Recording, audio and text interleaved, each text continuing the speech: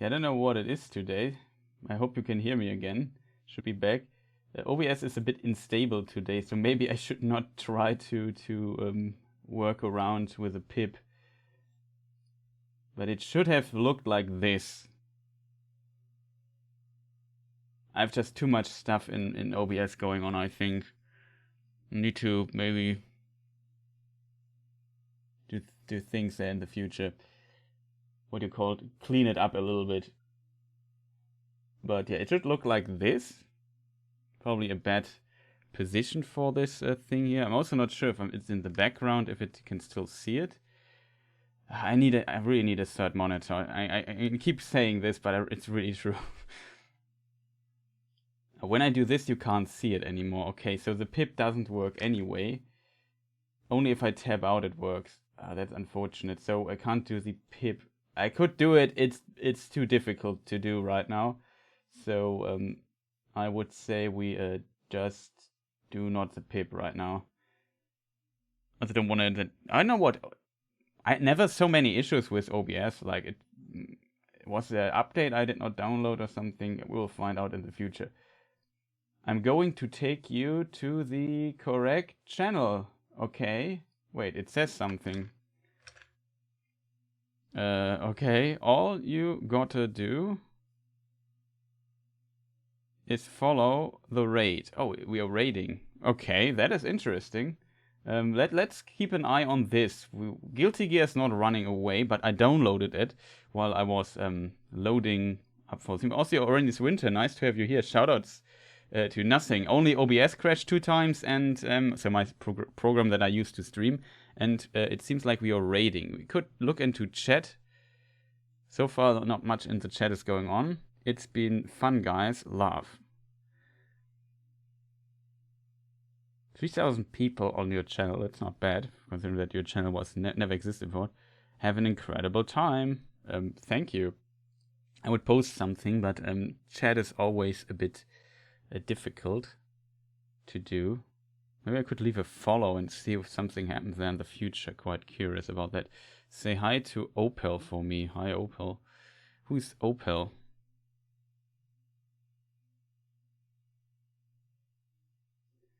You find out who Opel is soon. Okay. Good that we checked this and had this little crash here. But yeah, shoutouts to Orange Winter. You were there at the Nerd of the Ring stream. What was I just saying before the OBS thing crashed? Yeah, I was invited, and it was like when we were done, it was 4 in the morning for me. So I was a bit half brain dead. But I was pretty nice of him asking me if I want to join, and I like doing stuff with Matt. So shoutouts to Matt for inviting me. It was a lot of fun. And I wanted to talk to people about the announced War of the Rohirrim thing. Anyway, okay, we are now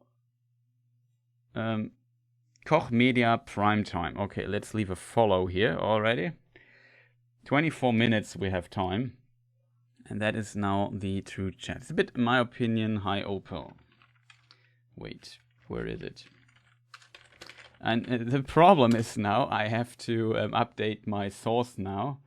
The Nightbot. I would say Kierdan could do this, but I can do it too. Prime Matter GG. I know what that means, but we will find out. Prime Matter GG submit. I'm still not sure. I could search on YouTube if we find the actual Koch Media. Let's call it Koch Media Primetime or something. Let's see if we find a live stream there on YouTube. There are more. The Escape is the stream, but I assume they are commenting too. We could look into. Is this commented or is this a restream? The Koch Media Showcase game, blah blah blah, trailers, blah blah blah. I don't know. Maybe, maybe not. Let's mute the tab here in the background. I would use the GameSpot one if people are interested in that. Probably. Indian Gameron. I don't know. We will find out in a moment. Either my Twitch app is playing up or it's the stream. Is my program crashed again? No, it's just loading. Offline. Okay. They maybe have technical difficulties. Koch Media, in case people wonder, is part of the Embracer group. Also, THQ Nordic and Deep Silver is part of this Embracer group. They just got bought by all. I hope the stream is still running, and I hope the volume is good. Okay, some strange things happening here in the background. Reload the player. Video console download. I don't know what's going on. Maybe it's a problem on my side or on the other. Hi chat. Well, in case we need a second source, we have this here. Always like your video. It's by the colleagues of GameSpot. And maybe, I don't know. I'm not sure if they will talk over it or not, or just restream it. I can't tell. For GameSpot, I think, and some of the big labels, it's possible they'll just restream it. But I'm not sure. So we are doomed for that. Okay. Yeah, it's like I said, I'm not sure if the GameSpot one, but that would be the link here. In case people are interested in this. Did I explain? Yeah, Koch Media, what do they do? I have one thing, I hope. Maybe not. Maybe it will be shown. I'm not sure if they only show Koch Media stuff or if they will also show THQ Nordic stuff. Because if so, then we could see there's this German development studio that made the Gothic series called Piranha Bytes. I can always say Piranha Bytes because that's the German pronunciation, but I'm still not sure if the Piranha or Piranha thing, how it's pronounced in English exactly, but something like that. And they made Elix, a game I also consider playing on stream at some point, but who knows. And yeah, it's basically Gothic in a sci-fi fantasy thing setting. Pretty cool. And yeah, it's a very small studio in Essen, Germany. And maybe they're working for multiple years on a new project. I know that because they also have a social media channel. I follow them a bit. And I'm not sure if they will have some. I didn't check into if they said, we will announce something at E3 or so. It's quite possible that we might see Elix 2 or another project they are working on. Maybe a new IP. I don't know. What did you talk about, Lord of the Rings? Oh yeah, I also did not finish that sentence. Sorry for skipping so much, but I said I'm kind of destroyed today. After yesterday, it felt like a really long day. Yeah, I think it was a long day. We talked. So, as on Discord already posted, they announced a new series called Lord of the Rings: The War of the Rohirrim, and it's an anime series made in Japan. Was short notice for joining the podcast.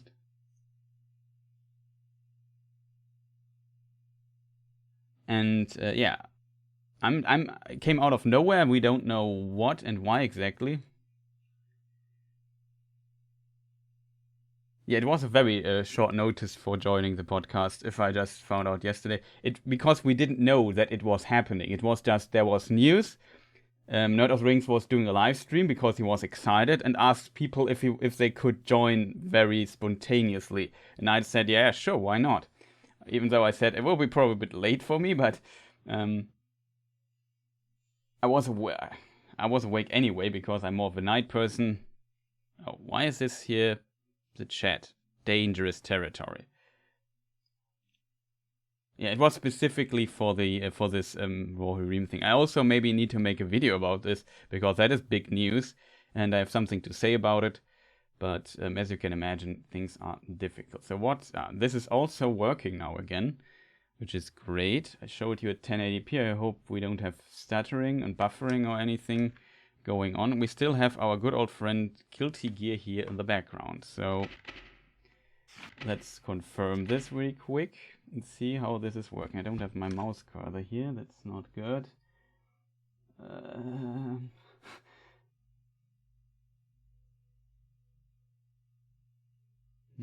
To make it easier for me, I would say we do it this way. So I can switch between these scenes far more easy. Registering player data to server. You will not be able to play in the network mode without registering your player data. The player data includes information visible to other players. Blah, blah, blah. Okay, let's do this. So this is Guilty Gear Strive. Came out today. Some people could already play it a few days ago because they got an early access code. I did not though. Because I wasn't even sure if I want to play it, and I'm not that big into the Twitch game anyway.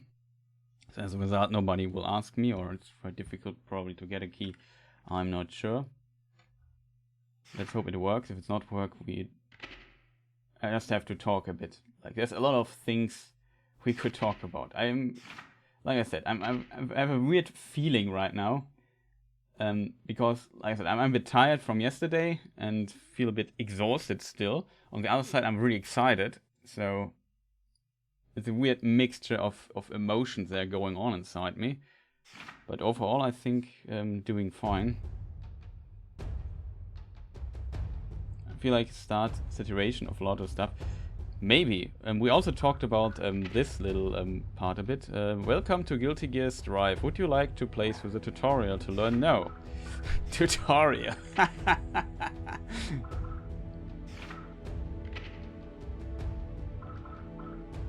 Good one. Practice in training mode while searching for an opponent online. What did it just say? To play this mode, you must select online match and clear the tutorial. Oh, come on. I cleared that multiple times. Don't do this to me, game. Why do you hate me so much? Okay, we have to do the tutorial. Is it too loud? Am I too... is my voice here not loud enough? I could increase the volume of my microphone maybe a bit. It's a bit difficult for me to adjust this, to be totally honest here. Just make my... I think the sound is all good. Okay, just make myself a bit louder. I have to reduce the volume of the gain if I'm... You required tutorial, proceed, network tutorial, yes. Yeah, it sounds good for me. I need to see my thing here.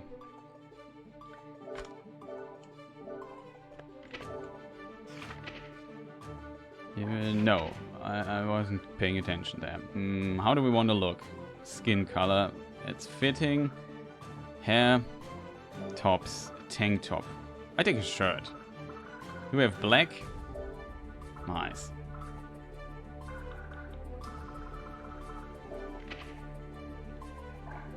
It's enough. I maybe should have changed my weapon, but whatever.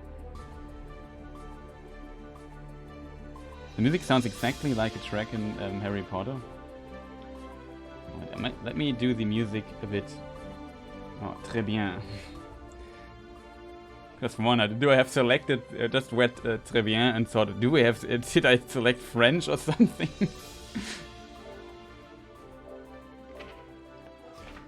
we just power through it. Okay, select your region. Select your region anytime. What? I'm from Europe. Welcome. Okay. Welcome back, man. Yeah, thanks. Oh, Disco Stew is there too. Nice. No, no. I just spammed the button. We take, of course, Giovanna. The only character I wouldn't say I know how to play her at all. Nope, it would be just a lie. But we'll see. Is this character you would like to use? Yes. Excellent choice. Okay, dude, now let me just play. I hate games like this. Just, dude, I don't want to play tutorials. What do I have to do? Challenge. Oh boy, he plays Saul. Can you guys play another character? I hate playing against Saul. I know Saul Bad Guy will be probably quite common character. Should have. I can use this as a mix-up. Oh no, can't confirm this yet.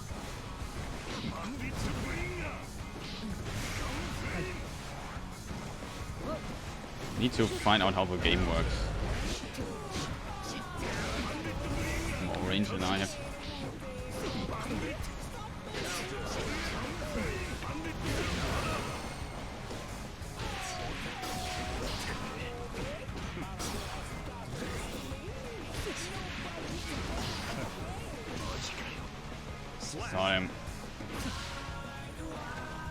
I need to go into the tutorial mode to check the basic inputs. Can I do this in this game? I can't. Press the button, I'm an idiot. Hey, what was the rest of my inputs? Ah, I hate this stupid stuff there.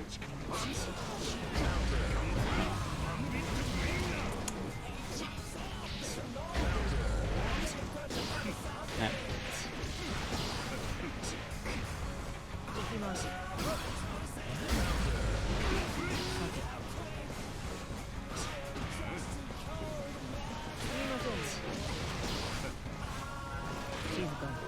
Okay, got it. Music sounds exactly like I already read this. The music is pretty good in this game, though. I also did not plan on this rating update. Oh, looks like rating got updated. Blah blah blah blah. Whatever. Can we now play the game, please? Please. Yeah, this was the last time. On game, if you now promote me after losing one game, I lose myself here. Speaking of lose myself here, how much time did this cost and how much we need to check the it's offline again. So also it says 10 minutes on the other stream. Okay, good. What's only music? In game, nothing is like it. Yeah, that's true. It's probably a different track. What do you want from me? Dude, I really need to learn things here. And I can't match lower than 4th floor, even though I'm absolute scrub in this game, blah blah blah blah. The problem is we already know all of this. That's my main problem. Exit.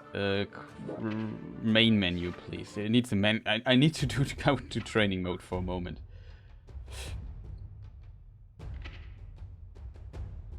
Tutorial mission training.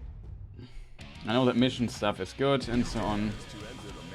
Oh, interesting. They can do this like this. Can you change this? Giovanna.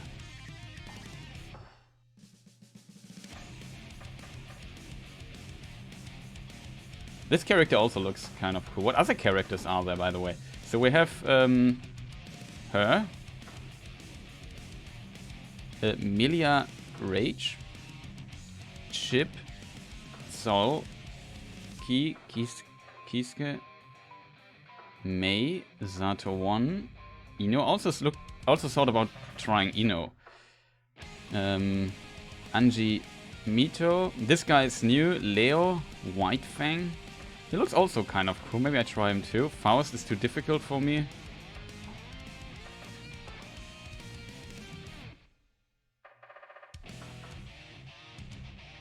What is he? Crushing pressure from his back-facing stance. Deceptive, enigmatic, incomprehensible. Yeah, that's true. This guy's also new. Axel. Random Potemkin we already had in the beta. The Malathel, Valentine, and Giovanna. It's pretty few characters, but there will be probably more. Oh man. Oh chat, I feel confused sometimes.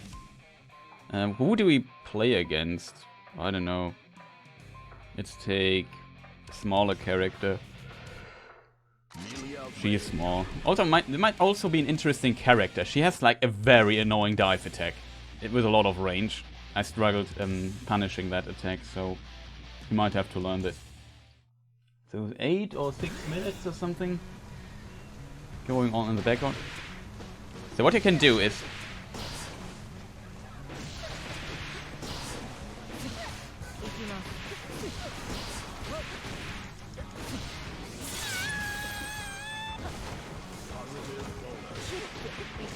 now this move here This move, by the way, can be punished.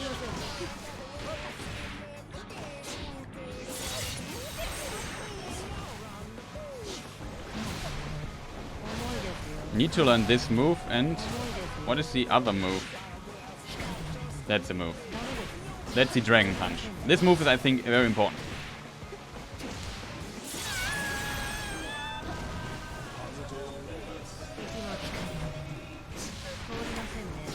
You can you cancel this move into the thing? What is the other move?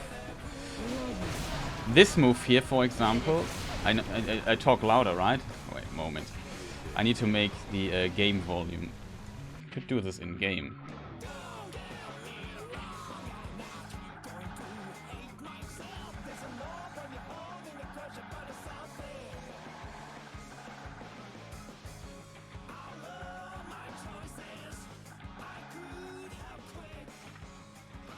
Better. What is the move command list? That's very important. I need to know the cool move.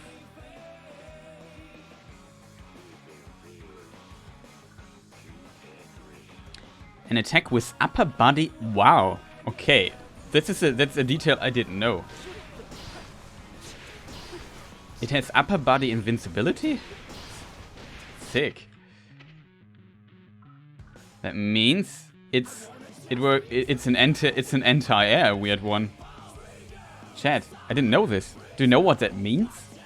Then we have this move. Giovanna leaps in the air. This is a good combo potential. It has a lot of corner carry. You can input 2 times for the follow-up attack. The final hit will knock the opponent down. You can also delay the follow-up attacks, making it easy to use in combos and pressure string. This one, I think, is the move. Yeah. This is very. This move I need to learn.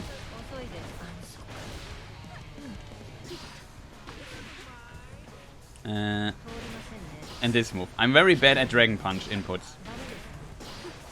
In training mode, see, I messed it up.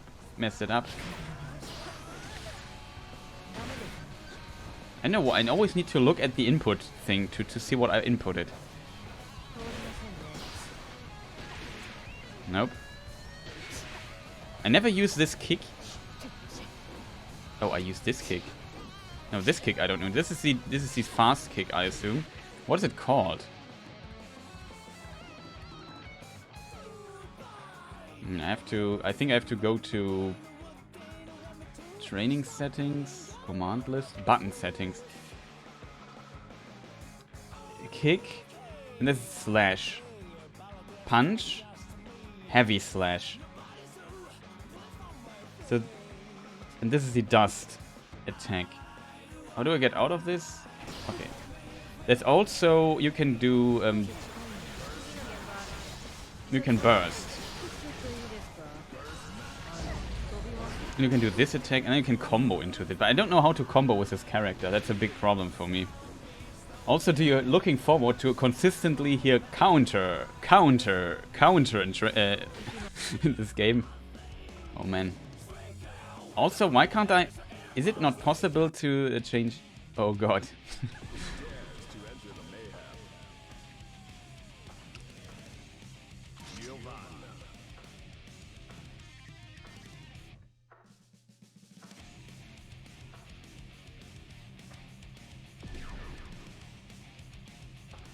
Is there no way to switch stages?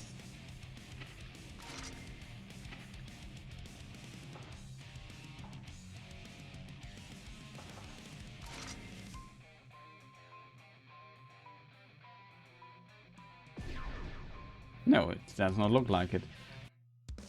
4 minutes till stream, you are right. Okay. Let me just talk about the cross-up again. And I forgot how it works. What was the cross-up button? Not the slash. This is very important. This is my get into. It is punishable on block though. Opponent status, counter hit, no. Block, recovery, throw, how does it work? Block settings, attack, guard after first attack.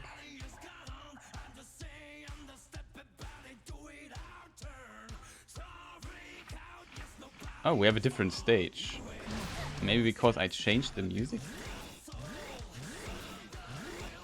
Okay, we can reset the stage, which is good. I need to look into this thing here a bit, because I don't know. Counter-attack settings? After block, okay, this is how it works. Neutral. Make C-burst, Roman cancel, neutral, dash. Psych, throw, jump, dash, dash, neutral? No. Oh, that's movement. Standing normals. Standing... Let's make a standing kick. Huh?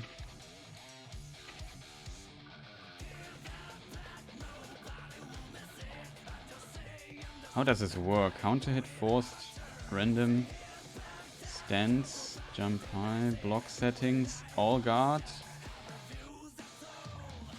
Yeah, all guard I have to set. Switch. Block type, instant block, normal block, recovery, neutral, front, back, nope. Throw tech, wall break, slow, stagger. How do you activate this?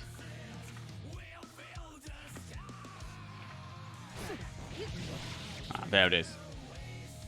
How much time do I have? A minute, okay. So if I do... No, that's the wrong button. This here. Okay, I can block. I thought it would not be safe on block. Okay, we have to maybe try a different setting then.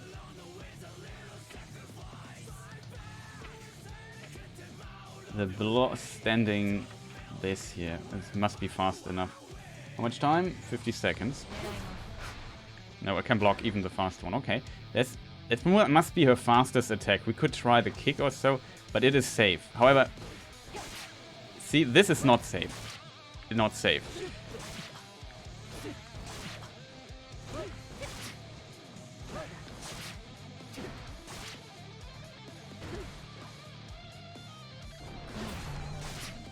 How did the... That's how it works, okay.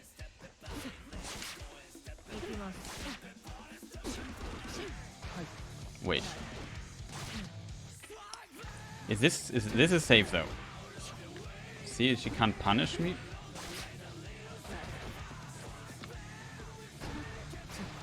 Yeah, she can't punish. Okay. Switching to the stream.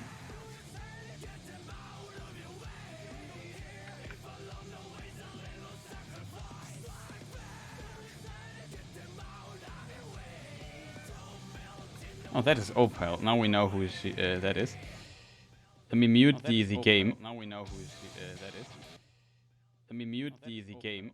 Oh, I muted the wrong thing. Wait. Oh, we missed the beginning. Hello. Some of you guys are guys who I have looked up to and watched for many years. And speaking of people who I've looked up to for many years, I am so proud to introduce Jeff Keighley, who will be helping me co-host us through this entire list of games. Jeff, how's it going? Thanks, Opal. It is so great to be here with you for the first ever live stream from Prime Matter. I was honored yesterday to reveal the label to the world at the Summer Game Fest kickoff event. And wow, you've got a lot of games there in that sizzle, over a dozen games. So I know today you're going to go a little bit more in depth to talk about all these games, to talk to a lot of the developers. But for those of you that might have missed it yesterday or just want to see it again, let's kick things off with a look at that announcement sizzle reel for Prime Matter. Let me just close the game in the background. Sometimes I ask myself what it all means. Let's begin.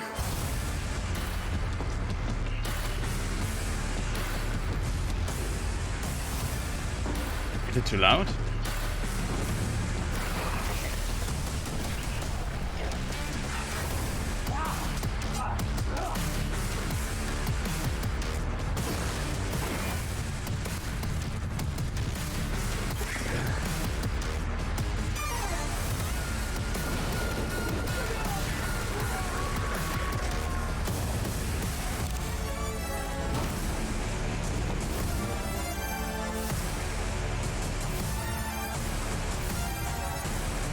Do you also have weird stutters on stream?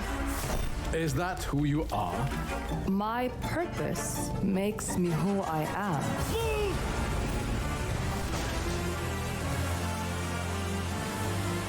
I finally have the feeling we're doing something worthwhile.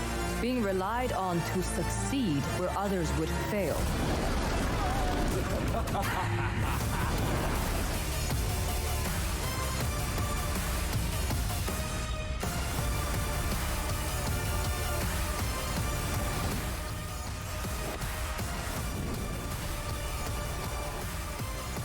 Better?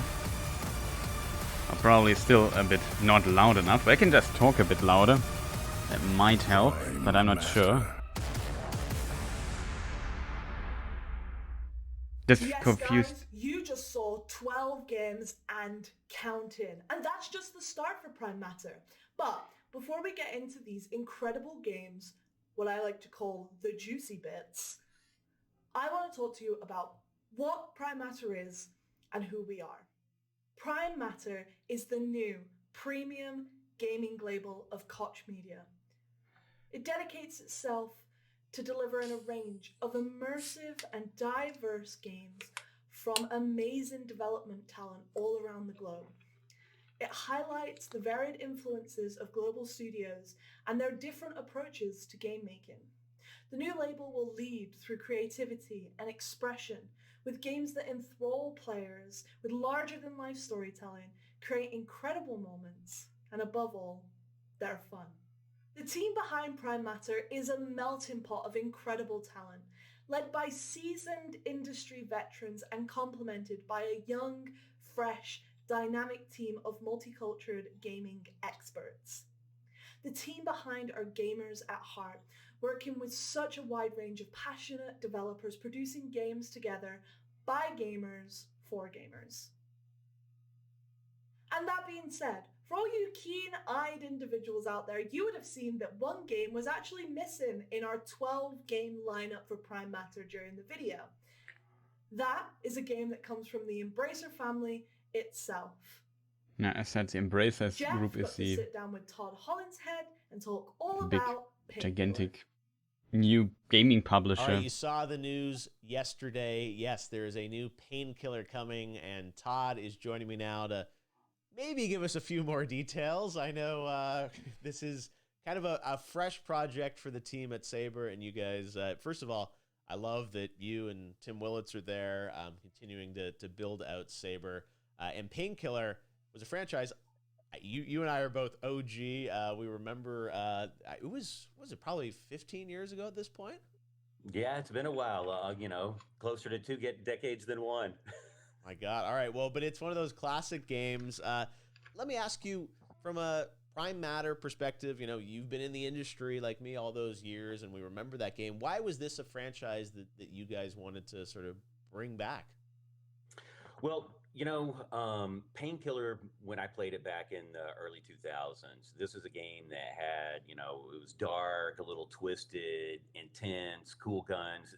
These are the things that, kind of hit the nail on the head of what appeals to me in a video game, both as, as a fan and then also as a publisher at Saber. So, we're hoping to capture those same sort of elements and bring those into the new game.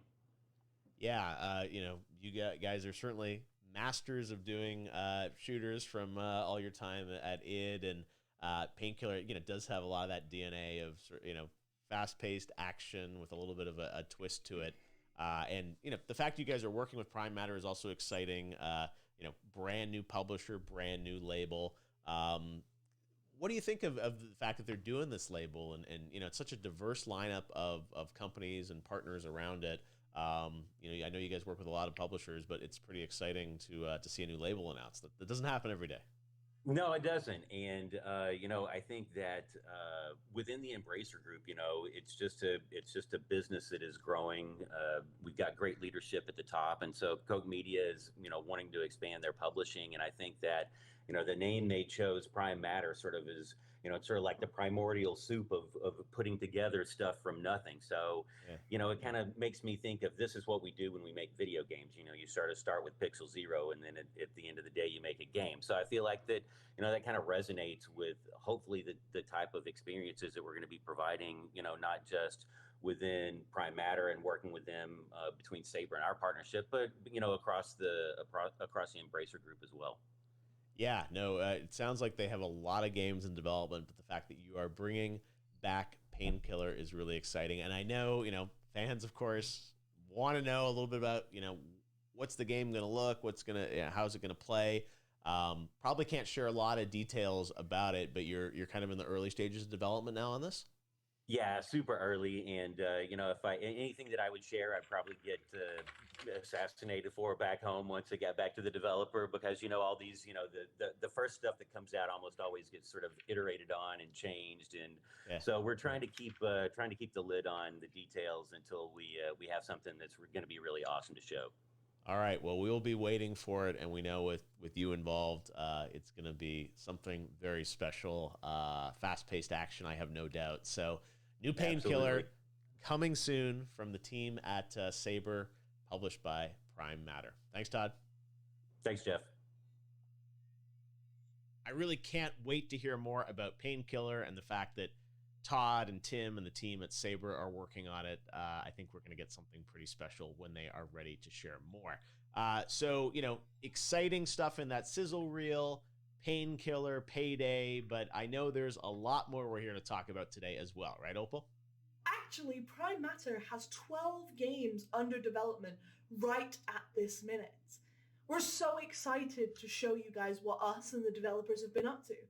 However, before you see some of the content that we show you today, I do have to make it clear that some of this is pre-alpha, alpha, high-level concept, and some of it is about to release right around the corner. So please keep that in mind when you're viewing today's show. That being said, how do you guys feel about a psychedelic third-person survival horror game set on what it means to go on a journey about self-enlightenment and what happens when it all goes wrong? I got to speak with the developers of The Chant, work in progress title, about their game and who they are. Our game is about a group of people who go to a spiritual retreat to seek enlightenment, and they basically get a little more than they bargained for. And your character has to deal with her own personal issues as well as the cosmic terrors that become awakened. Cool. So, what type of genre is this game? And it's a bit hard to pin down with the with all the different influences and styles of gameplay, but I'd say we're probably a survival action horror game. Okay. Cool. And what was the thinking behind that genre? Is it something that you guys like, or is it just it came left field? What's your decision behind that? Personally, we always wanted to make a horror game. A big part of our core team have a background in third-person sandbox games, and we really wanted to combine, action mechanics, deep storytelling, and we felt that the horror genre was a really exciting space to take that background and play around with.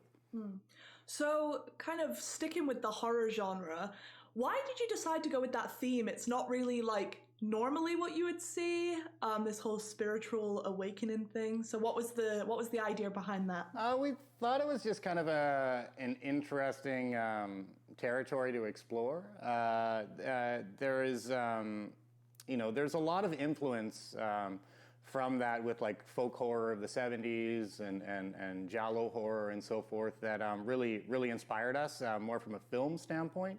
And, taking that kind of aesthetic, something that was very sensational, very colorful, and mixing it in with more action-oriented and exploratory game mechanics, we felt was a fresh take on the horror space. So, kind of speaking about your inspirations and stuff, what video games, real-life media has inspired you to create this title? Well, going way back when Resident Evil 2 is one of my favorite games of all time. Good man. Alone in the Dark, Eternal Darkness. Oh, classic. So a lot of Darkness games also are a very pretty great inspirational to us. Our game actually started off as a game with fixed camera angles and so forth, and then we over the course of development. Just especially really focusing on bringing more of an action element to it. We've since switched to an over-the-shoulder camera and haven't looked back. So kind of talking about changes and what you guys are doing on the development side, how close is the game to like the original concept? I understand you guys are still developing. The game's quite far out, but from your original concept to where the game is now, how much has that differed? The core story and I'd say the aesthetic and the themes, those all remain intact. I'd say our gameplay, as our team size grew, we added deeper mechanics. I'd say more action to the game. Our game actually has a fair amount of combat in it, especially on the melee side. Those were things that weren't too prevalent in our original concept, and a lot of those things are just kind of based on, we're a very small team at first. We're still a relatively small team, but every new person that joins, brings something new to the mix. So I'd say on that end, the game has evolved in scope and depth of gameplay. Awesome. Kind of The sticking on that background point, is sometimes you've got a small slightly team, moving. there's a lot of Do you see challenges this? that comes with that. What was the hardest part of making the game so far? The hardest part was probably trying to make a game that It's a camera. has more realistic I can't imagine production the beam values, moves. because that's So where maybe it is in the our background? background comes from, on a smaller scale and budget. So for us, we had to be very strategic, utilizing Unreal. We wouldn't have been able to build this game without utilizing an engine like Unreal. Previously, we had worked on more proprietary Unreal game? technology. And that's Unreal also engine? great because new people that join the team can get up and running on the engine quite quickly. In addition to that, we've been using photogrammetry from the start for both our environments. All of our characters are also scanned actors, and we're using, also tapping into a lot of what's going on in our city. Vancouver has a pretty big film industry, so really tapping into the film and the effects industry and tapping into that nice. area of Yeah, done. expertise to just kind of try to do things as efficiently as possible. So you've mentioned like experience in the past and also kind of how rich Vancouver is. I hope they How can much also does show some that footage. come in handy when you're working on the game? Oh, it's been extremely beneficial.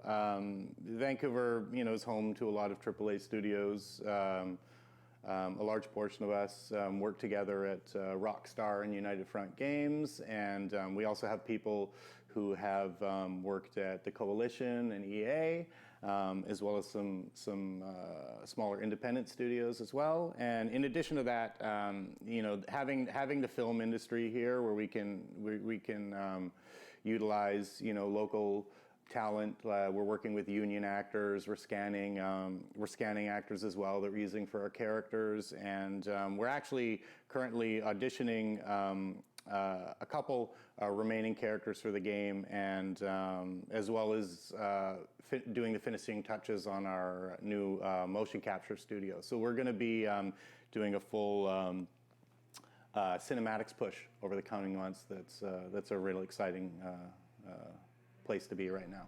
Awesome.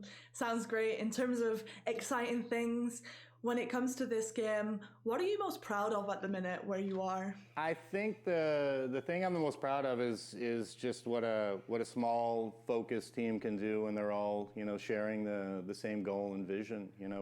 As I said earlier, we come from different backgrounds, but everyone's managed to come together and really deliver an amazing amount of work for the team size we have. And it's really exciting to be working on a smaller team again, and just having that kind of energy where you're working with everyone on the team day to day.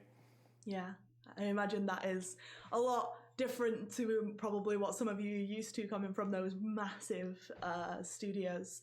So finally, what are the benefits of signing up with a global publisher like Koch and also, being featured on their brand new label?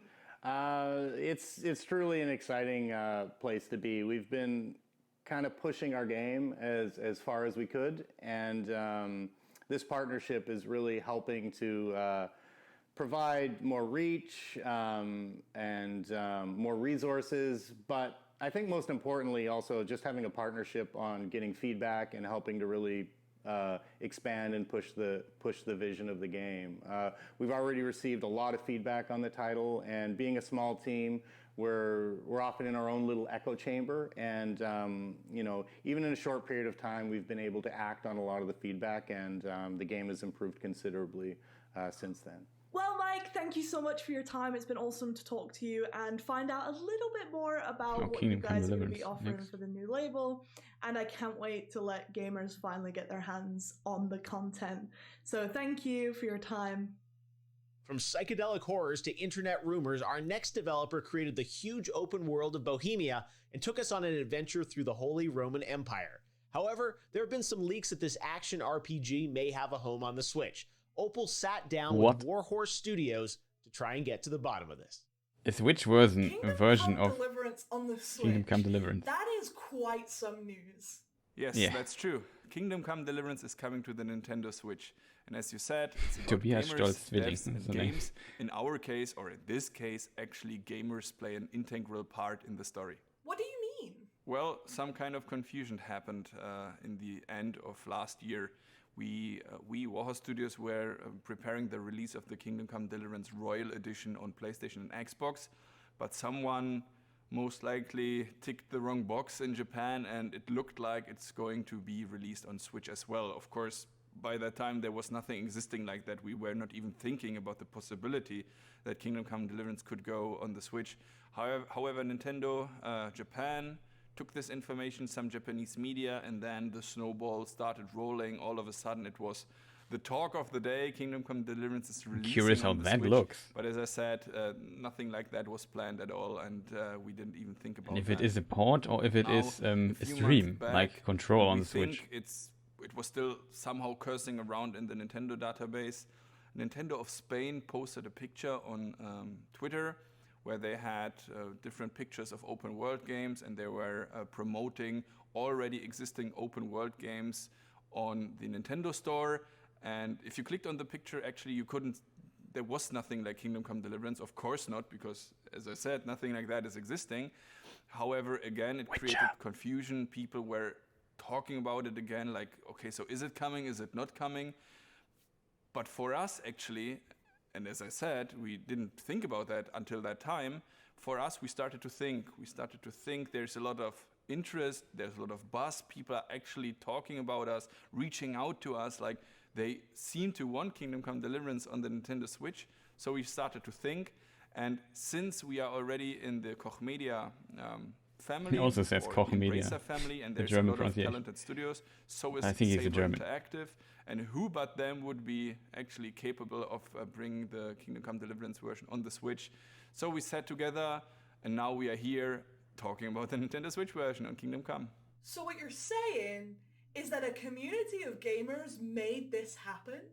More or less, yes. The community feedback we got, of course, was a big drive for this entire project. But this comes from our general background. So think of the Kickstarter project we had in the day. So without the community, there wouldn't be any Warhorse Studios or any Kingdom Come Deliverance. So we always try to be very close to them and working together with them, and even coming up with crazy ideas together with them. So for instance, the Savior Schnapps, our own liquor we created later, was actually a community idea. We have our own beer brand.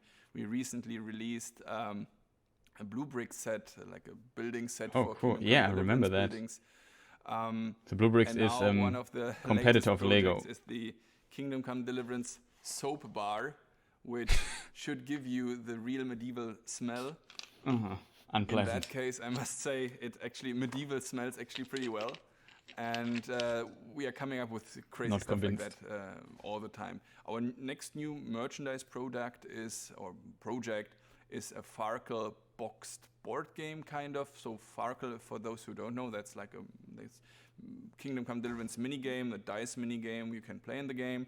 And now with Griffon Studios, we are coming up with a boxed version you can get and play Farkle at home against your friends or against your family or whatever. So that's pretty cool if you ask me.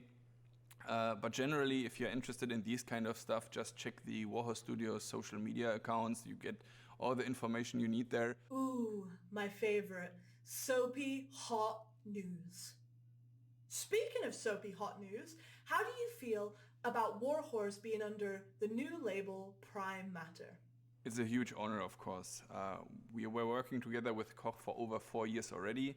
In 2019, we then even became part of the entire Embracer family, so that was a big thing. And now being able to take part at the beginning of something new, be there when there's a new label being created, that is a big thing for us.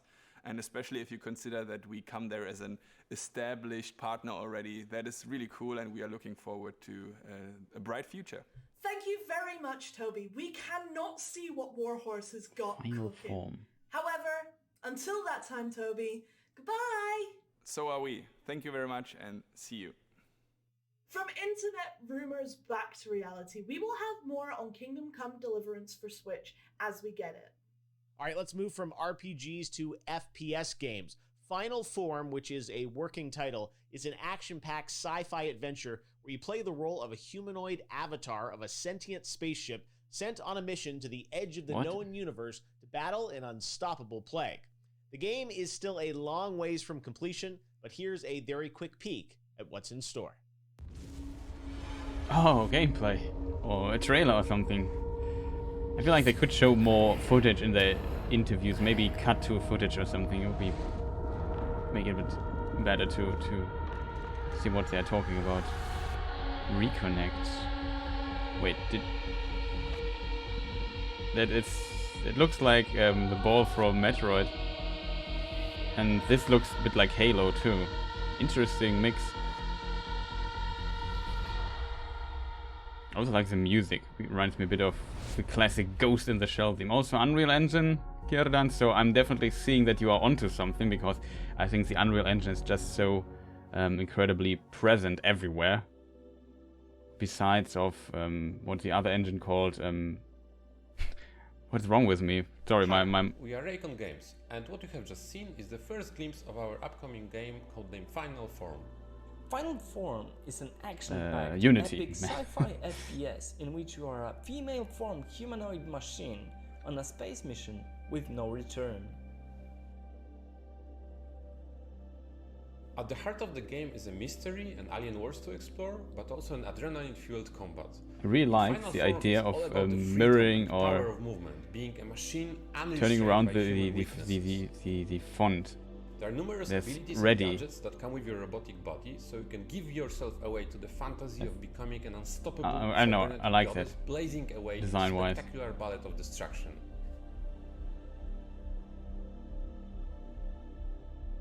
Raycon is located in Warsaw, Poland, with additional team members located all over the world. The studio was founded and is managed entirely by game developers. Since the success of Ruiner, we've grown quite substantially. Currently, Raycon is over 50 brilliant game creators, and counting. We are not a huge team, but what we love to do is to evolve together with our projects, constantly finding smarter and better ways to achieve something truly unique. We build our work environment just like we make games, aiming for the best results and personal fulfillment. We strongly believe that the well-being of team members needs to be taken care of first, kind of cool. Before we can pour all of that love into a game. The partnership with Koch Media has been very fruitful and inspiring. We're happy to be in the avant-garde of the upcoming new label. We're looking forward to share more on Final Form in the future. And in the meantime, please enjoy the rest of the show. Dolmen, I think I heard that somewhere before. That is Final Form. It doesn't look too bad, and since the Halo game is delayed and Metroid is not even, we haven't even seen any gameplay of it yet. Maybe we will. I have to say, guys, I love the soundtrack from Final Form. Nobody have to wonder if other people fill the gap. Special. What if you took Lovecraftian and Gagaris themes and mixed it all together with hardcore RPG elements? That's exactly what Massive Works Studios are doing. I got to sit down with their CTO to talk about their game, Dolmen. Massive Works Studios presents. Did we see this before? I could swear I read Dolmen somewhere. Maybe I'm wrong.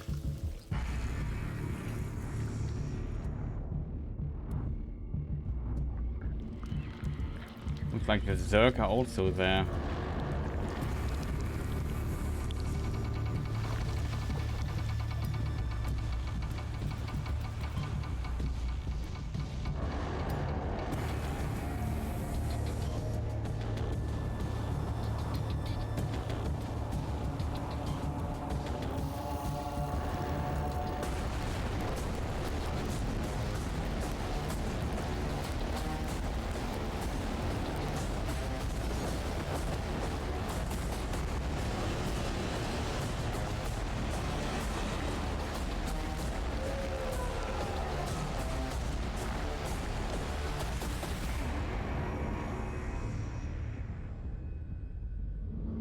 Let's speak now to Gabriel Ferreira, CTO of Massive Works Studios, who joins us now from Campinas near Sao Paulo in the southeast of Brazil. So, Gabriel, oh, game what from is Brazil. Dolmen about? Interesting. First of all, it's a pleasure to be here and to participate. Well, so let me tell a little bit about what Dolmen is. Dolmen is that kind of a game where the hero needs to save everyone from an alien threat. Can I scan the QR code? Fighting with all kinds of monsters and struggling to keep going forward. Yeah, that's the kind of game that Dolmen is not about. In this game, you actually save the drillers, which is the alien species that live on that planet, but you're going there to help a company save its investment. So you're not really the nice guy that's trying to save everyone. It's just a job. But we hope that the players consider the humanity, the greed, the war, and the spares and the challenges that come to mind along with that job. Taking all that part, and yes, Dolmen is also about fighting all kinds of monsters and struggling. After all, it is a hard game. It's a hardcore game. It's inspired on Souls-like, so yes, you're going to enjoy a lot. Awesome, thank you. So, when thinking about the name Dolmen, obviously you guys went for like a very specific reason. What's the thinking behind the name? Why did you go for Dolmen? So there was many things that came to our mind when describing the name of the game. Dolmen, which means a single chamber tomb, a megalithic tomb. We thought it would be a good word to describe this stone, this crystal that we have that is related to that. In many ways, everyone that deals with this crystal in the game is close to bringing problems to everyone that is around. And we wanted this to be the main piece of the game. Cool. Awesome. And now I know that people may or may not have heard of Dolmen before, so it is already out there in the world. But how long has it taken to get to this point? Oh, it's been a long journey since the beginning of the project. We started at late 2016, so it's been almost 5 years now, and probably just a bit more till it come out. But we and about our journey, if it wasn't the support that we had since the beginning, either our community, the Kickstarters, and you guys, I believe we would not be here right now. Lovely. How have you been inspired by other games? You mentioned like the Souls-like obviously inspires it. You know, are there other games that inspire you? And also, what games do the teams like? First of all, regarding inspirations, a lot of games came to us when we were producing the game and when we were first thinking of it. Obviously, we are really passionate and we really love Souls-like games, so Bloodborne, Dark Souls. Those games were our main inspirations, but we drew inspirations from all different kind of sources. So we had inspirations in Dead Space, in Mass Effect, and also not only inspirations in other games, but also inspirations in movies and Lovecraftian stories. For example, Alien and Geiger, and those were our main inspirations. About games that we most like and games that our team likes, it's really hard to say because we have a team that ranges from liking Dota to CS and Souls-like games. But what I can really tell you is that everyone of our team is passionate about the project because they love doing what they do, which is a hardcore game. Yeah, and that makes sense as well when you get hands on Dolmen, all these inspirations that have come in. So the game is set in a sci-fi universe. Is there any specific reason you decided to go down that route?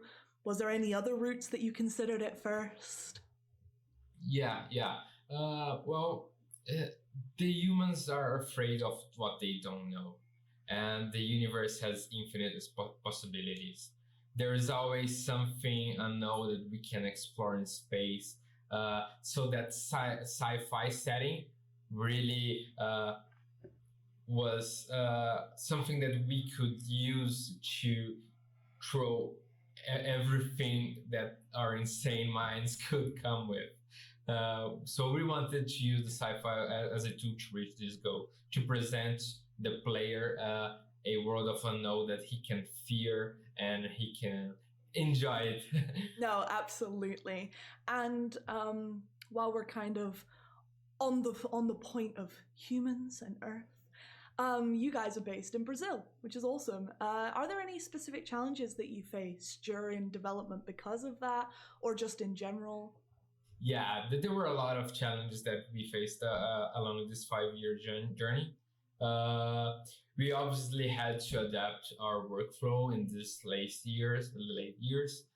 So 2020 and 2021 was a really challenge for us, but it was something that we could adapt well, especially because even that we're based in Brazil, we're not only based in a single location in Brazil. We have people spread across the country.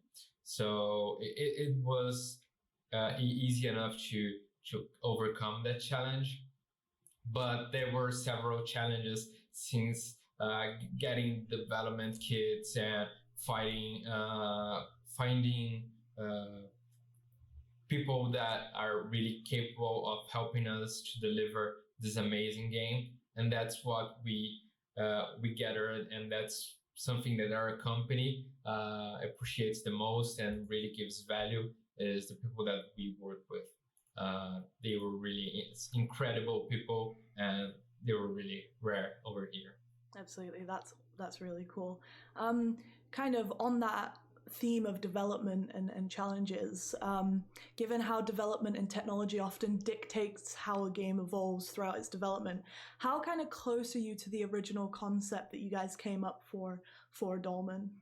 Well, there are different point of views on that answer, especially because we started really small. In the journey of the game, for example, it started as a concept from a few friends that get together and they brainstormed it for months, the game. So it diverged in two senses. And one of them, when we first thought of the game is huge and is insane and has a lot of background on it. It has all this universe around it. So a lot of it has been built. So people that loves lore and loves the universe that we are creating, they will have a lot to explore on that side. But the game and from its original concept evolved a lot, especially now that we have more tools at our disposal. So on the tech side, it advanced way better than we imagined. Back 2016, we didn't have all the resources that we have now. So, of course, we made some sacrifices here and there, and in order to achieve our goal. But we're never happy with satisfied at that point of satisfaction. We want to reach more. At the end of the day, this is also a game, and we are having fun. But on top of all, we want to make a brilliant game for the player. Absolutely. And speaking about like making the game and the development of the game, seeing as you are lead programmer as well, what was the hardest part of making the actual game? I believe that we could have gone into different options, especially, for example, we could have wanted to make it a game that was simpler or smaller or not have that many hours of gameplay. But we decided to go to a hardcore game, even though it's a first game of our company. So we decided to go full in into that challenge.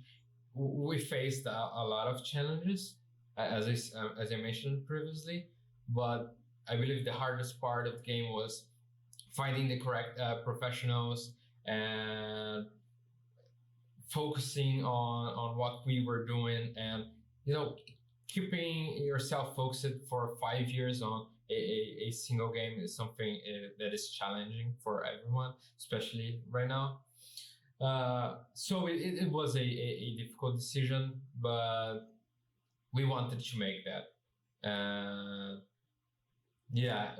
Regarding programming, and as a programmer, there's a lot of that I could keep talking about. What is the harder? Multiplayer is always challenging, but finding that balancing fit, so the game that is not unfair, but is hard. So we wanted to aim hardcore players. So this was really something that was hard. So you mentioned like 5 years of development, which is a crazy long time. How have you kept yourself motivated? How have the team kept themselves motivated? I won't say that it was easy, because it wasn't. But I would say that most of all, we were always having these meetings in order to play the game. Even now that we are remote, we keep getting up every day and making a meeting and showcasing what we are doing and working alongside each one of us.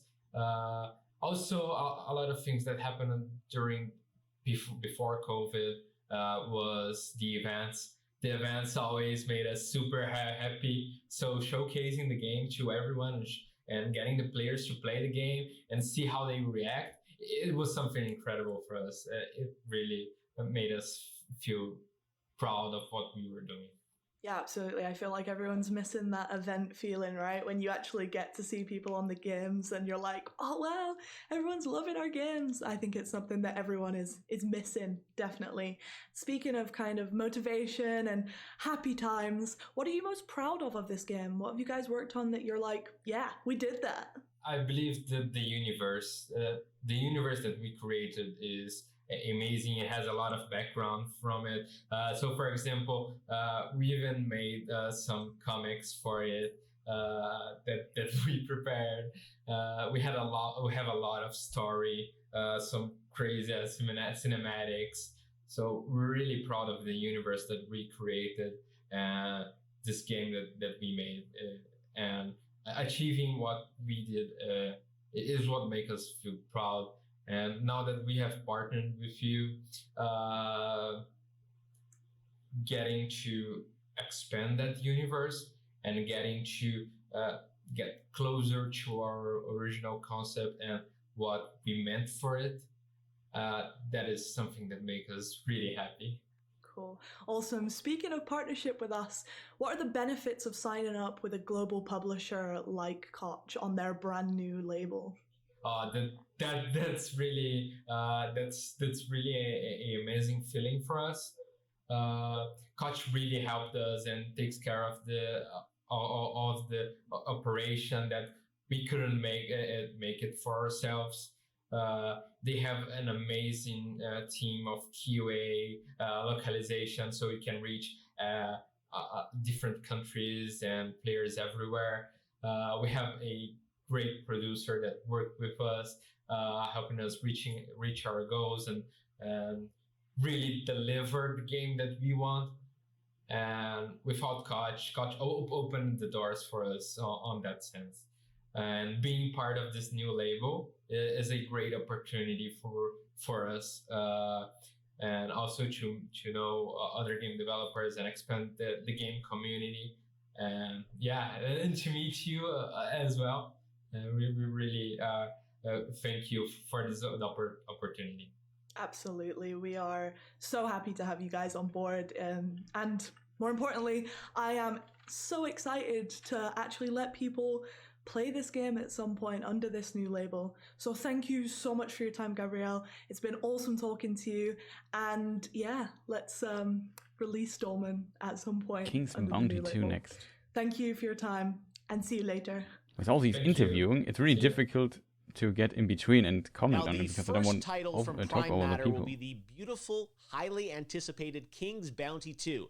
We have a first look at the gameplay trailer, and then Opal got a chance to sit down and talk with CEO Nikolai Baryshnikov. The balance is off. Did we see this trailer before? Probably somewhere. The name sounds also familiar. Our land, Nostria, dances on the knife's edge of fate. King Claudius, my father, cannot lead, and his absence has set the realm in motion. Something is coming. Now the burden of the crown falls onto me. Nostria was flourishing, but there is unrest. It used to be beautiful here. My wife and I had a nice life then. Conspiracy, sabotage, necromancy. They all threaten this land asunder. But we must unite, for distorted terrors are advancing. Rumors tell of a false prophet, putting our hope in something that does not exist. A seer foretells that our savior is among us. People of Nostria, you laid faith in my father, do so to me. We must look towards the horizon, fight back the darkness, and preserve the light of our land. For Nostria! August 24th. Hello there, guys! Thanks for joining me, and I am joined by Nikolai Baryshnikov from 1C Entertainment, who is CEO. It's like a quite classic fantasy RPG King's thing. Bounty 2. So King's Bounty has been years in development and has a 30-year pedigree. So what is it that makes King's Bounty 2 so special? The original King's Bounty was a grandfather of games of series like Heroes of Might and Magic. So it created this turn-based gameplay when you have a hexed-based battlefield and the troops are moving in turns, like chess pieces on the board. So I think that's the key, the cornerstone of King's Bounty. Absolutely, and kind of speaking about that, and I know as you mentioned, the first King's Bounties was 1990, and then you had the King's Bounty that you guys created in the 2000s. What technical improvements, now that we're in 2021, are you most excited about implementing into the new King's Bounty? Still turn-based. Well, I'm a huge fan of the core aspect of the game with tactical battles. And if in the previous games, the battlefield was always a flat surface, so now we're bringing the battlefield into 3D.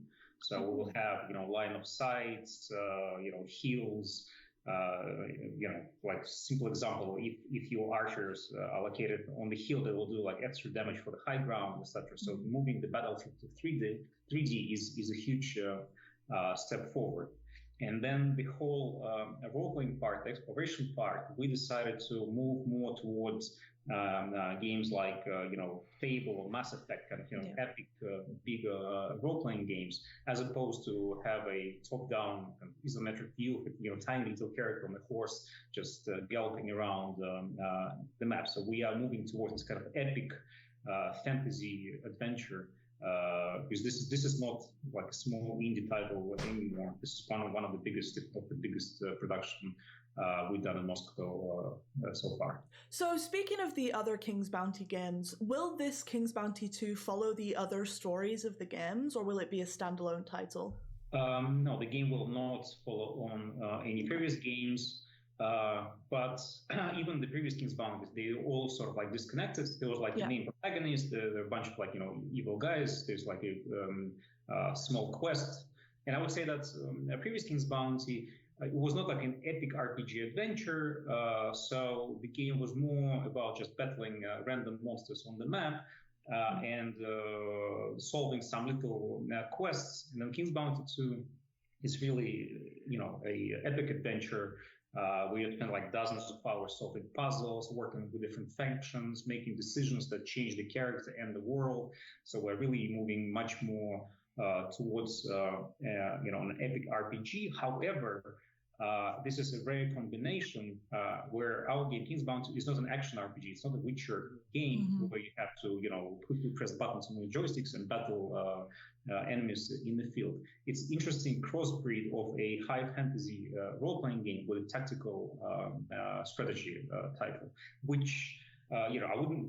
It's not like quote unquote was never done on console, but this is fairly unique combination for the console. And for me, like a great inspiration was a modern remake of XCOM, for example, because I was a huge fan of XCOM that was released in 1994, 1996, and the modern console reinventing of XCOM.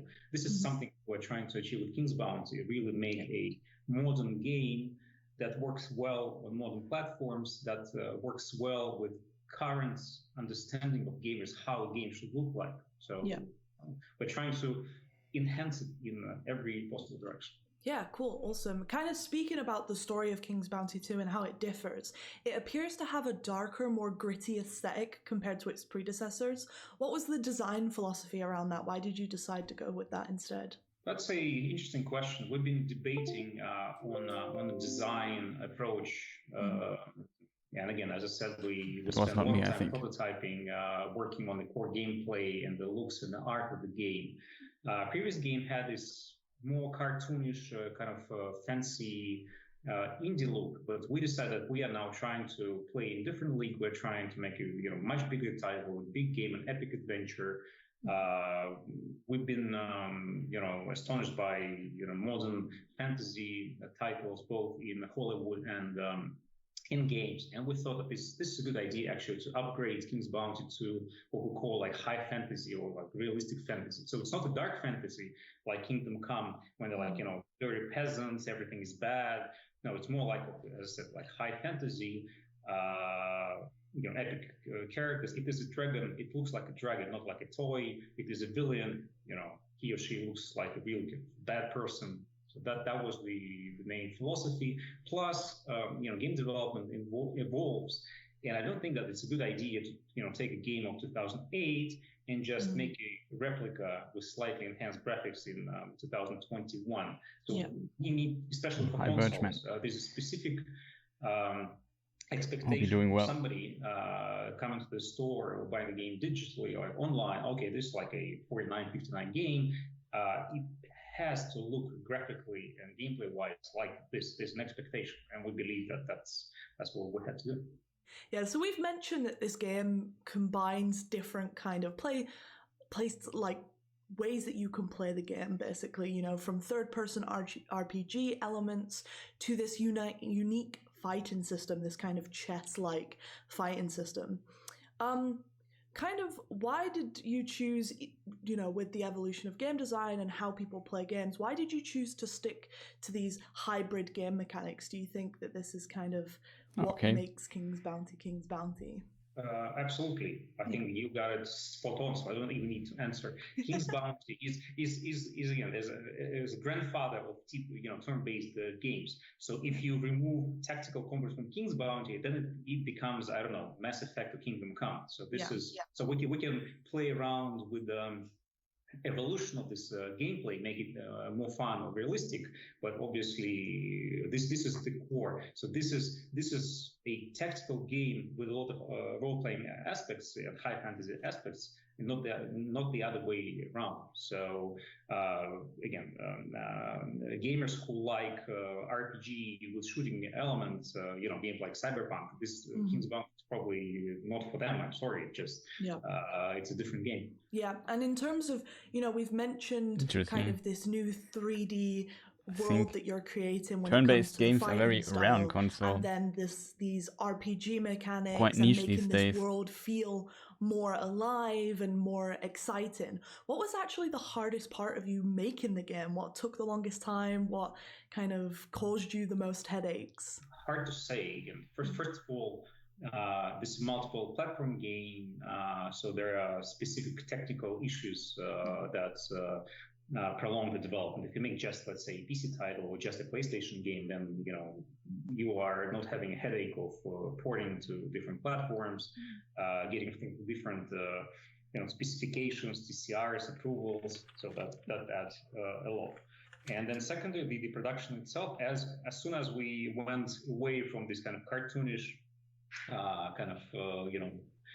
easy-looking isometric view into a 3D high fantasy and the production of assets. So we wanted to build like a huge map. We wanted to populate this map with a lot of characters that would just move around, go somewhere, have their own like stories. Then we decided to, instead of having like text dialogues, we decided to produce a lot of engine-based cutscenes to push the story, to explain what's going on. So we even had to buy our motion capture studio. We worked with like dozens of actors, and there are hours and hours and hours of in-game based cutscenes, which in the past could be just dialogues and pieces of text. That was another huge complication. No, absolutely. And then the final question, what are the benefits of signing up with a global publisher like Koch and being on their brand new gaming label? Oh, that provides us a lot of additional support because I'm not sure that all gamers understand how games get to the market. So making a game, writing pieces of code or drawing this amazing sketch of a dragon is only half of the puzzle. So it's like yin yang. You need a lot of support from production people, testing, localization, manufacturing retail units, putting all this units into the retail shops in the world, making mass market communications.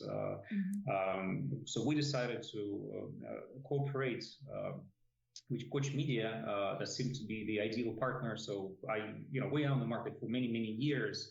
And I would say very honestly, I was personally a bit scared if we do it just ourselves, that we might not have the human resources to deliver the information about the game itself. We'll work with all the platform holders as effectively as in a co-production and co-publishing with such esteemed partners, Koch Media and Bracer Group. So I'm quite happy. Awesome. Well, that's it. Thank you so much for your time, Nikolai. And I cannot wait for people to get their hands on King's Bounty too. Oh, me too. Trust me, me too. After 2 years of development, that's going to be one of the most exciting days for me in 2021. So Steam lists this a turn-based strategy RPG. We keep saying it. And honestly, I shouldn't have a favorite. It's like picking between a favorite child.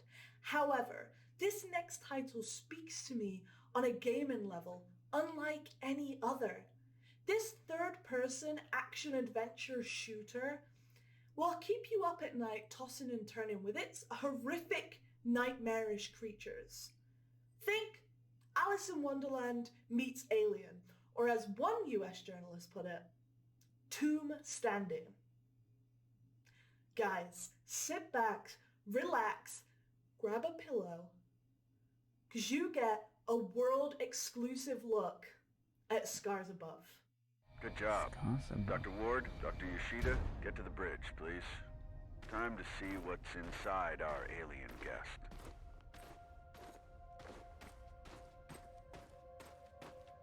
So it seems so far this brand focuses a lot on, call them AA, or something like this, like the in-between games between the very big productions and the indie studios, if you know what I mean. Maybe A productions. Wow. We call them B titles, I'm not sure. What planet is this? How did I end up here?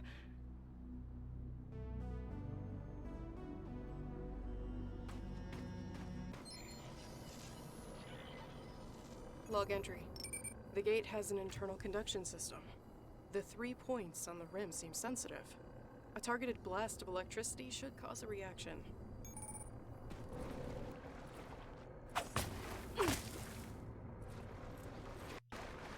Like the machete. The debris. It's from Hermes. It must have splintered off as it entered the atmosphere. So far, pretty classic gameplay. Could be interesting if it's like a bit going to the direction, but I don't think so, of Returnal, because I don't assume it has it is in it for a rogue-like or roguelite. Okay. What the hell was that?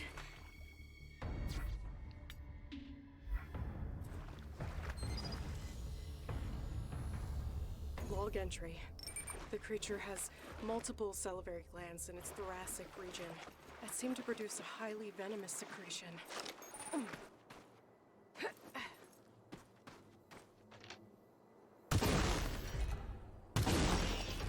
Yeah, just shoot it to open the door. I like that.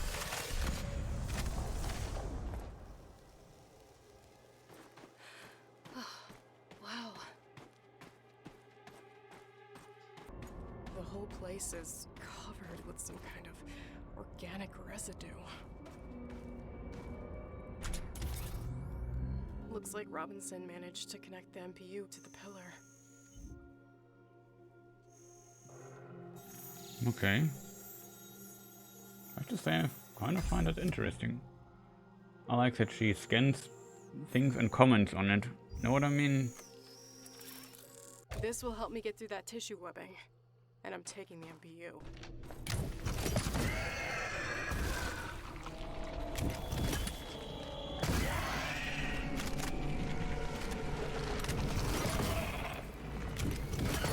It's a Zerg. It's a Hydralisk. Look at that.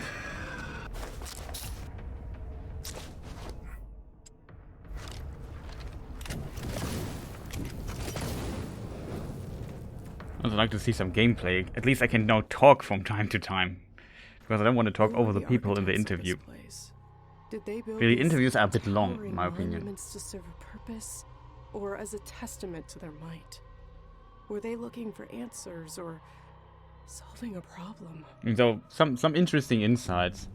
That if we jump back to having like a international big publisher helping your studio when you started maybe developing a game on your own, it's really helpful. I don't know. There were some other interviews about pacing is a bit off due to the interviews. I agree. And he basically commented it was from Deck 13 who made The Surge and The Surge 2, and before that Lord of the Fallen and so on, a German developer, and he said it's very difficult if you are a game developer and working it on your own, because you can't afford to not have a decent success with your game. If you don't have a success, you basically bankrupt instantly, and with a publisher it takes a bit of the pressure away from you. That's a huge problem in Germany, because even though Koch Media is in German Austrian, I think they sit in Austria, in Tyrol, I think. and it's one of the few. And they are now also bought by the Embracer Group, which I think is a Swedish group. And we don't have any other German publisher, you know, even though we are the 5th biggest market for video games on the planet, because there was, was never really the politics or the government never invested really much into video games. Not only that, they also sabotaged it and used it as scapegoat for some shootings and so on back in the early 2000s. You know, the whole debate about video games and shooters and stuff. It was really rough in Germany, plus an additional very strict use protection laws and so on. Wasn't helping the industry too much. And as a result, the German game development industry is not really developed, considering that Germany is a relatively big country globally and a very important market for gaming, but only like less than 4% of games that are bought in Germany are made in Germany, which is kind of ridiculous if you think about it. Like all our neighbors, like France, if you think about Ubisoft, or now Sweden with the Embracer Group, and a lot of other bigger high-profile Swedish studios, even Finland and so on, Spain. All the other countries have like invested a bit into game development and have like decent game development studios. In Germany, it's all very small, except for Crytek, biggest studio I think we have in Germany. And they're also associated with EA, even though they're not bought by EA. I think they're still independent. But if we think about the guys who make the Anno series, they're also based in Germany, but they were bought by Ubisoft. They're now called Ubisoft, Blue Byte, Mainz. And then there's Settlers for Blue Byte, it's called Blue Byte Düsseldorf. All under Ubisoft, all Ubisoft companies now. That really was something. And last because there's no had a chance to big talk to the German publisher for video games. As Koch Media, Deep Silver, the only few that we have. They're not that big. From Novi Sad it seems like they now have a new brand. Sorkic, game director at Mad Head Games, who's going to tell us all about his new project. So Ivan, they now have like a new brand for maybe change this and get some game developers, an alien object smaller ones, appears near Earth, and a team of astronauts is in their arsenal, so to say, so they have better options to publish. However, but I shut up for a moment. For some reason that I don't want to go into now, this results in them like in an event which causes them to be transported to an unknown alien planet. So our protagonist, Kate Ward, who is a mission specialist, she's an astrobiologist with a background in engineering. She's one of the members of the team of astronauts, of the team called SCAR team, which is Sentient Contact Assessment and Response. So she is on the ship doing the scan, and she ends up on this stranded on this alien planet. So one moment she's with her team in the ship, and the other moment she's on this strange planet alone. So she explores, she finds out that her team is also stranded on the planet. She has to find them first. And it seems that some time has passed. She doesn't understand why. And also the planet is very hostile. So there's a bunch of dangerous creatures, monsters, and everything seems to want to kill her and the rest of her crew. So she needs to find out what's going on, solve this mystery. How did they end up here? What does this planet want from them? And the story unravels, and she actually learns about the place and learns about the mystery behind it. But it's all about like being stranded on this kind of scary, but also in a way strangely beautiful world, and facing a lot of nasty creatures and monsters. Yeah. So it's like kind of keeping on that theme of the realm of possibility and whatnot. How much in the game has its roots in the real world, and how much is just plain crazy sci-fi? Well, it's mostly sci-fi, but the themes come from the real world. So they're inspired by the real world. I think the best stories come from the real world, even if they're, about, as I said, dragons or fairy tales, and of course, spaceships and space exploration. Like, there's always this component. So on one level, Scars Above is about reason versus terror. And this is a very important topic to me, and that's a very real world topic for me. Like, in our world, a lot of bad things come out of fear. And this fear, gives birth to some unreasonably dark actions, which lead to more bad things and more fear and more bad things.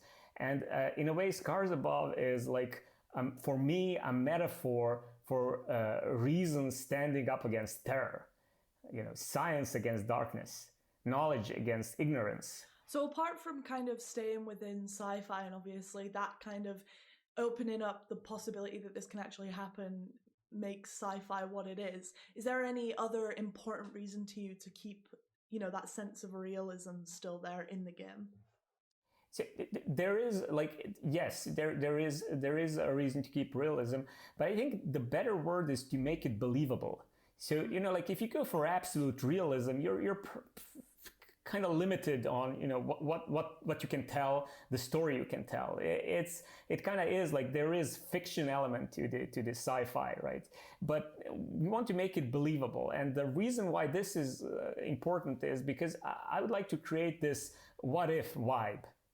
I would like it if people actually ask themselves, like, what if this really happened? What would I do if I were suddenly stranded somewhere on this strange, far away from home world, surrounded with monsters and terrors? Like, if you make this believable, people might actually think more about it. So we don't want to go like super realistic, but we do want to make it believable so that, because immersion is really important, so that people get immersed in this world and start thinking like, what would I do if I was in this situation, and, what if this was really, like, what if this happens someday? What if an alien object does appear near Earth someday, and what would happen? Absolutely. And then you mentioned the lead protagonist, Kate Ward. You told about her job title. What else about her? Who is she? Why is she? Kate is awesome. We love her. So Kate is a very strong and very capable, but also a very caring person. So she's an astronaut. She's a scientist, a team member, a colleague, an explorer, and she always has like this childlike scientific curiosity. But one thing she is not, and that's a warrior, like a trained warrior. She's not a soldier, so she's not like a space commando or anything. And and she does end up in a situation where like she needs to fight for her life. So that's a theme that's kind of like really interesting to us, because the fact that she's not a trained combatant doesn't mean she's not capable. So she has like a strong will, a sharp mind, and she's very brave and tough. But like, she's under tremendous stress in our game, and we want to show how vulnerable she is, how scared she is, how distressed. Because true courage doesn't, it doesn't come out of lack of fear. It comes in face of fear. So we do want to show this fear, and it's actually like this. The fact that she's overcoming this, like fighting her emotions, fighting all the stress, that makes her courageous, and that's great. So she gets frightened, she fights her emotions, she's susceptible to panic, which I think kind of makes her relatable. Like, she's not like I'm all out of gum, I'm kicking ass and chewing bubble gum, and I'm all out of gum. Like, that's not her. She is like her heart pounds, her voice breaks, she trembles. But then, and that's what I really like when her voice breaks, when she's like really scared, but she like clenches her fist, and the adrenaline kicks in, and she pushes through, no matter the obstacle. And she does it using her mind, and using science, and using her cunning to craft these weapons and gadgets and survive against the odds. Awesome. So you mentioned that Kate's a team player, and that Scar gets sent up. Who else is in the team? Who else are we going to be meeting on this adventure? So she's a part of a 4-person team. There is the commander of the mission, Commander Robinson, Richard Robinson, and he is like a person with a military background, like a pilot and an officer, and like he is the commander after all. But the rest of the team are mission specialists, because and this is also kind of like the idea that it's this alien object appears, we send scientists and explorers trying to figure what's going on. So Kate is joined by her close friend Tamara, who is and also like a scientist and an astronaut, and by Mike, a little bit younger member of the team, but who is also like a communications expert, and like they're all scientists working together to solve this mystery. But Kate does get separated from them, and part of the game is actually uncovering the fate of her other team members, and I don't want to spoil anything, but Kate obviously cares a lot about her teammates and her friends.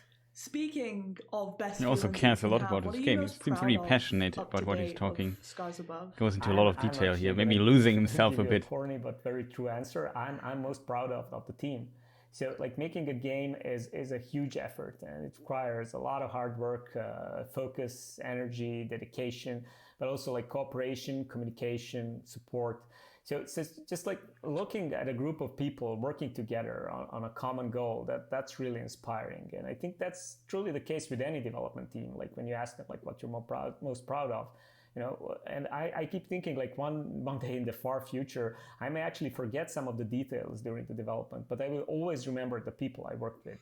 That's awesome. And then last question, what are the benefits of signing up with a global publisher like Koch and being on their brand new publishing label? There's a bunch of benefits, but like, having access to certain resources, to experience.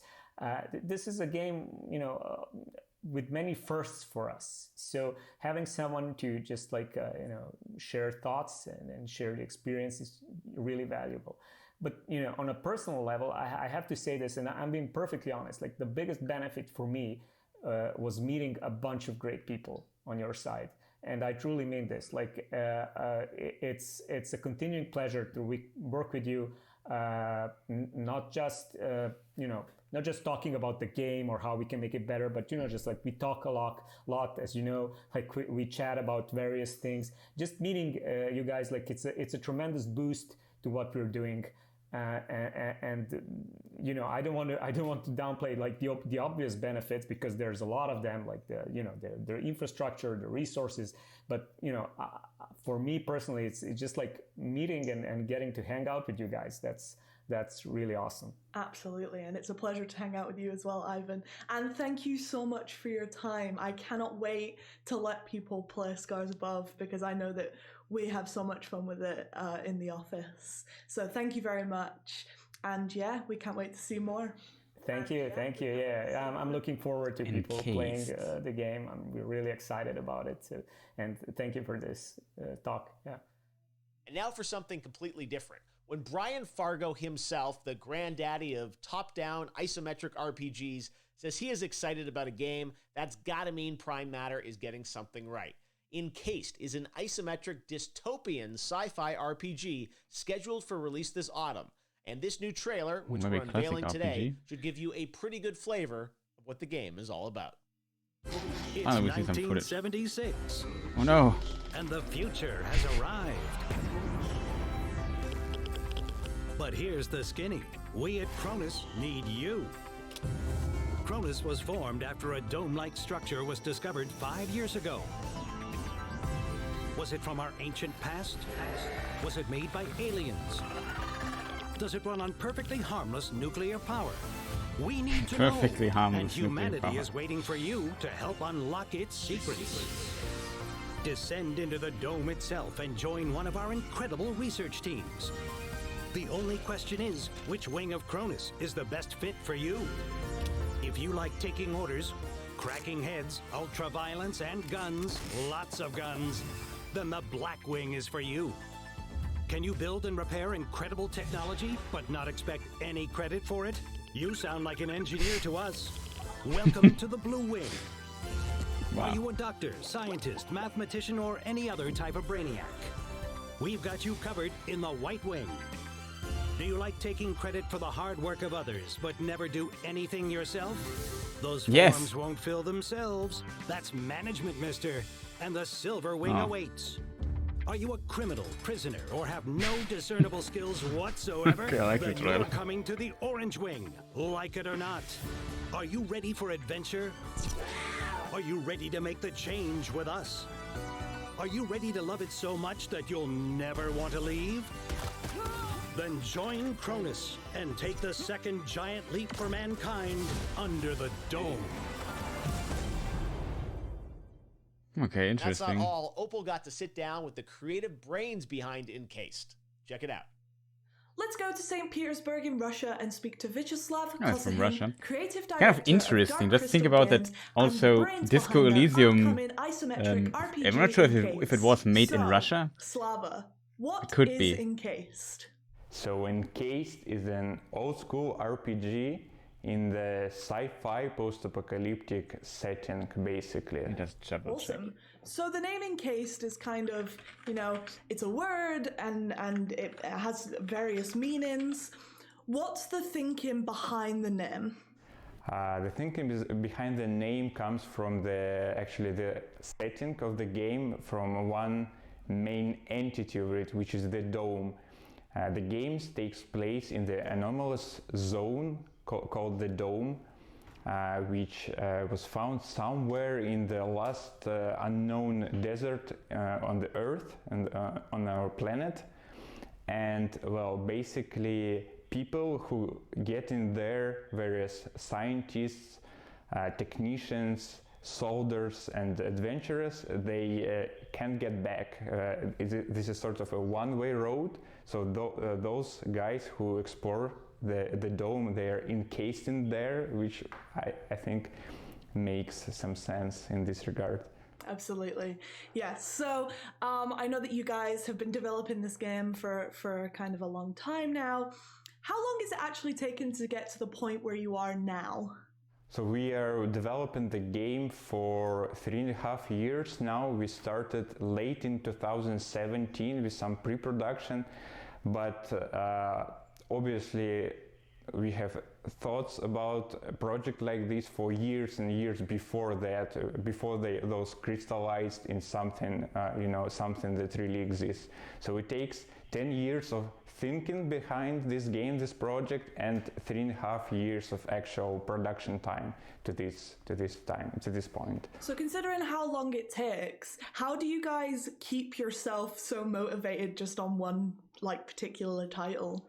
Well, we can't say we have any problems with motivation on our own, because for most, if not everyone on the team, this is the dream project that comes to life. So that's fine in this regard. The motivation is always high, but also we are in the early access, and we're really open with the community from the very early stages of the project. And because of this openness and talks with the community, and we have had a crowdfunding, and now we are in the early access, we have this constant feedback on the project, both positive and sometimes negative, which obviously keeps us motivated. If we would be on our own for those 3.5 years and some extra time we'll spend on developing this game, maybe the motivation could decline a little bit, but with those constant talks with the community, shared feedback, we're all good. Awesome. And then kind of bringing it back to the game, given how development and technology often is basically dictates how the game evolves throughout its development, how close to the original concept that you came up with years and years ago are you now with the game that you have currently? The overall concept, we managed to keep it alive. We managed to keep it true. It's a very old school CRPG type game, which is inspired by many golden classics of late 90s and early 2000s, and in that regard it all those ideas survived through the process, which is really great. Most of the mechanics, abilities, perks, and all those little things which these RPGs are built from, we managed to put it in there too. But obviously, because technology changed and even time passes, some less important things, I'd say, like maybe graphics or maybe art style beats or maybe some topics and themes, we explore those transformed and changed during the process, because making games and RPGs particularly, it's an iterative process and takes many iterations to figure out what is the heart, what is the idea you want to bring to the players. So those transformed and crystallized during this long development. But the original concept, the very heart of it's all in there, which is really great. Yeah, so speaking about the concept, what's the actual narrative of Encased? The story of Encased is a story about exploring this anomalous zone, the Dome. The player starts as an employee of this Cronus organization, which is the only organization that controls entire Dome research and studying. There are 5 departments which are called wings a player can start in, which affects the game a lot and the story of the game. This is the Black Wing, which are the security and police services. There are White Wing, which are scientists and medics. There is the Silver Wing, which are the management and ruling wing of the Dome of the Cronus. There are Blue Wing, which are technicians and engineers, and there is this special Orange Wing, which contains ex-convicts which were freed to go to the Dome to do various manual labor. So you've mentioned that the game is set in the early 70s. Not many games have been set in that time period. What prompted you to pick that specific time period? Well, we think that the 70s is the perfect time for like our game, what we are doing, because 70s is like the last tick on the timeline of the humanity, while there were some blind spots on the planet.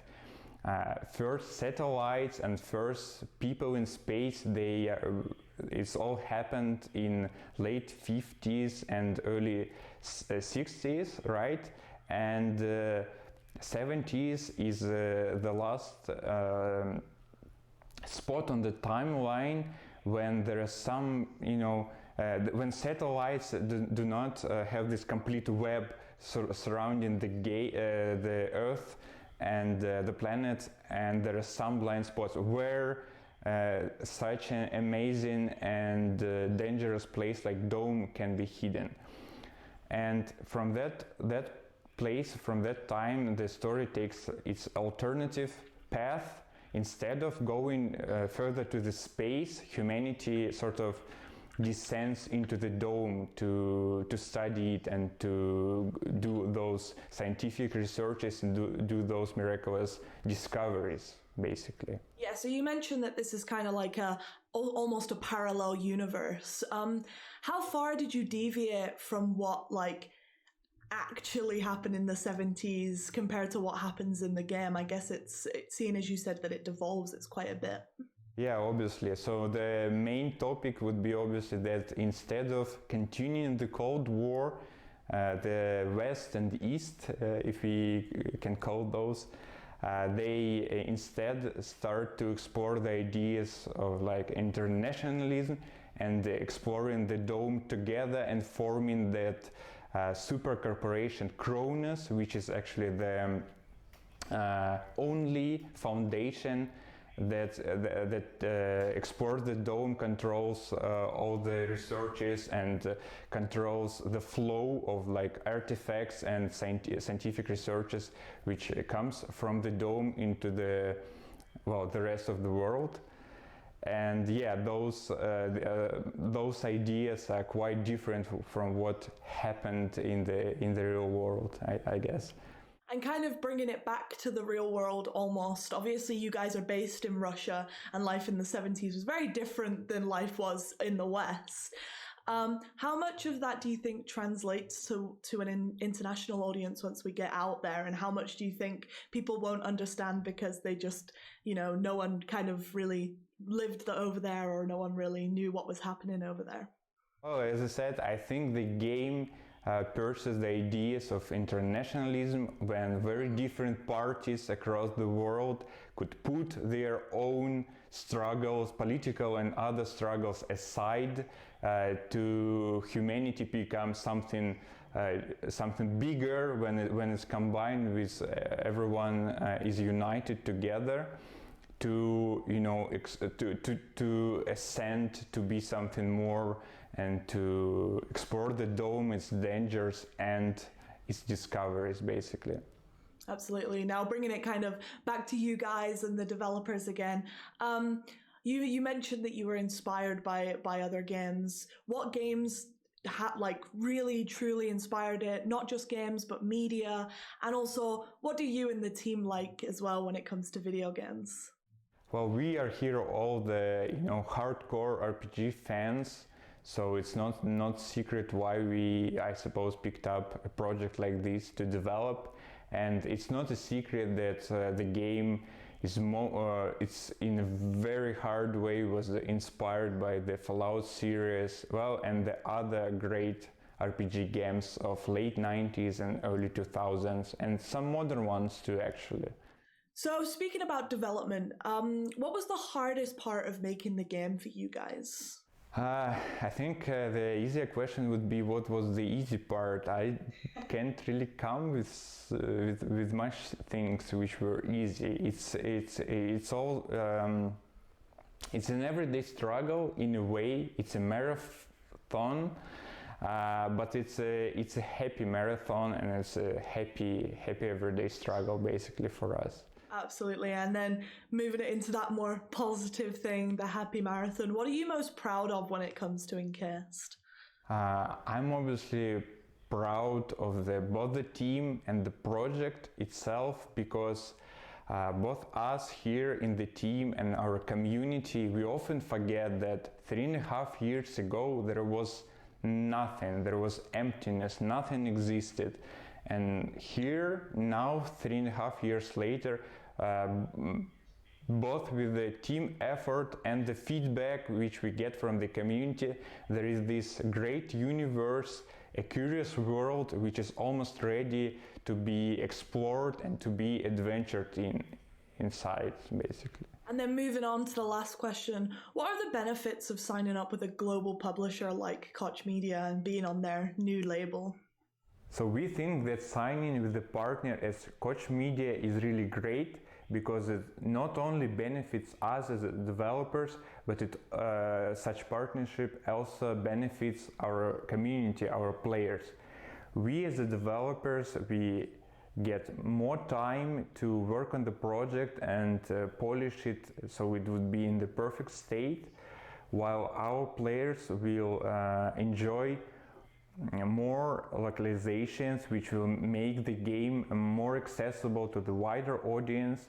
We'll get the voiceover done, which just make the game better and bring it on some other higher level. From an isometric dystopian sci-fi RPG to our next title, which is a fresh take on the action-adventure genre. This team, all the way from Iceland, specifically built a mocap studio for this title, and has the incredible talent Aldous Hamilton as their lead protagonist. Eve Online is from Iceland. Iceland. And ask them, what is this game all about? So Echoes of the End is a cinematic, narrative-driven action-adventure game about Rin, a person who has trained all her life to be a warrior in service to a throne, and is now searching and finding her own identity as she's cast away from the life she's always known. Really good English. It's a game we wanted to make all our lives, basically. And for us, what we really wanted to explore was a marriage of a cinematic experience and the narrative, choice-driven storytelling of RPGs. Finding that bridge and union is what really inspired us to go and make our own video game. Exactly, and such a big integral part of the experience is how you as a player choose to interact with the characters around you, the different companions, the characters that you'll run into when you're going about in the game and trying to solve all the issues that the player that you'll be facing as a player. What was the inspiration behind it? We're at a remarkable point in the game industry where a relatively small team is able to tackle such an ambitious vision, and it's actually reasonable. And I think we've just recently arrived at that point. There have been some really great games making leaps in the past few years, kind of paving the way for this as the tools and my stream is dying. Hardware and software. Can you still hear me? Get more accessible. Stream. And portable for smaller developers. We kind of, in the early days of Midgard, we came to realize that a game like this might be possible. And it seemed unreal to us stabilizing at the time. Okay, I think it should be back. But growing a team and building up the tech and pipelines don't know what in-house, hiccups, internet hiccups. Sorry. We saw that this was in fact possible, and it's an absolute Somebody's still awake in dream chat. for everyone at the Let me know if company Steam's still to, running be for you guys. privileged enough to work on a game like this and to really shape the game that we all want to make. Yeah, so kind of sticking on that point of development and how technology often drives the direction of how a game evolves throughout its development. How close to the original concept is the game now? That's a really good question. So it's rather close. Like I would say we didn't really do any large pivots. We did make some changes, of course, as the vision evolved and as we understood better kind of what the game was going to be and kind of how we scoped it to fit a team that would be able to execute on it. But I think, we were always, from day one that the idea for the game kind of conceptualized, we were looking at the technology that was allow us to make this game, going for really, realistic and stunning visuals, digital doubles for characters, scanned environments, next-gen development engines, next-gen game engines. Kind of all those things were in place for us to make the game. I think the primary things that have changed in the making of the game are more in the details of the execution of that, how we structure the story, what kind of game mechanics we want in a game like that, and really what the identity of our game is and how we separate that from other games. We genuinely have been making this game, even though it is slightly different. Yeah. My work as narrative director has not had to change a lot. Exactly, yeah. We've mentioned, obviously, at the start and throughout what we've spoke about so far that you guys are based in Iceland and everyone knows the, picturesque scenery of Iceland. Did you get much inspiration from your homeland in the environment? Yes, absolutely. Iceland is such a phenomenal place to live in, and it's a beautiful country that's been featured in, many films and video games before us. And the funny thing is that us growing up in Iceland, this is normalcy for us. This is what we've been used to. It isn't until we visit other countries that we realize that the rest of the world isn't a fantasy land. Oh my God, trees! Yes. But yeah, I mean, it's absolutely inspired by Iceland. And, I was working as a tour guide for the longest time, and a lot of us grew up in the country from different locations. And we pulled from those locations in the game. And even for some of them, we have nearly one-to-one replicas of them, in the game. Mm-hmm. But the game itself isn't based in Iceland, of course. We're just taking inspiration from the more fantasy level vistas and visuals. Because while all this is true, while we love Iceland and while we'd be fools not to utilize the access we have to Icelandic natural phenomenons to scan and take references from, we don't want to make a game about Vikings. Because it's something that's been done a lot, and we really want to make a unique IP that is ours, and that no one has seen before. Yeah, and we kind of touched on characters, and you mentioned the main character at the very start. Tell us about her. Tell us, what made you choose her? Why does she exist the way that she exists? I'll hand that one off to you, I think. Yeah, it's always a tricky question to answer without getting into any sort of spoilers. Yeah. But Rin is, as I say, she is a character, a person trained from birth to be a weapon in service to the crown. I was really fascinating in exploring the difference between a person that is, the juxtaposition between purpose and independence. And Rin is a character burdened by purpose and chained to it. She has been given a purpose not of her own choosing, not by her own volition, but one that she has inherent to her birth and very existence. Throughout this game in particular, we want to explore the journey of going beyond that purpose and going beyond what role you are born into and seizing the world by the throat, basically. And I would say that she's born with certain powers that make her both a pariah and a uniquely powerful individual.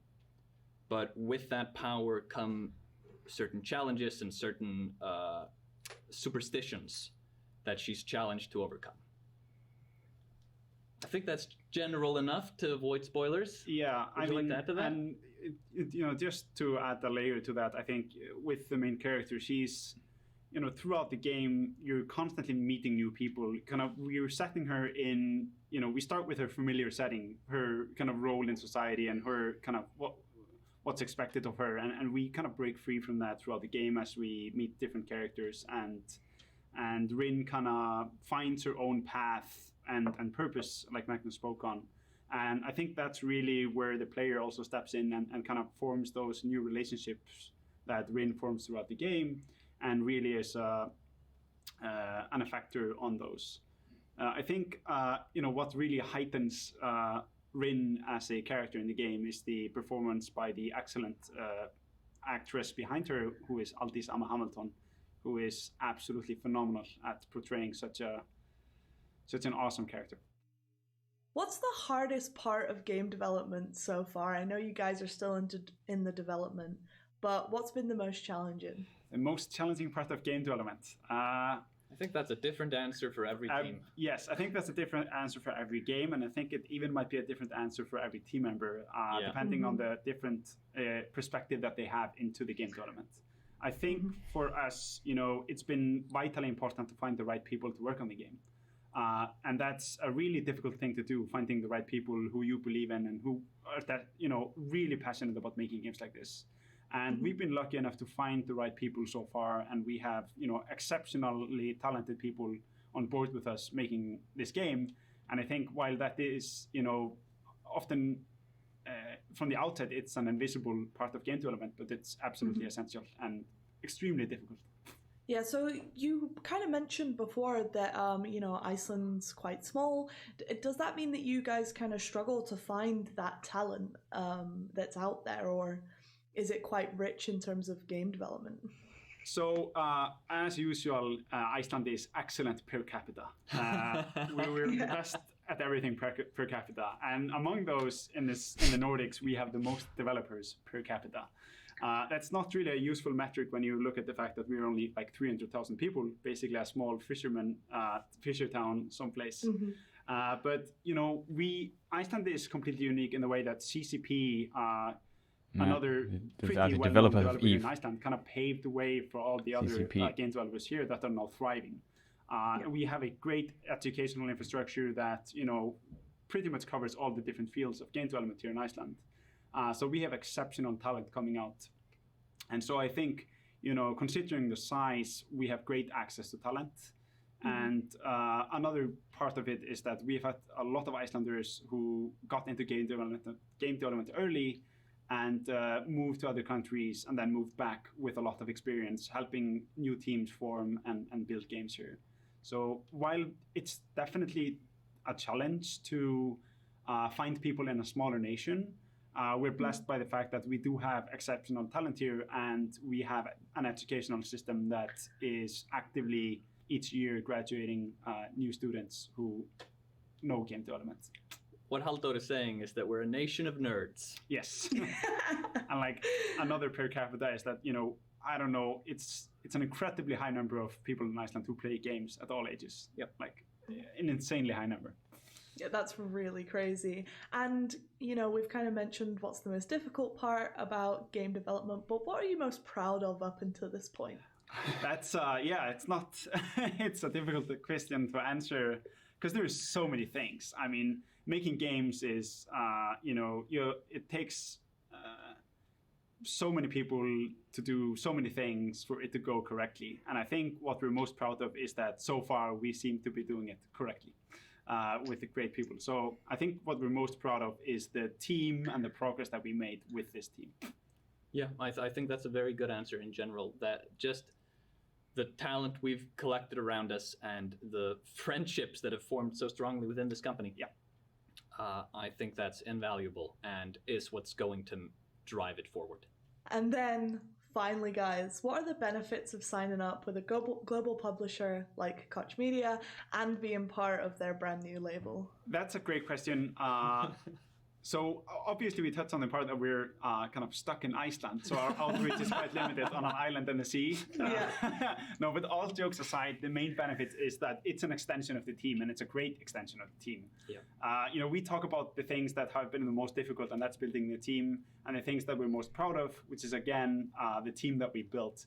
And for us, Koch is a fantastic extension to the team. It's a publisher full of great people who are really passionate about games, and they're empowering us to deliver these games, worldwide. And I think that is anything a developer, an ambitious developer, could ask for in a publisher. And we are absolutely glad to have you guys. Thank you so much for your time, and I cannot wait to give people more information about Echoes of the End. From one side of the globe all the way to the other. If you like the game Gothic and hardcore RPGs, The Last Oricru is just for you. I got to sit down with two of the guys from Gold Knights and talk all about them and their new game. Hello there, guys. Today I am joined by Gold Knights creative and game director Pavel Strnad and executive producer Vladimir Gershel to talk about their game, The Last Oricru. Hi, Opal. Hi, Opal. So you guys make The Last Oricru. What is the game about? It's an action RPG where I try to show the relativity of good and evil from different perspectives of living and breathing world. So when you guys say living and breathing, what do you mean exactly?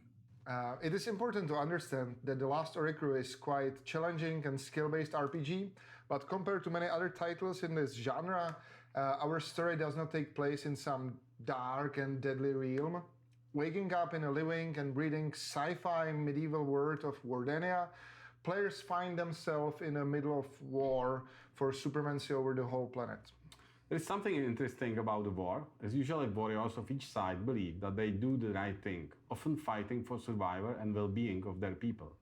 So the idea of the game is to show the player the war and the euphoria of the winners, but also the misery of the losers, to make the player realize that the number of decisions he can make in the game will affect all the living beings in the world.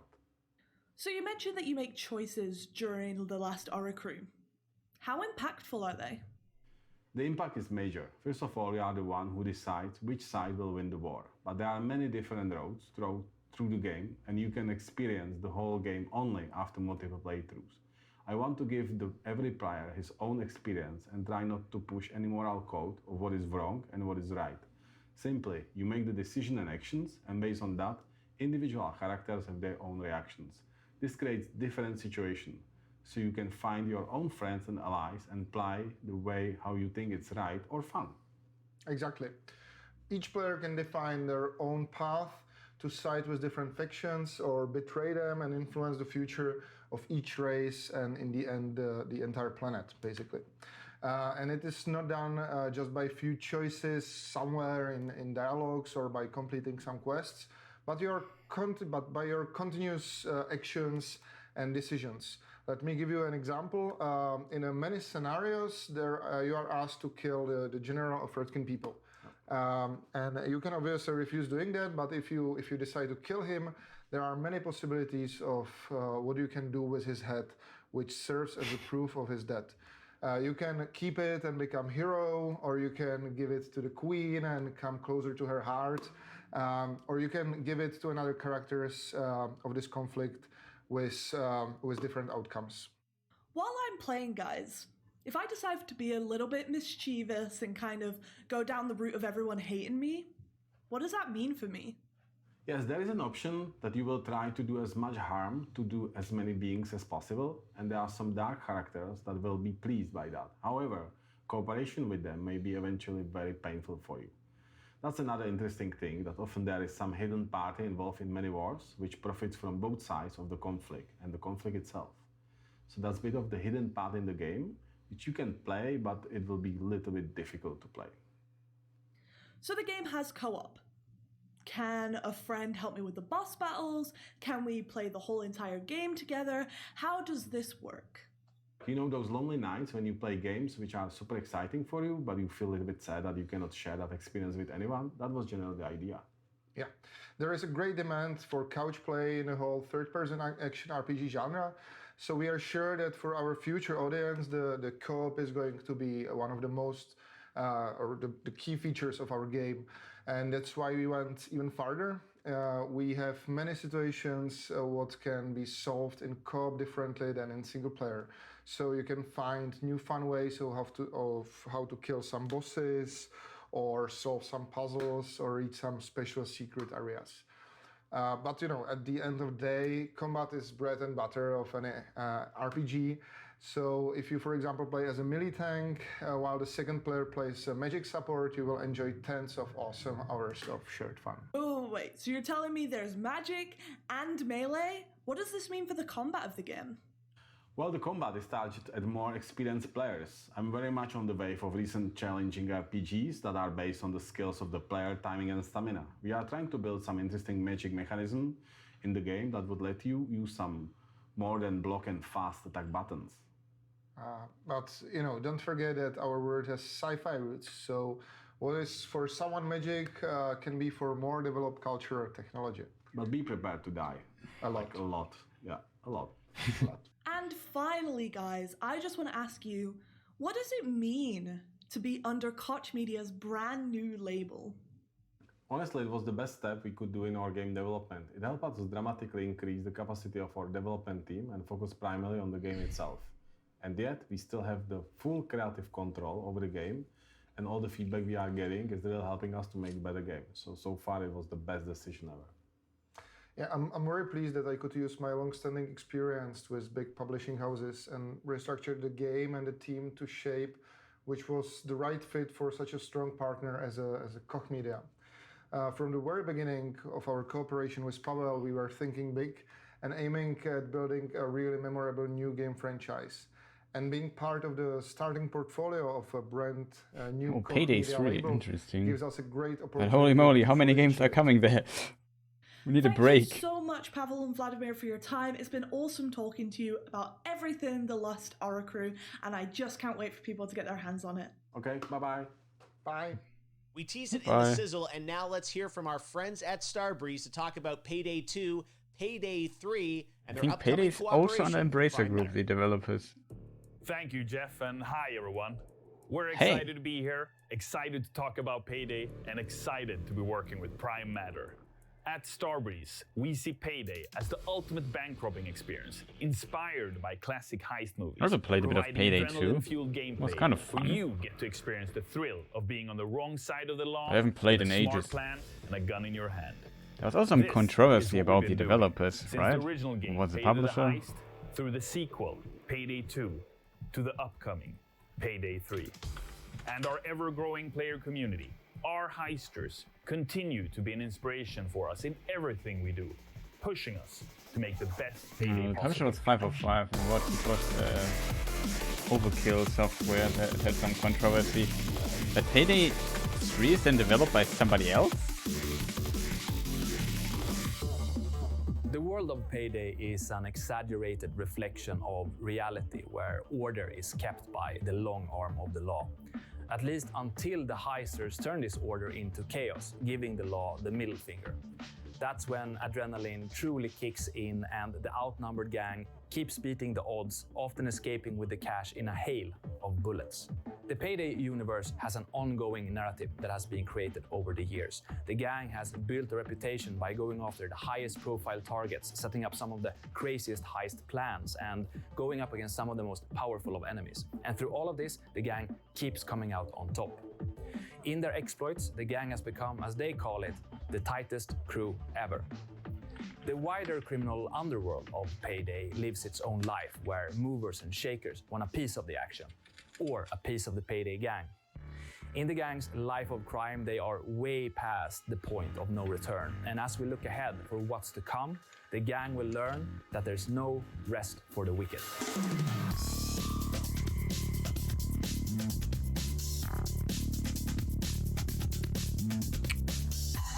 This legacy is something that we treasure and will build on, expanding on this epic story, taking you all with us into the future of Payday.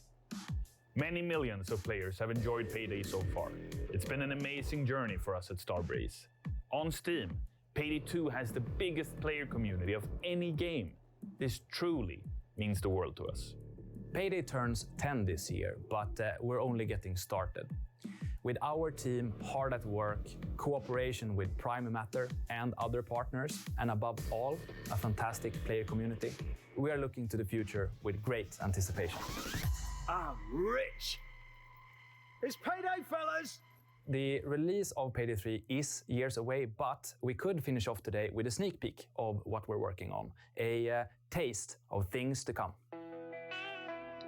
Swedish developer sitting in Stockholm, Starbreeze, but it seems like Overkill is also working on it. I'm not sure though. It seems like multiple studios work on it.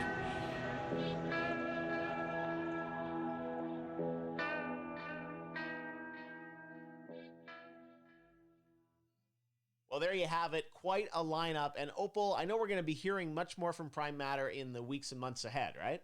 That's a great question, Jeff. Prime Matter will be taking a huge leap into the streaming world. From June the 14th, we'll be streaming 3 times a week, every week. That was a sneak peek. Content, achievement and trophy hunting streams, as well as Dungeons and Dragons in our own universes, cooking streams, and so much more. We also want to get our developers involved and have it so that you guys get to know our developers better. Not only that, but expect to see I thought you mean the show in of itself. In the future.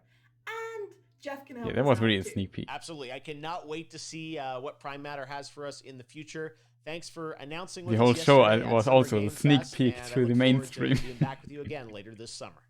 No worries, Jeff, and thank you for your time. It's been awesome hosting with you, and I can't wait to do more in the future.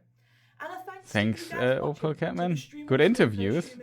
To our new gamers who are looking forward to the titles that we've shown you today. We are focusing on making fun, unique, and honest content for you guys. So, stay safe, stay cool, and I will see you guys on Monday. Bye! See ya. Stream over. Okay.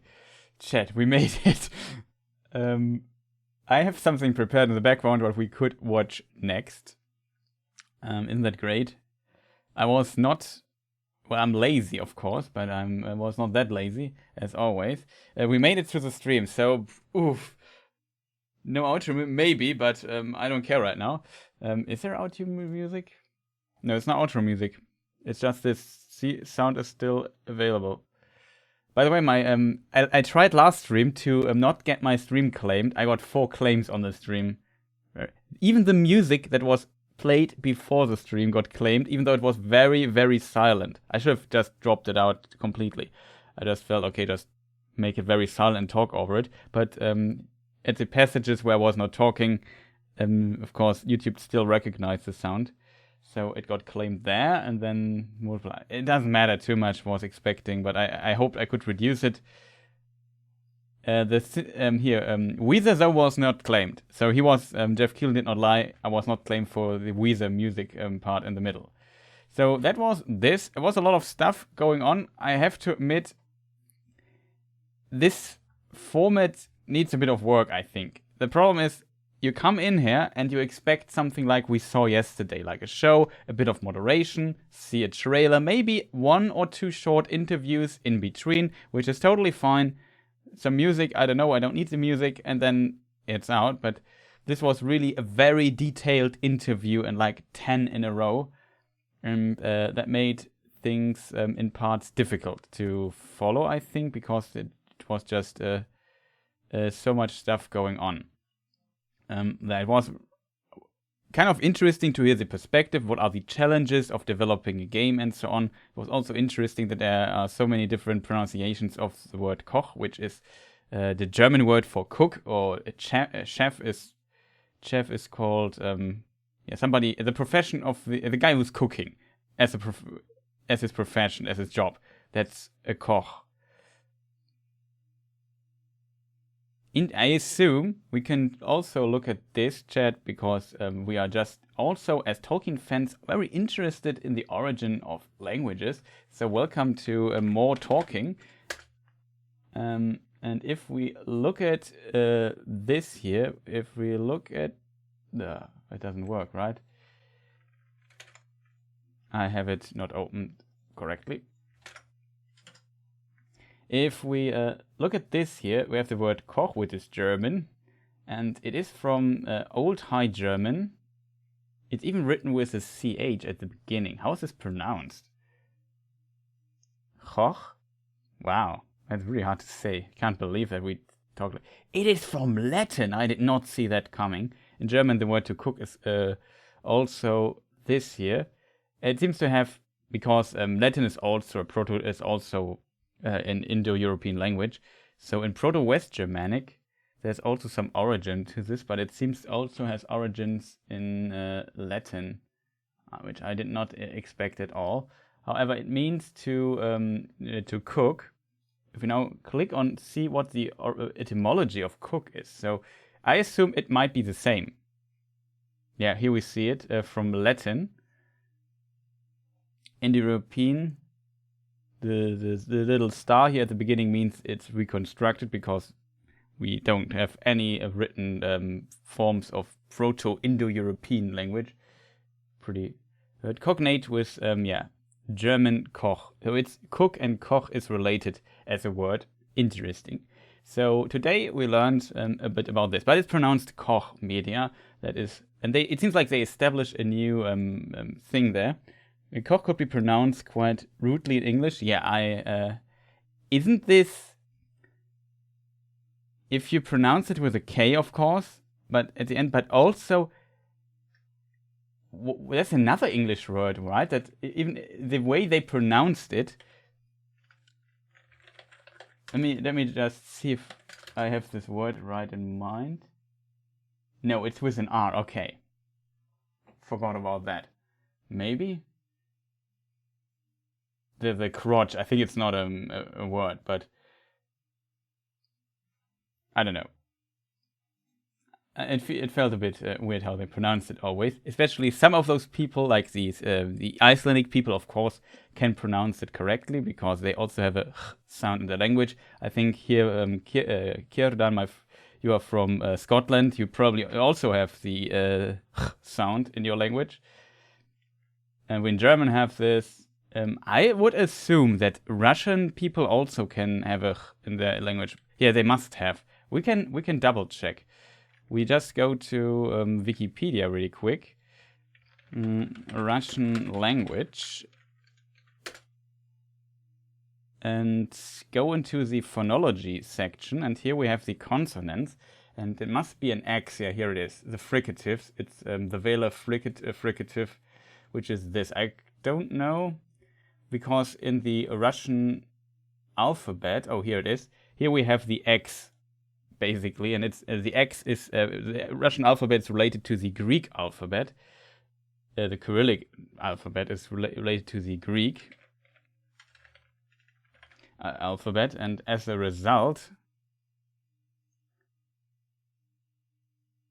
I hope to Greek script. Maybe that should help. Yeah.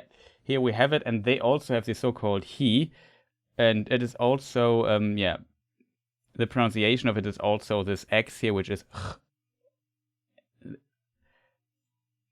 it's hard to say for, I assume, English speakers, but just as an explanation here. So a little bit of etymology stuff here. So let me just switch the streaming title really quick. Had a friend at school with the last name Koch, but was pronounced like Koch. Interesting. But yeah, it sounds like maybe he had German ancestors, because like it's a very standard word in German, a very standard name in German, because I guess it's all in a lot of languages. The case that last names are given after professions. Like in German, we have Müller, which is a guy who works in a mill. We have in English baker, in German Bäcker, which is a guy who bakes bread or something. We have Schneider, which is tailor in German. Schmidt, which is a smith. And so Smith, a good example. We just synced our minds here, and you just said it posted it while I said it. Even though I have delay on it, though, but I read it at the point when I also slightly before. Whatever, it doesn't matter, right? So let's change the streaming title to IGN Expo, because there we maybe see some more game stuff. We can look into it and see how much fun it's watching. Please feel free to give me some feedback in the chat. The problem is I know that this the presentation of Koch Media was a bit difficult to follow, maybe because like it was more a podcast than like a classical gaming revealed show, to just bring my thought that I had a moment ago to an end. And yes, I get easily sidetracked while talking, and as a result, the pacing was a bit slow, and maybe for some people it was quite boring. I found it still decently interesting, but I expected something different, to be honest. Like, if this would be GDC, the Game Developer Conference, in format like this might be more fitting, or release it as a podcast or small episodes. Like, just imagine you have several games, and on your YouTube channel you just release, okay, we have an interview with this developer, and he talks about this.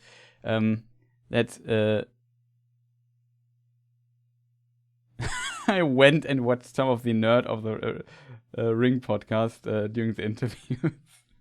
Well, yeah, I can't blame you. I watched through all of this, even though one time I just muted my microphone, went to the bathroom real quick. So I said, okay, maybe I can't talk, because it feels so weird talking over this, and I also want to listen to what they say and don't want to be disrespectful here. So I watched all of this, couldn't break it through. Let's have a look at this here, the IGN Expo. Watching IGN Expo late, and then maybe Guilty Gears after that or something. So let's change the streaming title really quick. Lucky I didn't miss a trailer, or maybe you did? No, I did not. When I came back, he was still talking, the person. And it was just a minute or so. I tried to not miss as much. But yeah, like I said, it's I think a different format, maybe cutting this down a bit or so, or as a podcast, or just release all the interviews as separate videos. So, and say, hey, and just show small tidbits of the interviews or so for like a show, for live stream show. It's better, but it has to do with expectations. It was not like the interviews were well done, and the interviews also had interesting. Like, it's interesting to learn what are the challenges if you develop in Brazil, for example, where COVID right now is ravaging a lot, or if you from Russia, and you could maybe go a bit into more detail, like asking how did game development in I don't know, Brazil, Russia, Iceland, or whatever develop. And we got some tidbits, like the Iceland guy saying, yeah, there was this big game development company here that formed slowly, that made EVE Online, CCP, and through this, even though we only we live on a small isle, basically, with 300,000 people, like in my town, 260,000 people are living. So almost all of Iceland is living in my town alone, and we don't have a game developer here where I live, but in the next town, which is bigger, which has 500 to 600,000 the people living there. So the next biggest town from my part. It has a game developer there, but yeah, it's kind of interesting to see how do you get talent if you have such a small tool. And they make the joke of we have the most game developers per capita, which is probably very true when you think about, okay, they have multiple game studios there in Iceland with only 300,000 people. I found that quite interesting, but I think most people that come here just want to see some footage and trailers and see, oh, that game looks amazing. Maybe hear some words when it's coming out by the developer and move on. But okay, I'm also starting to talk too much. But yeah, you know what I mean. I hope also you liked the podcast episode. Maybe you watched the one where, some of the interviews. Maybe the one with Billy Boyd and Dominic. What is his last name? Oh, everyone calls him Dom.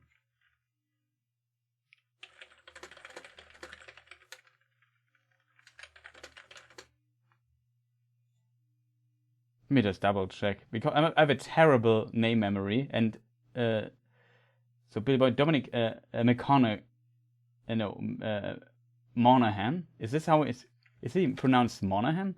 Is this like an H? Because English is, thank you for posting it. How is this pronounced? Monaghan, right? Or is it do? Because G and H usually gives me like impression of a fricative, but in English everything is strange, even though H is in fricative? I think it is, right? Double check. Is H a fricative? Yeah, it's a so-called a voiceless glottal fricative. Interesting, but yeah, makes sense. Monaghan, yeah, like with just an H. It's not like Monaghan or something like this.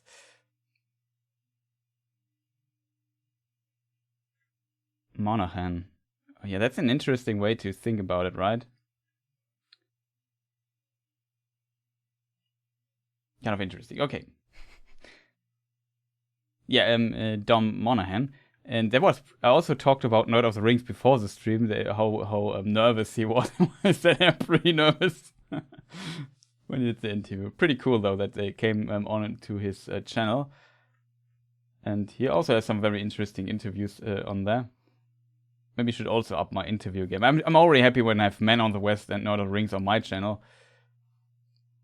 We'll see what we do in the future. Probably more collaborations between our channels here and there. Okay, so without further ado, I changed the title here. Watching IGN Expo late. That's what we're doing now. There's probably a Twitch stream for it. I don't care right now because we have to live with the things we have or whatever. You know what I mean. And let's watch into it, and maybe my stream gets claimed again. Let's.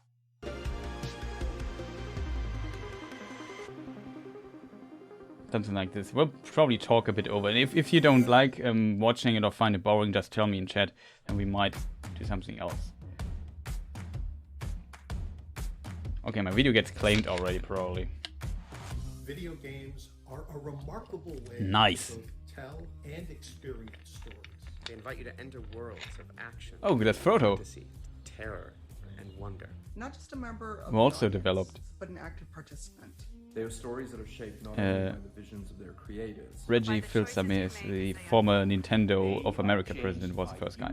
That was the guy. That was Max Payne, Hideo Kojima, we hope they offer and some other people. A brief glimpse into the ingenuity and artistic scope that games have to offer the world, and why they belong at the forefront. And Jeff Keighley's also there. About storytelling, both now and in the future. That is the guy from Remedy. Right? Is this Remedy? Horror stories are and that is Guillermo del Toro. Fears and anxieties nice. Made real in the form of ghosts, ghouls, and demons. But in the survival horror game Signalis, the true horror lies not in the shambling monsters you find lurking in a subterranean bunker or an alien planet, but in what lies beyond the limits of human comprehension. Revelations so dreadfully that can shatter the mind. This is the cosmic horror of Signalis.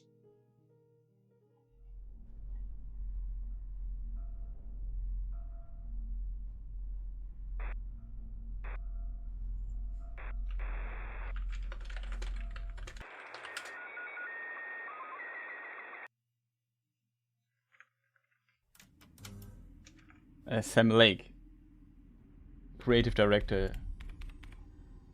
He's born Sami Antero Järvi.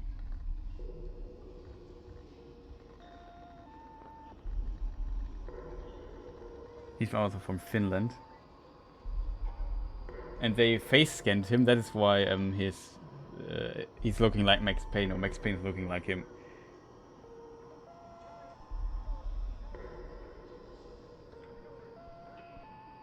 This sound here, by the way, you hear the background. I'm not sure if it's the same for you, but in Germany, if you call a phone number that's not given to anyone, it's exactly this sounds.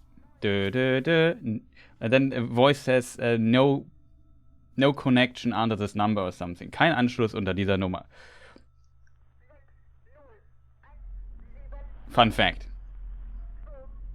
Maybe that's the same in other countries too. Maybe it's an international sign for no connection here.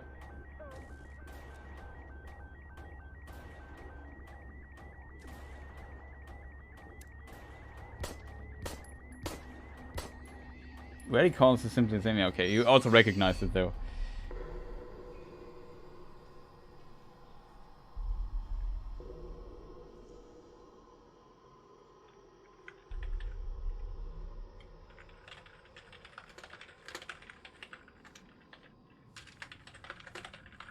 I don't know, the game looks kind of interesting. I like the style.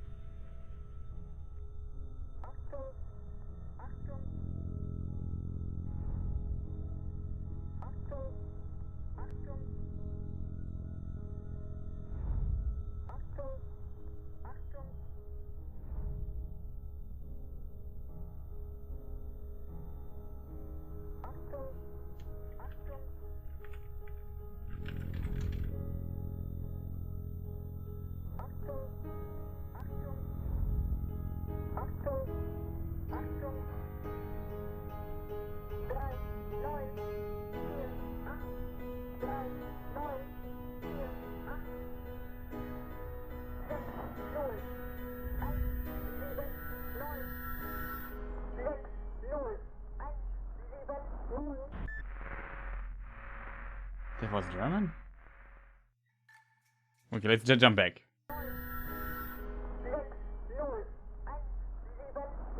170170? Where is this developed? Achtung, attention or something like this. Careful.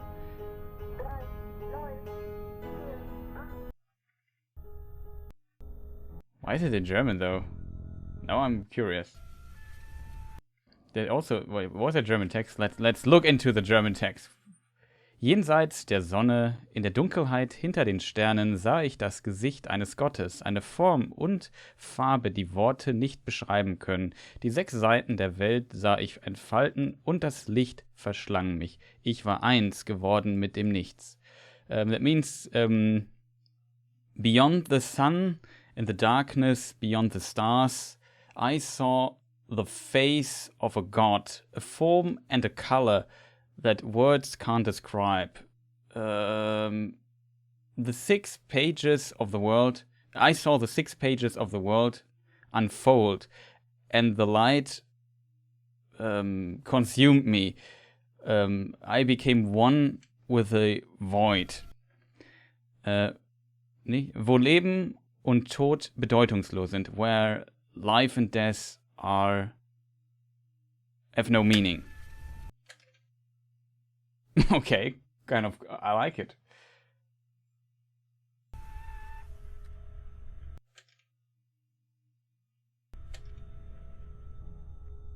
Yeah, it's kind of weird that I can speak my native language here. I have to say, also there was Achtung on the thing there. Dekompressionsgefahr, decompression, danger of decompression or something. Operation Penrose. And there are also Achtung, careful, or attention, or something like this.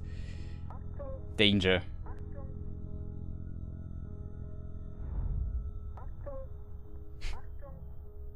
Pretty nice. I don't know why I like that. now that there's German stuff, I want to say, as a kid, I always hated my native language. I've always thought English sounds so much cooler, but I learned to like it. It was more German, we can't read everything, but...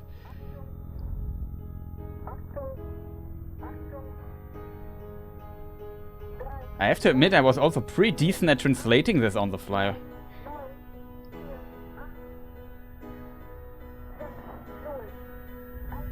Pretty common with everyone, yeah. I think English is a really cool sounding language, even though I often mess up the pronunciation.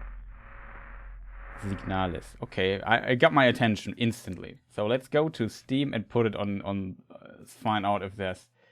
Is this the name of the game? That's the question I have right now. Where's the Steam store? If it's somewhere. Yeah, there it is. Signalis. I best put it on my thing. It is a classic survival horror experience with unique aesthetic, full of thing. Rose Engine is the developer. Humble Games is the publisher. That's interesting. Humble Games got bought by IGN. So you know, oh, that's an interesting detail. Thinking about why does IGN have an expo? Because I think IGN bought Humble Games, and Humble Games not a publisher, but you know the Humble store and so on. There was also some controversy about this. We heard, where are those guys based on? Rose Engine. Is this a German developer? Website. Let me double check. Twitters. Nothing. Continue. External site. I know. I have to admit, so far that looks kind of cool. Sadly, there is on the page. It's not a German page. Else there should have been an impressum down there because it's by law. A commercial site needs an impressum. Maybe it's just a stylistic device. Maybe we have a German developer in the team. roseengine.org. About. Okay, the names sound pretty German, to be honest. Juri Stern and Barbara Wittmann. Mann written with double N. And they're residing in Hamburg, Germany. Interesting, but they don't have an impressum. I won't complain. But good to know. Maybe they have an impressum somewhere, but well, I don't. Whatever. Pretty cool. Got my attention. Has an interesting style with it, I have to admit. Wait, I can maybe show you the oh, whatever. It doesn't matter too much, right? Oh, you also found it. Kena Bridge of Spirits is a rich, compelling tale of fantasy and adventure with themes of Theo trauma and spawn loss on and me. forgiveness. And yes, it's full of fast-paced action and breathless battles with supernatural foes, but the first thing that hits you when you see it is the beauty of a debut game from a small but passionate team at Ember Labs. Also have the same The microphone as he stunning has. animation of its lush, magical world pulls you into a journey of a spirit guide trying to save a village haunted by restless souls. But why not let you see it for yourself? Here's our next official selection, Kena Bridge of Spirits. Oh, Kena and Bridge of Spirit. That is very impressive looking little game. This also comes to Steam, if I'm not mistaken. But this is much more the pacing we would have wished, right? Energy of the mountain. Draw on its power. Yeah, it was on the PlayStation 5 reveal thing or something.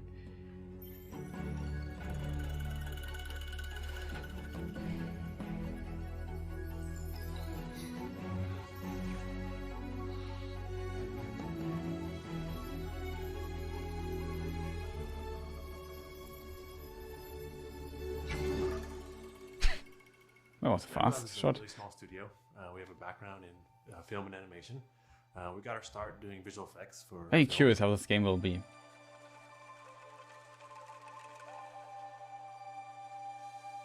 And then from there, we grew into doing a lot of animated work for commercials.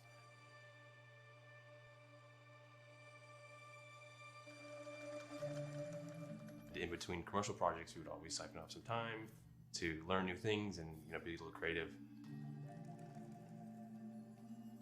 Oh, they made this Majora's Mask thing. I remember that. Didn't we look last time into what they did? Throw our hat into the ring with our first project, Kena. Really impressive thing. That's a little Majora's Mask pre-story film thing. Hello, Spirit. Yeah, very awesome. I seek passage to the sacred mountain shrine. Looks pretty good, the game visually. Visually stunning art style. Really good. This question is the gameplay any good? Games are sort of what we play together and we also enjoy. Yeah.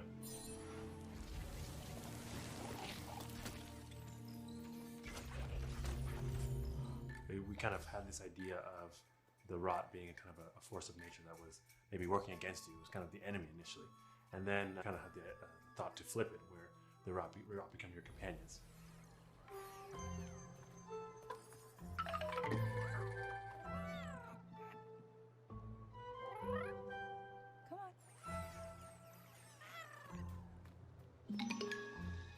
And that's when we kind of like found that we... Yeah, it's like Pigmen, exactly. It's a good comparison. Opened up a lot of cool mechanics, especially with the puzzles in the game. Cool music. She can control the pigmen. She's basically one pigman, but a pigman that looks different. They can form a flying thing. You know, with film, you can just put the camera where you want it. You can tell. You have complete control over what they're seeing, when they're seeing it, how they're seeing it. And in games, all that goes out the window. So communicating ideas or themes to the player is a lot more difficult, we found. Yeah.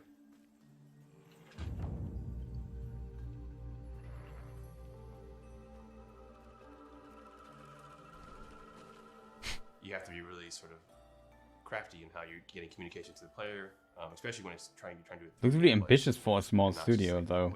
Like, usually a lot of graphical fidelity and detail eats a lot of development time and resources. We love creating immersive experiences, and we try to really think about atmosphere and tone a lot when we're on the game development side. Look at this cute little symbol. Where's Andres? This game would be for her, I think. Atmosphere is a big part of our it's cute. Traditional medium in terms of film aesthetics. And I think she likes cute things. She wrote somewhere on Discord, so... Just having the world be something that you want to sit down and explore and be a part of was a goal of ours from the beginning.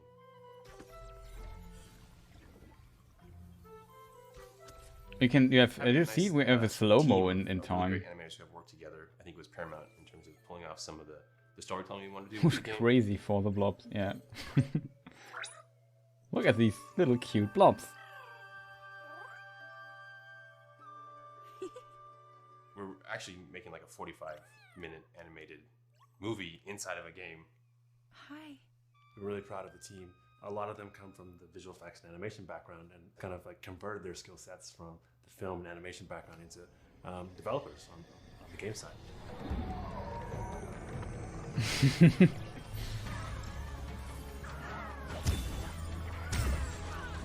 See if we find more cute emoticons for better Twitch TV. During the process of making the game, we also it is I think Indonesia. And we actually, maybe. You know, Jason and myself went over to Bali to do recording Bali. The soundtrack. Almost. I know that Indonesia has some instrument like these. I don't know. Maybe I'm wrong. Maybe it's Dewa is the composer, but his daughter. Wait, let me think. Indonesia. My name's Kana. I need a map. What are you two doing out here? She's never done any voice acting, but she fit right in. It's okay. You have to go now. You know, we wanted to make a game that would just excite us if we saw it. You know, something that we would see. That's pretty close anyway, but what was the other country? So Philippines. Either Philippines or Indonesia. I think it's Philippines. I think I mixed it up, but I'm not 100% sure. Very proud of. It's something we would want to pick up ourselves. You must move on.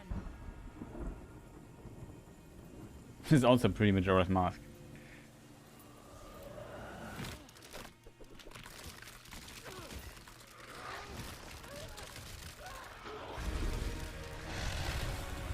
Kappa was what's called. Now I'm curious how this is. Okay, we have a dodge roll. And here you can do a lot of stuff wrong. Like, it has to feel impactful, and the dodging has to feel good, and so on. Controls has to be tight. Oh no, it's Epic Store. Why do you hate me so much? Norman Reedus. Blending magical realism with dark tales of decay in the American South. Norco adds a dash of sci-fi to the Southern Gothic stew, weaving cyborgs and artificial intelligence We'll get it for free on Epic, yeah, maybe. Where the sun sets Currently Control and Genshin Impact is free on Epic for in case people are interested. But I don't use Epic, I'm not the hugest fan of it. people, memories, and secrets have a way of getting lost and buried. Dig them up if you dare. Well, let's say Steam is the platform I mainly use. It's not big of a deal to have it installed anyway, but it, for example, has no controller support, which is, in my opinion, a weird thing for a game store to have. Not. Maybe they changed this, I'm not sure, but Steam has a native controller support, which I like. Also pretty cool art style here. Why is Norman Reedus again there? I didn't listen, because my listening capacity was completely exhausted by the other stream. Of devs, artists, and musicians making output that is largely centered around the American South and the psychogeography of the American South. That looks like a hurricane storm thing, no? Maybe I'm... Steam is the best Our first one, release I would say Epic is Norco, second, Origin Uplay, which is about my awful. hometown of Norco, Louisiana. Wow, look at this picture, is this real? A small, Sick. very industrialized town, about 25 miles upriver from New Orleans. I like GOG more than Epic because Epic because GOG has also a unique feature, and Steam also has a lot of features. So many stories embedded in the landscape. I've been fascinated with that region since I was a kid. What I like about GOG is that you buy a game and it has no DRM. And you can just store it and it's yours. And Norco is that culmination of no logging in whatsoever. That's why I think getting cool indie games on GOG is maybe a good idea sometimes if they are single player and you don't care about multiplayer and stuff. It also has a cool GOG Galaxy supports all these stores in one client, so you can use all the games from Steam, Epic, it draws from Uplay, Origin, and so on. You can connect all of them to it and then have them available. Even I think the Microsoft Store thing.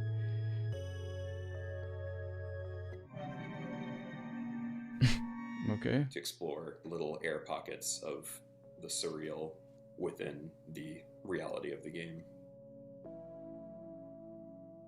It's pretty cool though. The primary benefit that we have working in this sort of adventure game point-and-click genre is that we've got just decades and decades of iteration to build really cool on eyes. this genre, going back to the old Lucas games, you know, Monkey Island and such. What Nice works music. for our story? What are the necessary mechanics to tell the story of Norco?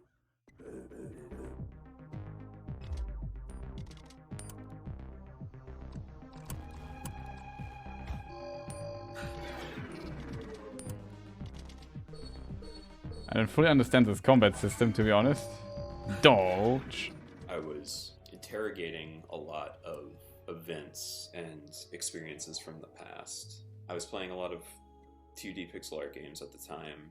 A lot of traumatic events had occurred both in my personal life and the life of the region that I was exploring, and I thought there was a kind of hauntological element to using It seems like a pixel art darker to tell game. those stories. But I really like the art style of it and the I don't have any artistic background and experience. atmosphere. So doing a simple 2D pixel art game fit the best within my limited resources that I had.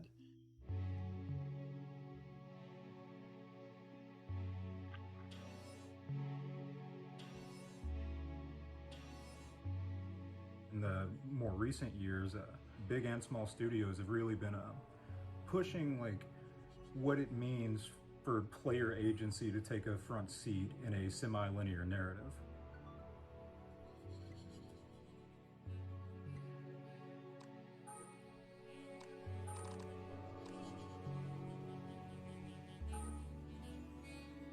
It has been an interesting journey, pushing the boundaries of the medium and kind of forcing it into this more complex, uncomfortable future.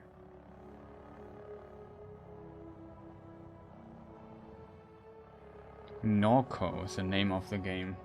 Okay, I would write this down. In the handmade adventure game Harold Halibut, a spaceship full of people fleeing the Cold War crash lands in an alien ocean, where the sunken ship becomes a city it's on Steam. that's forever stuck in the 1970s. Good. And when I say handmade adventure game, I mean that in a very physical, tangible way.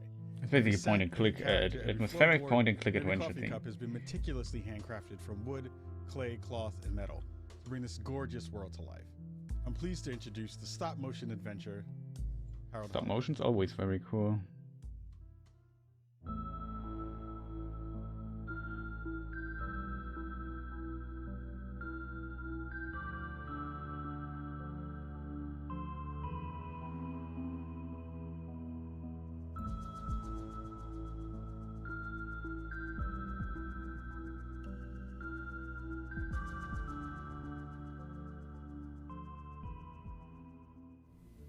Hi, we are Slow Brothers, a tiny interdisciplinary game studio based in Cologne, Germany. Oh, also from Cologne. It's kind of interesting. There was another thing of those stop-motion based game style things. Maybe it's the same developer, I'm not sure. Harold! Stop daydreaming! And don't forget to fix the light after cleaning up the paint. And one should mention, I said that Germany is very underdeveloped when it comes to game development. It's been about And the 10 German years government since we started game development. Some of us have a film background, and at the time we were kind of just frustrated about put a the huge big fund budgets for the gaming to industry produce out, a feature-length relatively film, huge. the dependencies to So the producers government tries to being push the game also industry a game bit lovers. just We recently. thought that making a game There might be instead more of German film developers to tell coming a up as a story result. might be the more approachable endeavor. We quickly realized that the budgeting thing at least wasn't too different from feature-length films, but we were way too deep into the process already when we realized that.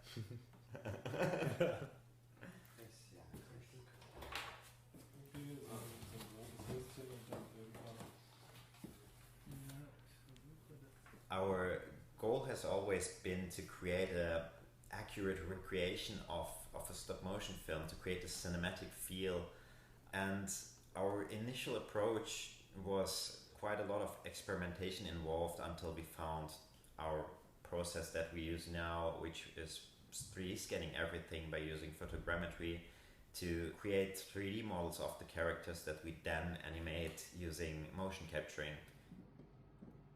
Oh, interesting process there.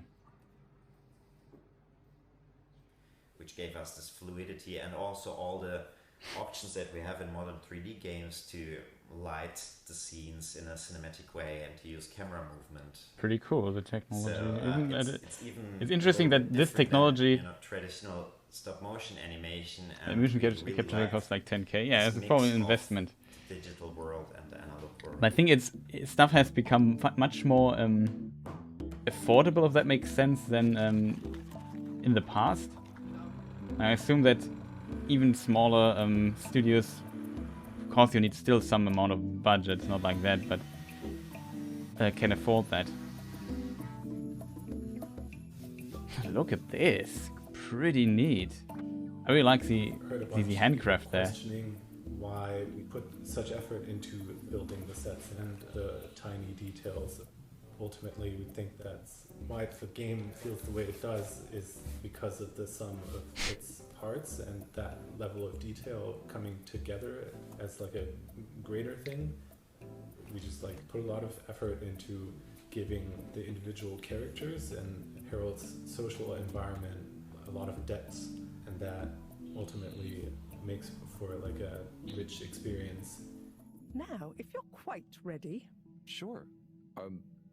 Ready for what? I made a breakthrough discovery at the Arboretum last night. You remember the last batch of bloomy rocks? Oh, the really small ones from the last intake? The ones with the strange shapes and the little holes and... The blue ones, yes. The motion, surface composition the gestures are pretty good. Clues about our immediate aquatic environs. I think they've picked up some influences from outer space as well. We create a relatable science fiction world instead of having a super distant sci-fi future where things are so different that it might as well be magic. It may have started with one man, but it took the hearts and minds of many more to make the dream a reality. That dream began at the height of the Cold War, when the world was on the very brink of annihilation. He conceived of an Ark-like spacefaring ship. After 200 years, we finally arrived at our destination, only to find that the promising, watery planet contained no habitable landmass and dense toxic gases in the atmosphere. The Cold War seemed like a good starting point for the backstory of our game, and it enabled us to have this kind of weird mix of being stuck in the 70s on one hand and not living through the things we all know in our present, but also thinking into the future, the 200 years after that, and creating this kind of alternative timeline where things evolved in a different way. It's just that the professor and I need some sea rocks, filter rocks from older times that have come from the filters, and I feel like you might have one? Okay, look and listen here, Longy Long Pants. I shut the store for a reason, you know? While we have this overarching storyline in our game with multiple story arcs, Harold is only one part of this bigger story, and we always kind of focus on Harold's personal interactions, relationships and friendships of Harold. Harold! Good timing. You can explain things to the Major, can't you? Harold, come here and explain things. So, Harry, how's life been treating you? Keeping fishy. What? Keeping busy. Okay. Harold. Is everything okay? And therefore really concentrated on providing a lot of depth in those characters for players to ultimately explore. Harold, won't you stay? The jog team won't be the same without you. Yeah, venga, Harold. You can't leave now, I just got here. Jog team, jog team, jog team. Go jog team. Come on, Harold. Keep up. Deep breaths, Harold. You're doing great. Guys, have you got any tips? Just keep on moving, Harold. You never know when you'll have to slow down. So keep going while you can.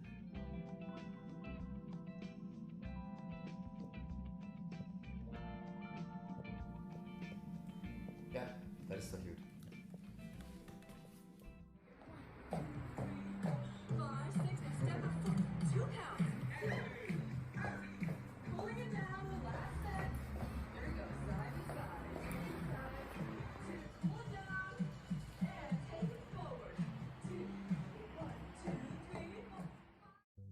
Imagine setting off across a vast desert on a rite of passage, with no one to share the long and lonely trip but your trusty hover bike. On your journey to the horizon, you will traverse a world of beauty and mystery, full of spectacular ruins, both ancient and futuristic. This is the joy of exploration, the thrill of discovery. And if you listen to the stories of the people and places you encounter, perhaps a chance to learn what you came here to understand. This is Sable.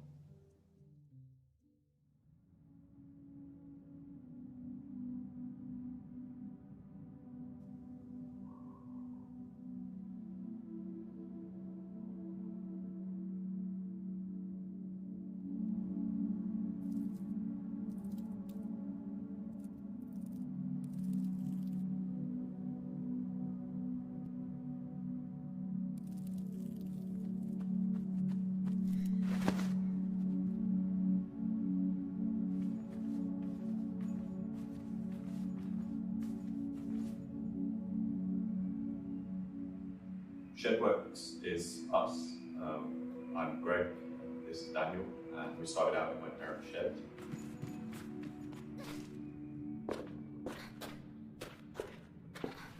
Sable is the main character. She's a young girl who's leaving her home for the first time.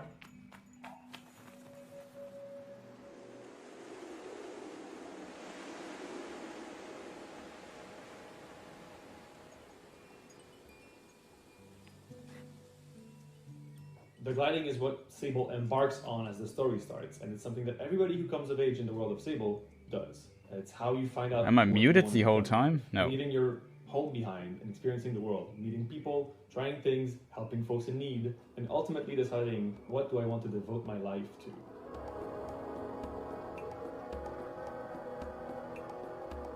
So much of the people here, the communities here, are defined by their vocation. You know, the desert that they live in is inhospitable, and so they've kind of had to come together and had to form groups around resources. And so Sable kind of goes from place to place, meeting different societies and cultures, built around... I think I just muted myself. Did you hear that I changed my headphones? Maybe. When was the last time I said something?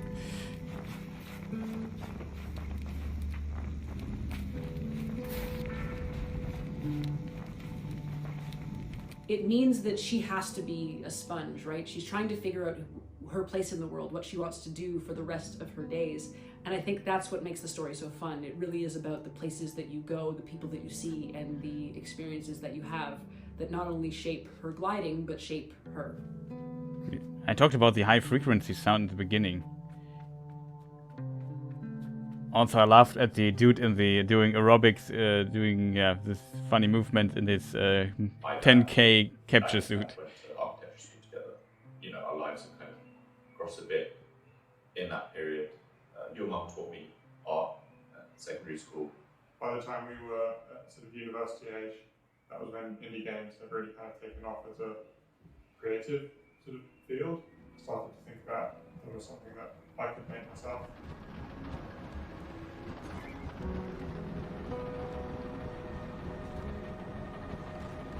That's curious. I studied architecture, Daniel studied comparative literature, but neither of us had any experience making games before we started making games. There's no microphone close to him. It's always a problem if you record sound. I went to the pub one time and had a chat. It's really hard to understand then. Because we had none of these industry direct connections to skills or experience, we thought we'd start our own internship, do our own internship in the shed. The initial thought was just, let's get some experience under our belt and see where we go from there. Somehow 6 years or so later, we're here now, still going. Yeah.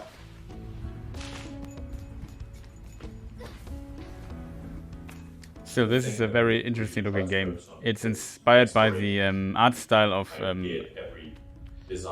a French artist called Möbius. We talked about this in the past stream.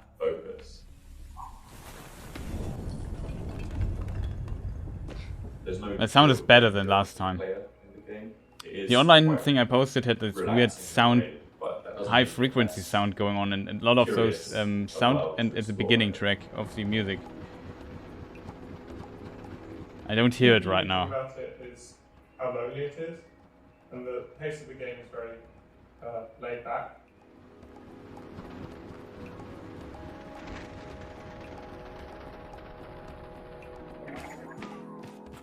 It was the first game that we designed that was really geared around our skills as well, our backgrounds. We wanted to do something narrative focused, we had a background in comparative literature, we wanted something architecturally focused, and my background in architecture helped with that. So I think that it's come from us in that way, makes it quite unique.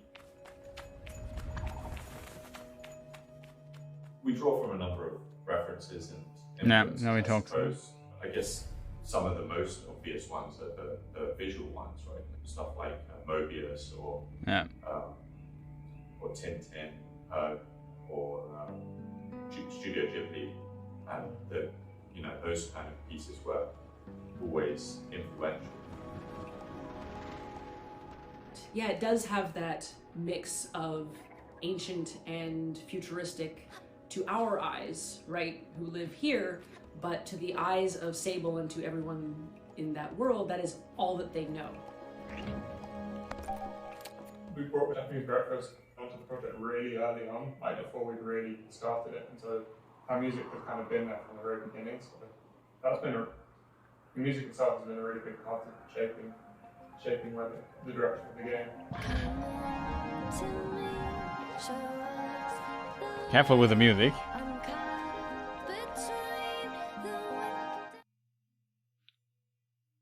No music. Could be copyrighted. Don't want to get claimed too much. Nope, still singing.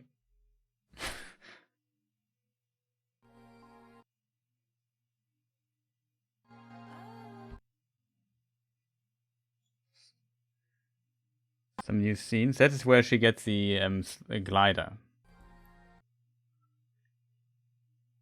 Here in these scenes, the outlines seem a lot more stable for this art style. But yeah, I'm looking forward to this game. Stop singing already. Glider, written and performed by Japanese Breakfast. Yeah, pretty cool The track. Gothic fairy tale Lost in Random, the world is divided into 6 shadowy realms, where every citizen's fate is determined by the roll of a cursed die. It's You play as too... Even, a young girl who's set out on a quest to save her beloved sister, Odd. And with the help of your companion, a magical living die named Dicey, you'll find yourself battling your way through a dark wonderland, and if you want to win the game, you'll have to embrace the chaos. We will find out. Tip the odds in your favor. From the Odd and Even minds of Zoink Games, here is Lost in Random. Lost and Random. That's a cool art style.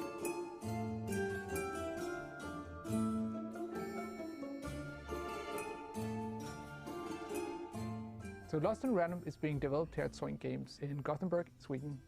We're about 80 developers with a few different projects. That's a huge studio Lost already. in Random is definitely our biggest and most ambitious project ever. We're known for doing quite narrative-driven games. We really want to make games that speak to people and touch people and make people think. Lost in Random is a 3D action-adventure game set in the gorgeous Gothic fairy tale world of Random. And it tells the tale of Even, a young girl who befriends Dicey, a living dice with incredible powers. Even goes on this journey to rescue her sister from the clutches of the Mad Queen, who's obsessed with board games. And so the Queen decreed that any child who had turned the age Like of the Art 12 of the would Queen. be given the grand honor of rolling her one true dice to show them their place in the world of random. For random is fair, random prevails, and random rules. Random rules. Even she's this naive young kid who's just, for the first time, going out into the world to find out who she is. It's really a story about the randomness of life and conquering the fear of it.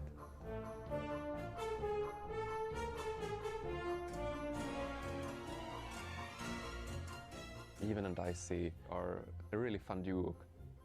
Even is this quick to anger, but she's not one to hold grudges, but she can easily get into a fight. And Dicey's there to hold her back.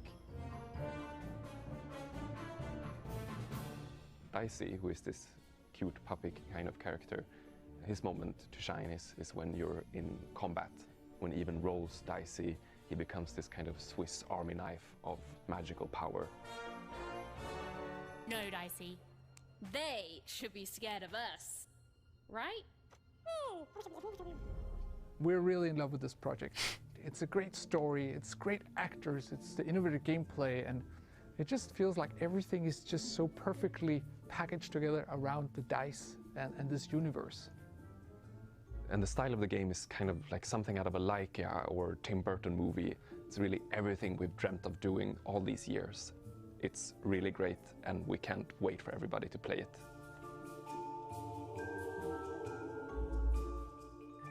Lost in Random. Interesting title. Before we move on, I want to find out if I was muted though.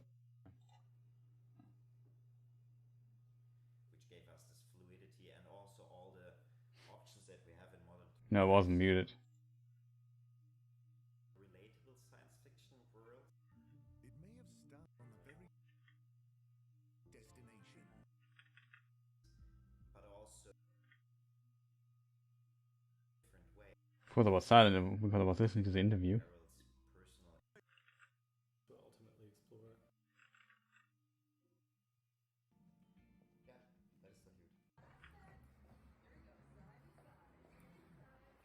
huge.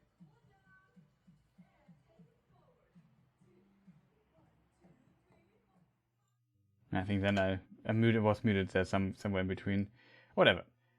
I wasn't muted the whole time. That's what was my biggest concern there.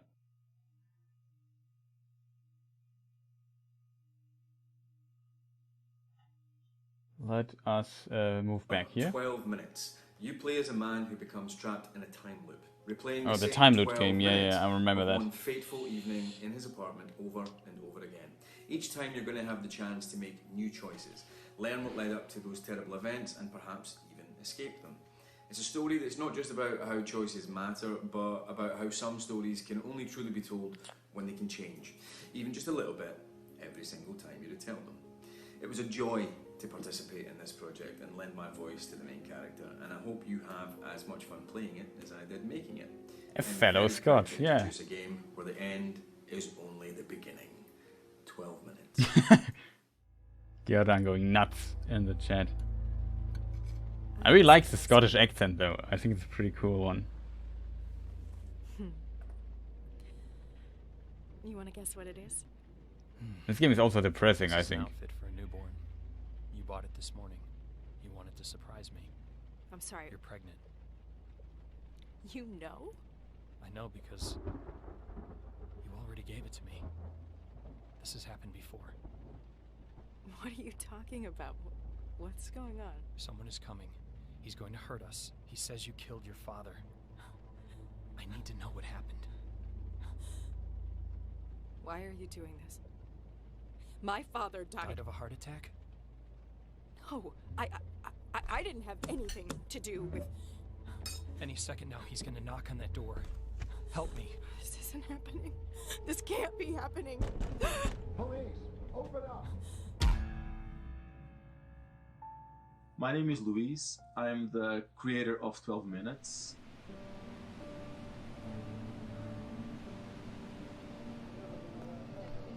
I grew up watching a lot of film. They always captivated me, and I tried to understand what were they doing. The pacing, the colors, the lighting, the composition, in order to create these emotions in me. What are the tools we have as game designers that allow us to do similar things? I think the biggest challenge is that usually when we think about narrative, we think about a linear progression. And in an interactive game, at least in 12 minutes, that information can come at any moment depending on what you've done. What's the occasion? I'll tell you over dessert. All right, I'm ready to get wowed by this dessert. Just give me 1 second. You know, I'm fascinated by the idea of if you knew what's going to happen, what would you do differently? Oh, the idea is pretty cool. 12 minutes is an I've seen this multiple times already. Man trapped in a time loop. You come home from work, you're having an evening with your wife, then this cop shows up, he accuses your wife of murder. Hands behind your back, let's go. You try to stop him, you get beat up. Somebody help! Only to wake up back to the start of the evening. And then you have to use the knowledge of what you know it's going to happen to try to change the outcome and break the loop. Look, I know this sounds weird, but the day's repeating itself. What do you mean, repeating itself? I'm living the same chunk of time over and over again. Uh-huh. The reason the game sticks to a bird's eye view is because it allows you to very easily interact with the environment. Most video games, you have a third-person camera or a first-person camera, and I wanted to create something that is very accessible. So by doing a bird's eye view, you have like a floor plan of the apartment that you just click where to move. There was also the challenge of having the voices convey the emotions without seeing the faces. If someone is really stressed out, you won't have any facial expressions, so you have to feel the stress in the throat. Particularly because you don't see our faces in it, you really are projecting whatever you're feeling onto the character. There's no facial expressions that are instructing you. Where you go in the game will, I think, depend on you as an individual. I just need some time to myself. Come on, babe, please, stop it.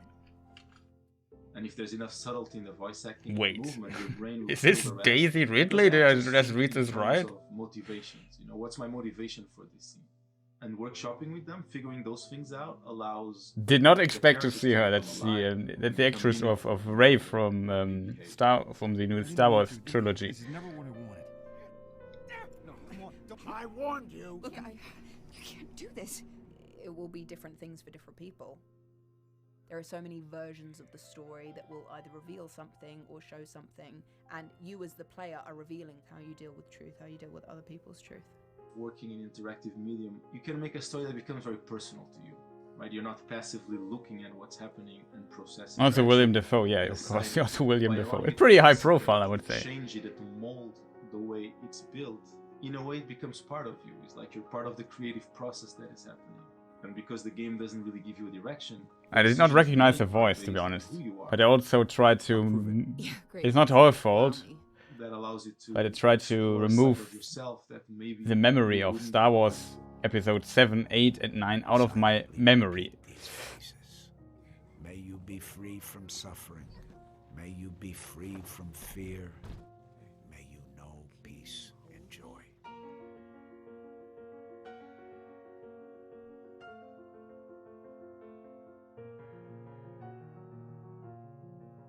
About a man trapped in a time loop.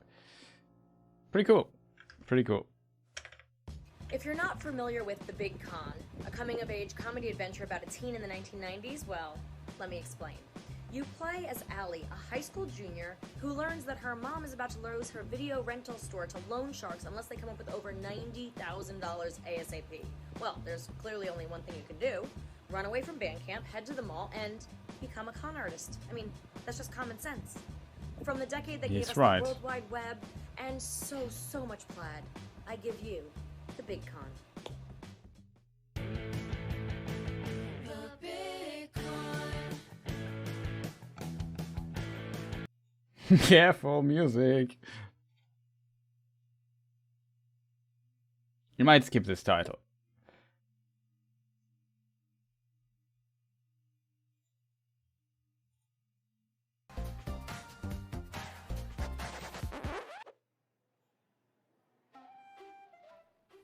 Laugh, it goes in the game. That was our rule. Like, we really want you to explore and find stuff.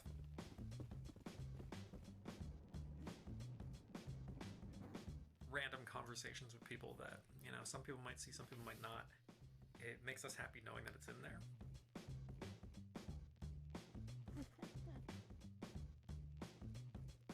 The art style is kind of interesting. It, I think, really builds on the feeling of like building your own adventure.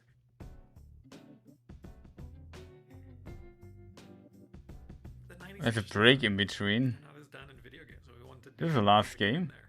The 90s are a time when you don't have cell phones, you don't have the internet, you don't have the ability to look this stuff up if you need to, and it makes it a little bit more believable that you can be a traveling con artist, which I think is part of the charm. And so, you know, with the 90s means that we also get to do this ripping, colorful palette that Saffron put together. I watched a lot of cartoons growing up. Hey Arnold, Doug, and The Simpsons. Yeah, I definitely get a vibe of those. For this cartoon 90s aesthetic, bright contrasting colors, exaggerated features, and like fun geometric patterns. So Allie is a very does what she wants character. She wears her cap backwards. That to me was always the signature look of the cool leader type character that you'd see in a lot of cartoons. You know, she has the ripped jeans, the baggy t-shirt, and she also wears her plaid shirt wrapped around her waist, which is, you know, a very, I think, 90s style. Good old 90s. Burblos to music or grunge or, you know, what movies were popular. And like, it just, we don't want to beat you over the head with nostalgia, but we want to bring you there. We want you to be on this journey with us. The Big Con is the 90s crime adventure you've been waiting for. What do you think, Rad Ghost? Okay. I just want to finish off by saying thank you so much for the opportunity to be a part of this, and to be, you know, in the presence of such incredible games, and really just incredible international talent. It means a lot to a pretty stoked team from Toronto. So we hope to see you there, and we may try to steal the award anyways.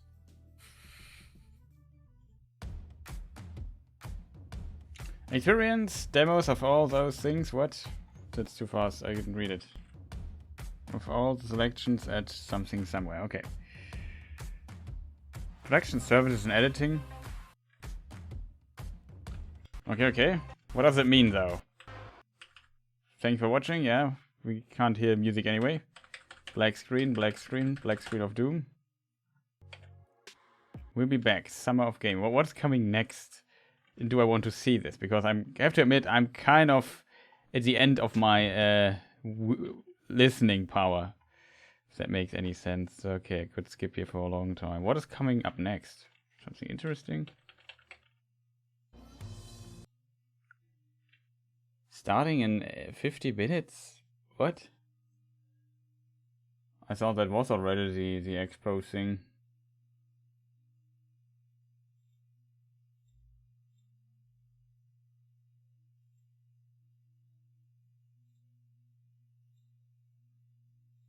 I got scooped, I think. What did we just watch then? It was well done. That was the Tribeca game spotlights. Oh. Well.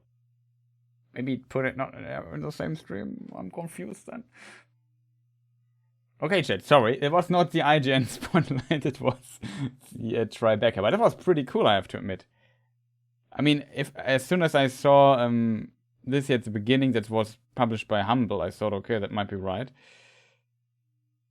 Still good. Yeah, it was pretty good, I have to say. It was not bad at all. Okay, let's skip fast through it because I'm simply too tired. Like, I want to do something more active than just sitting here and listening for 3 hours straight. We have to do this tomorrow anyway, so...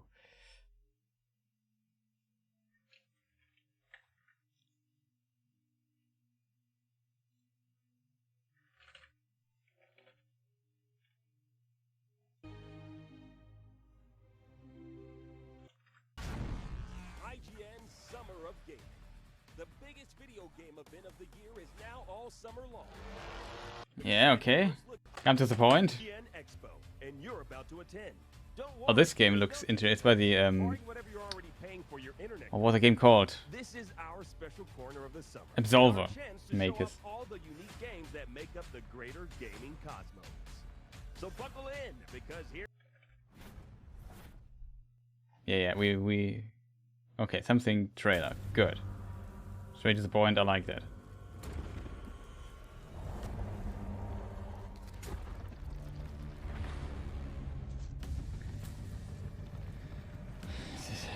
What game could this be?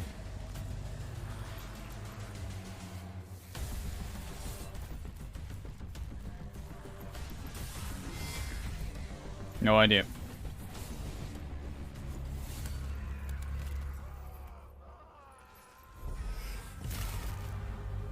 He transformed his weapon? Oh, it's Mortal Shell.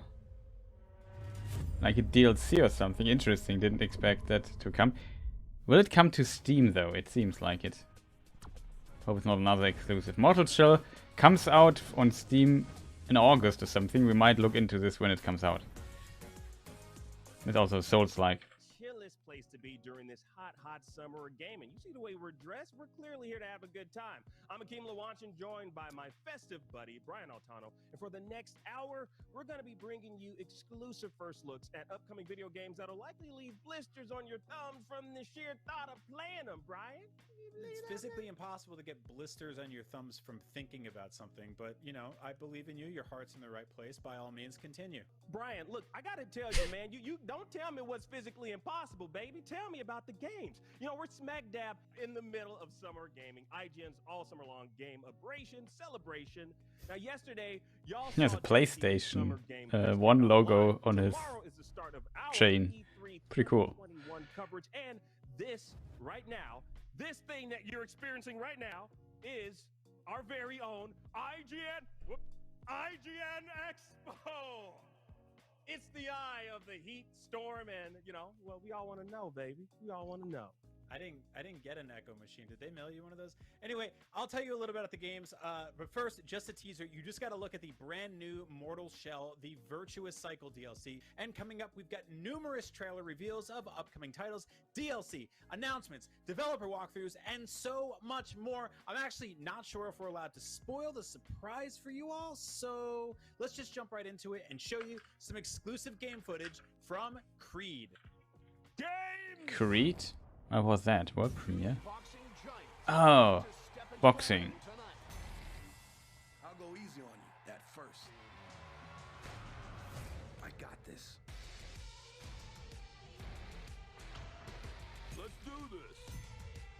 It's Rocky Balboa. And Apollo Creed.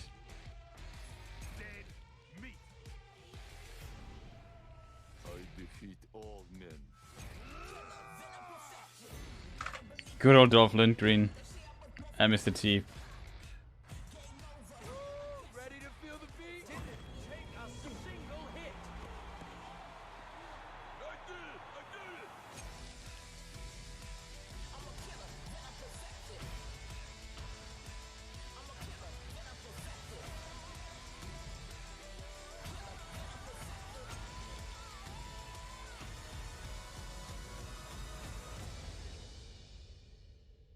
And my video gets claimed here, by the way. Exclusive for what? Maybe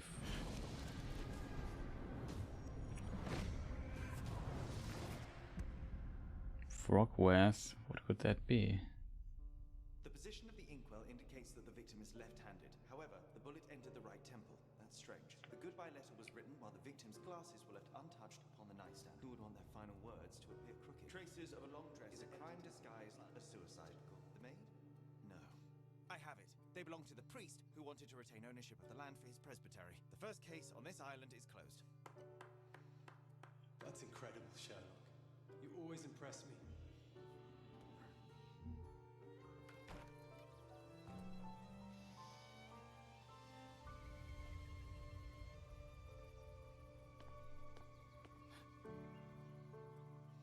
Well, did you really think that you could come to this island without getting a little dirty? That investigation was easy, but this personal mission that brought you here, you know it's nothing but pain and madness. I know it's not so far from what's already in your mind.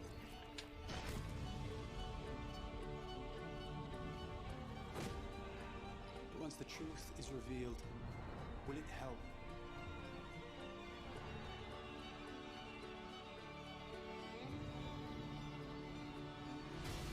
Watch your step, Sherlock. This quest might soil more than your The shoes. Sherlock Holmes game.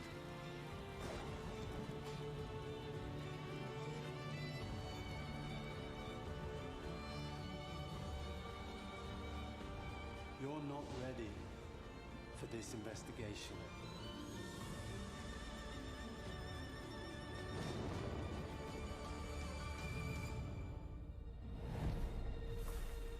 Sherlock Holmes, Chapter 1. Swords, Girlan. Epic, Steam, good. Unreal Engine.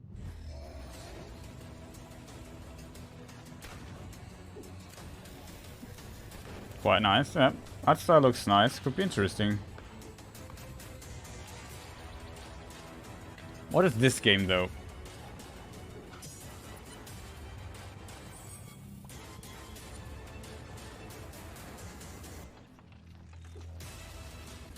Yeah, that's true. What could the gameplay be like? Is this a voxel game? A voxel zombie game, maybe.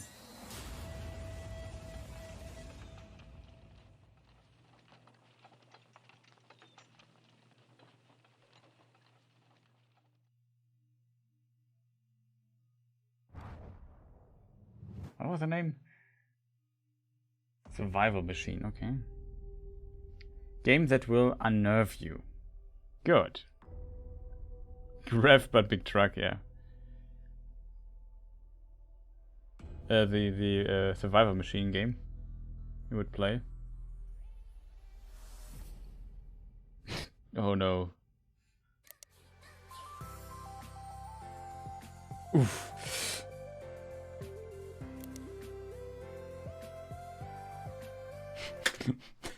Next. This game's not suitable for children or those easily disturbed. Yeah. Doki Doki Literature Club. Man, I gotta tell y'all what a block of awesome that was. I'm so excited for Doki Doki Literature Club Plus, especially as a man living in the middle of a pandemic. You know, I wouldn't mind having manga in my room. It's very good. I heard that too. I'm not alone. Actually, I am alone, which is why I want to. And we all know Doki Doki Literature Club. I heard of it. But I am excited for that one. What about you, Brian? It kind of scares me. Well, that Sherlock Holmes game looks pretty cool, and also as a man and living in the post-pandemic, I'd sure love to have a platonic business relationship. Next, like I said, oh, this is the Tiny Tina thing. Ashley Birch speaks to her. We already have seen the gameplay, so yeah. Adventure in a brand new world in the mind of Tiny Tina. Like I said, I will skip a bit through it.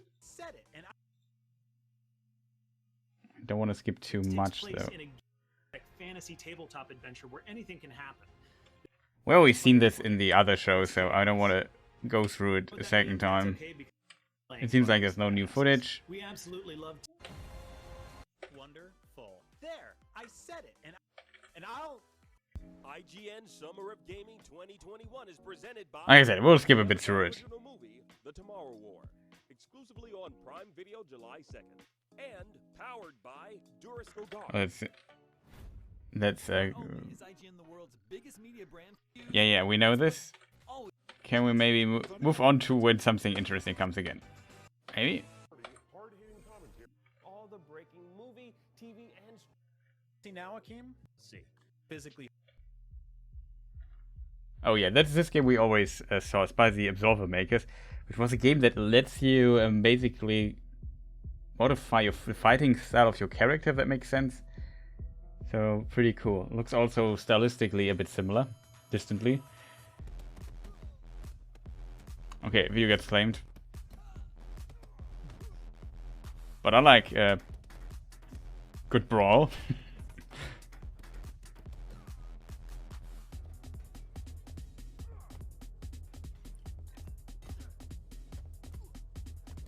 How many times will the video get claimed? The last one was 4. I know. But this sounds like a claim. Look at her. Bam. Sifu. Pretty cool.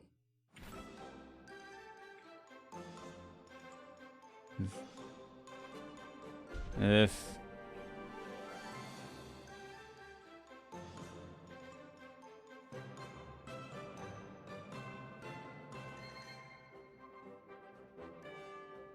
Okay, I want to know if this is Lego or a product that is in competition with Lego.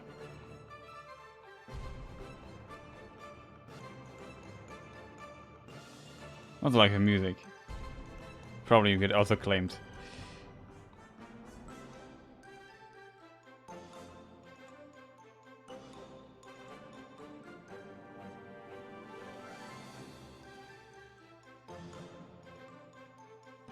Oh, that's a very cool idea.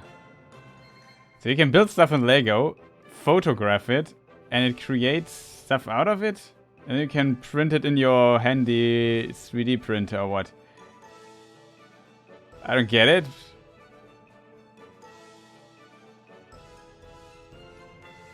Oh, it's a process of doing something with. I don't get it.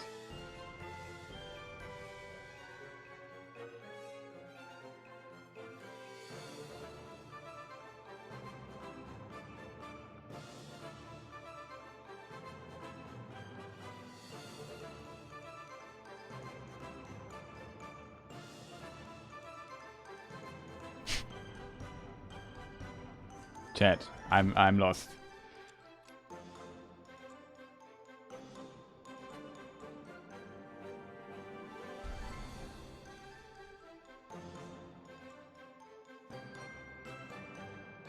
Wild West Dynasty. It's a game. I don't get it though.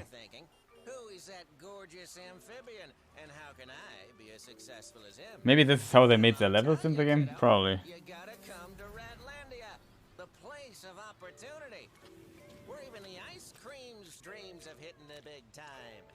You see these guys? They've got that go-getting attitude, making it happen in the streets.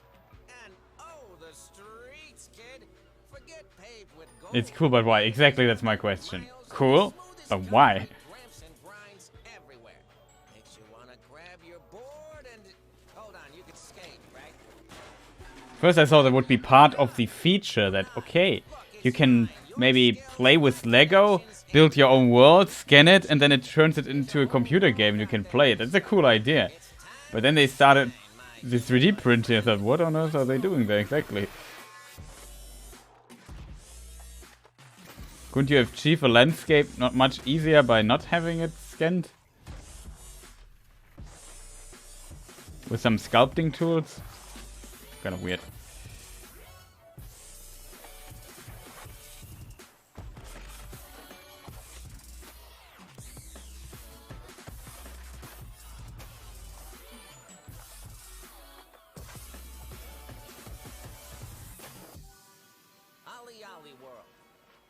Trip. They're even using the world painter software, yeah. I get it. Okay. Skateboard game, cool art style. Tentacles in the tower. Curious what's coming next. Aha. Saber. Hey, sister. You're hearing my voice because we have reached a crossroads in this war.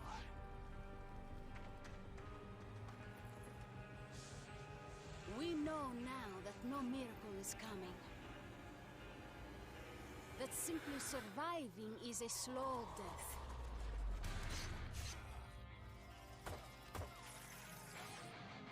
That we will not win by holding Unpleasant. our ground.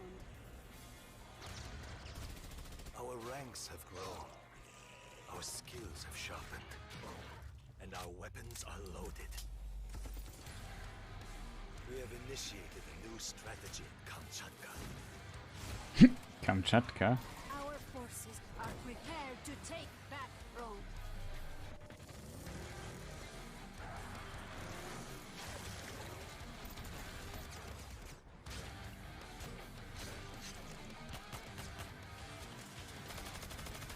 We will not hide.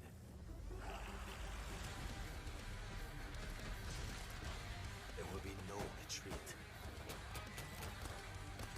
Today we claw back from the brink. Today we make a stand. Okay, I did not expect World War Z here at Aftermath. Welcome back to IGN Expo. Did my quality reduce? Just got a sneak peek of Seafood Doesn't look and World War Z Aftermath, among others. Now, I can ramble all day like about it. how great those reveals were, but you know, why ramble when we got Bramble? Now, this upcoming game from Dimfrost Studio promises to take you deep within the dark and mysterious world of folklore. Let's take a look at Bramble the Mountain King. What? The Mountain King? Blood, gore, and intense violence.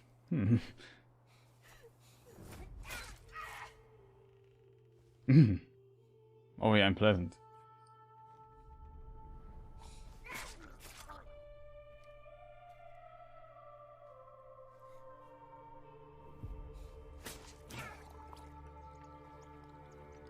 Can you please stop stabbing that person? That's just rude.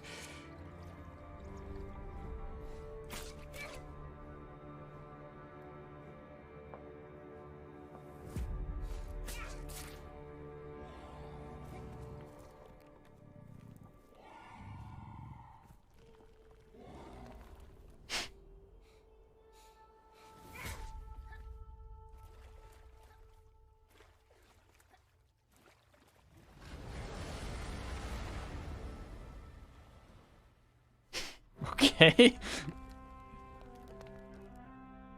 Bramble the Mountain King. Sounds like an absolutely fun game.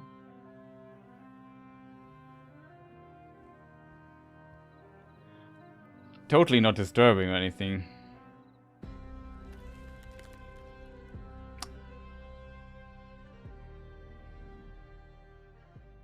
Dim Frost. I gotta say, Brian, Brambo, that was something. I'm all in on this one. You can definitely have it. Okay, we just skip ahead a bit because I want to move on. Another skateboarding game with birds. How's the general chat feeling on skateboard games? I know that they are quite popular somewhere. It's kind of the idea having a bird that can flap a bit, and so you can maybe alter your trajectory and stuff like this. Might be fun. The idea is this should be probably popular here. The Mountain King or skateboard? No, just kidding.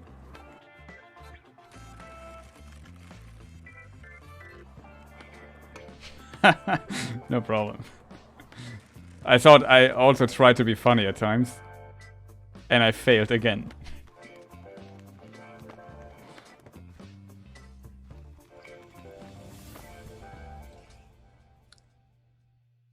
That was a skate series and Tony Hawk's Pro Skate. Okay, so wow, what? Now it only took about 6 game announcements. Developer gaming is powered by Duracell Optimum. Duracell. No. Not only is IGN the world, I don't care about IGN right now. I appreciate that they have a show and so stuff. lifting it up in the I know she works for IGN, I think. I've seen her somewhere in a video. Okay, new game. Exclusive, okay. Love the Tony Hawk game. I only played a bit of Cool Borders games, which is snowboarding and not skateboarding, on PlayStation 1. I think I never touched another snowboarding or skating game ever since, so I'm not huge into that. Sorry. But weren't there a new skate game coming out recently? Or something like this? Also Tony Hawk, you think? There were several skate games coming out. I'm not sure if they were any good though, because like I said, I'm not into the genre of skating games. But it's great to see that people who are into skating games get some new games, right?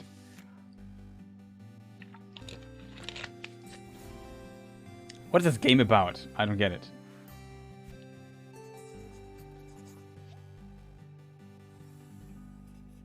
Unpacking. Okay, that's a game for people like unpacking a lot. Hi, and welcome to a very quick 2 Point Campus. Oh, we see this. This is the 2 Point is the people who once made Theme Hospital. And this is now a campus. We already saw this in another stream though, so I would tend to skip it, even though we didn't see how the gameplay looks. So let's look a bit into it. In this one, you'll be teaching your students herald. But if you want to see it, post it in chat and then we just run it. I don't care too much, but else I will maybe skip a bit through it. Here we're building the training area for our prospective knights. We watched a ton of live streams of 2 Point Hospital, saw what people were vibing with, and we've added a ton of new creative tools for campus that will let you build Yeah, exactly. It's similar to Theme Hospital, just with a different idea spin setting, you could call it. Funnily enough, I played Theme Hospital on the PlayStation 1. I don't know why. I had a PC at that time. But for whatever reason, I think if I got it from... No, I think I borrowed it from a video thing store where I could borrow games. If you sign up on our website at 2 Point Videothek in German. you can get yourself a free in-game item when the game launches. Lovely. Remember when those things, borrowing games was a thing? I guess could be interesting for people who are into these sim games. I have to say I don't care too much about the setting. I felt like the Theme Hospital setting was kind of fun. It was somewhat realistic. Oh, Street Fighter. Now I got my attention. Oh, it's the arcade of Street Fighter. I like that sound.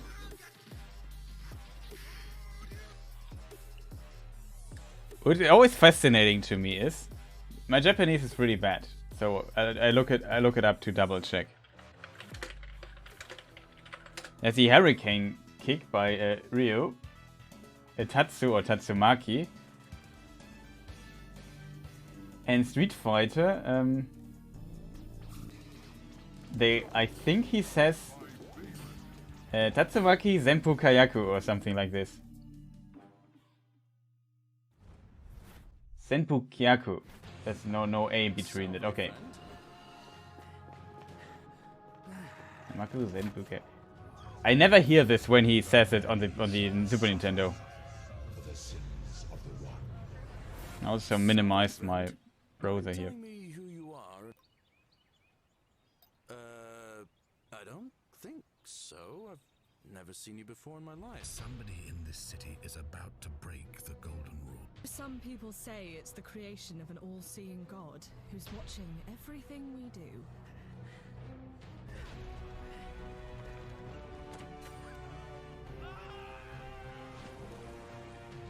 Are you with me? Can I count on you to figure out who's about to break the golden rule? Okay. How is it that you've just arrived here and you already know everyone and exactly what's about to happen to them? I guess you watched the trailer. Salve, friend.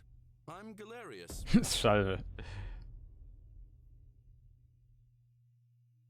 The Forgotten City. Interesting. Didn't catch my attention too much, but probably funny.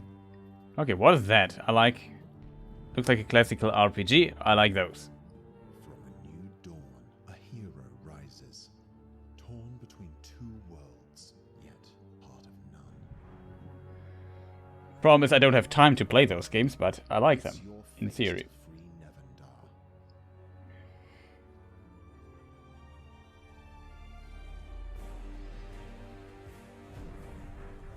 Turn-based. Disciples' Liberation brings tactical turn-based battles into a dark fantasy. I like turn-based too. Find your place in a world of endless raging war between the four factions. 80 hours of gameplay. Well. Use your legacy. So I need 160. You have to keep this in mind too. And form a powerful army.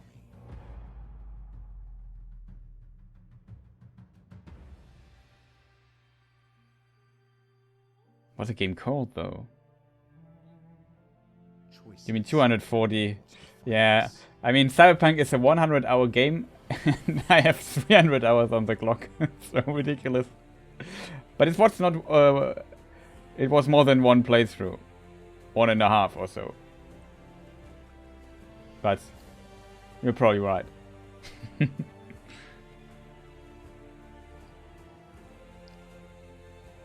Stargate.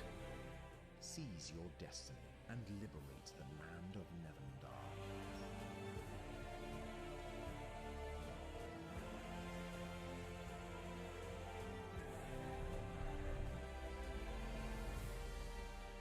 Yeah. Disciples Liberation. I like that. It's on Steam. It has PC. Calypso Media game. Oh. They also published and before that was the Forgotten City and also Unpacking.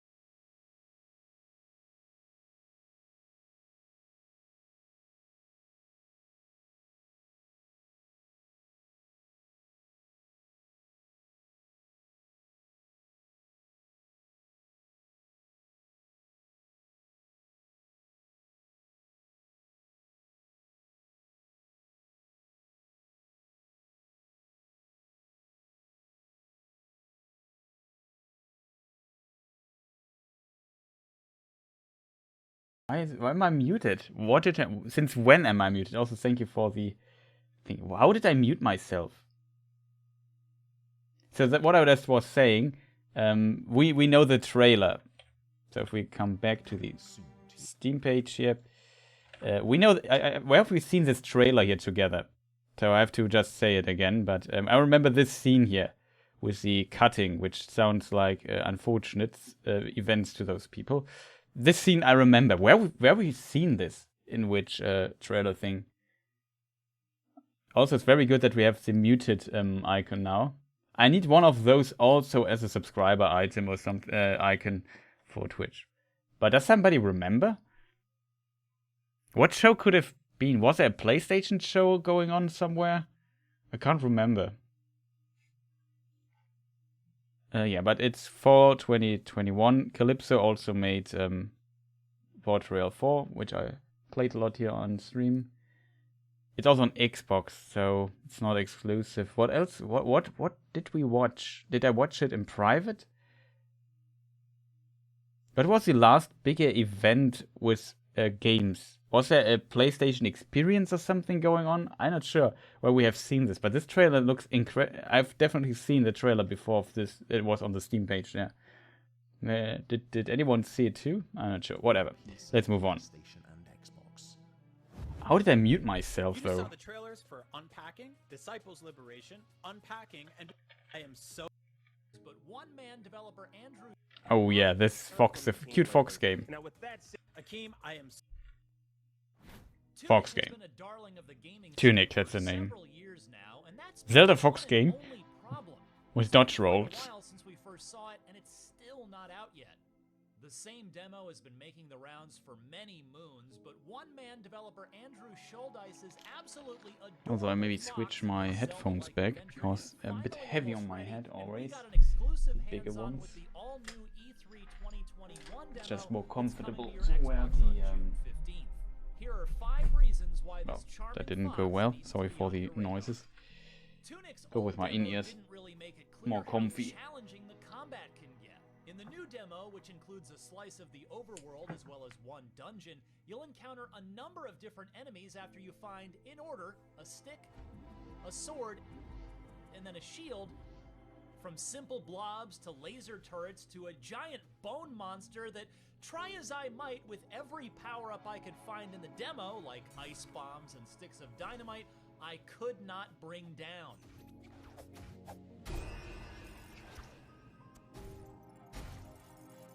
I presume I'll be more powerful later on in the full game to come back and conquer it, but the demo makes it clear that there are going to be places that you probably shouldn't go yet, no matter how tempted you are to get through the doors the toughest creatures are guarding. Speaking of which, who the heck is this fox? What is going on in this world? Yeah, who's Mr. Fox? What does the in-game language mean, and will I ever be able to translate it? And why are there help screens in the world modeled after old-school video game instruction manuals and strategy pretty cute, guides? though. I love the added sense of mystery and intrigue that Tunic brings that it absolutely doesn't need to. The gameplay would be just as fun and the presentation just as compelling without them, but they're there, and they Asta's pretty great of this. uncover the answers to those questions. Could be a cool little game. I think it's also developed by one person, he said. Wow. Like any good Zelda-style game, there are secrets hiding all over the place if you look carefully enough. Schuldeis very politely requested that I not spoil any of them for you before you have a chance to play the demo for yourself, so I'll just say this. Put yourself in a Zelda mindset, and you'll probably have some good ideas of where to look. Schuldeis told me that there are 6 secret items hidden in the demo, which means there are certainly plenty more to discover in the full game as well. On this note, the new demo makes it pretty clear that you will not be completing Tunic in just one sitting.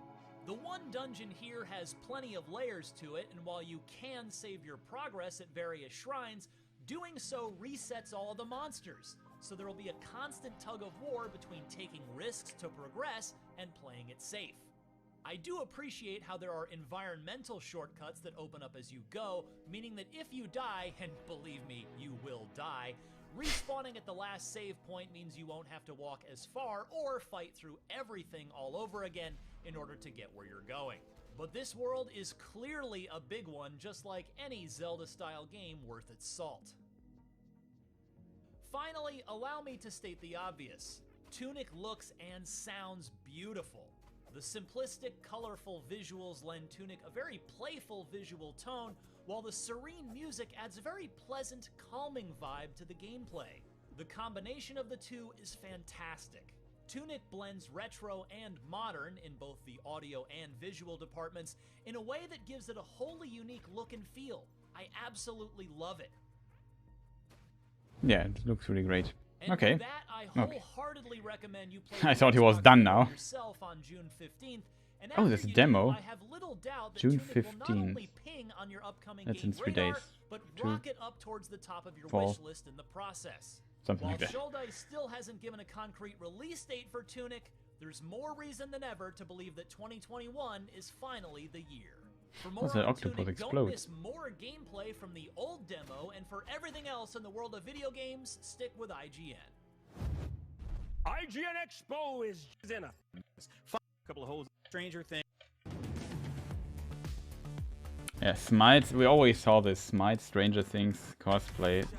Very unusual. That sounds like copyright claim. Nope.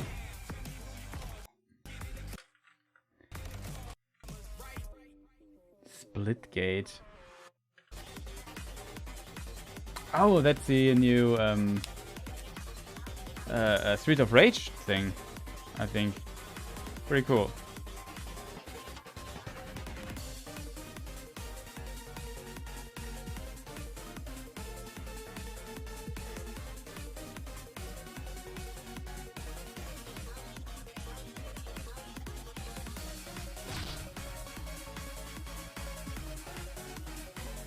Mr. Nightmare, yeah, that was the DLC add-on, whatever it was. World premiere, okay. Like the art style already. Cute little pixel art style, always works with me. And you see the lightning. So I really like that when games do this. Like, it's like there's dynamic light in this. It probably is. And one dude was called Sven.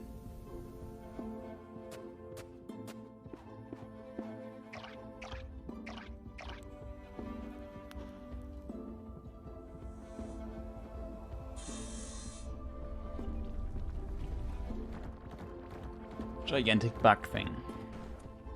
And it has a multiplayer co-op thing. Nice. Core Keeper. Have we had that before? Probably not. Exclusive. That is a potion crafter or whatever it's called, right? I want to play the when the Steam demos came out half a year ago. I wanted to play that too, but hadn't the time. Maybe I'm wrong though.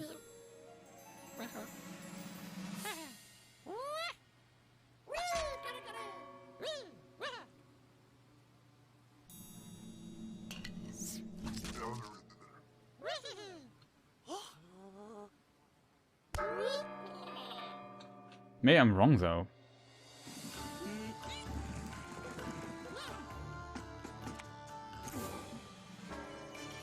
No, it's then missing. Oh, that's by Dedelic. It's also I think they're in Hamburg too, in Germany. German, one of the bigger German developers and publishers. Interestingly, even though it's also probably not that big. What is that?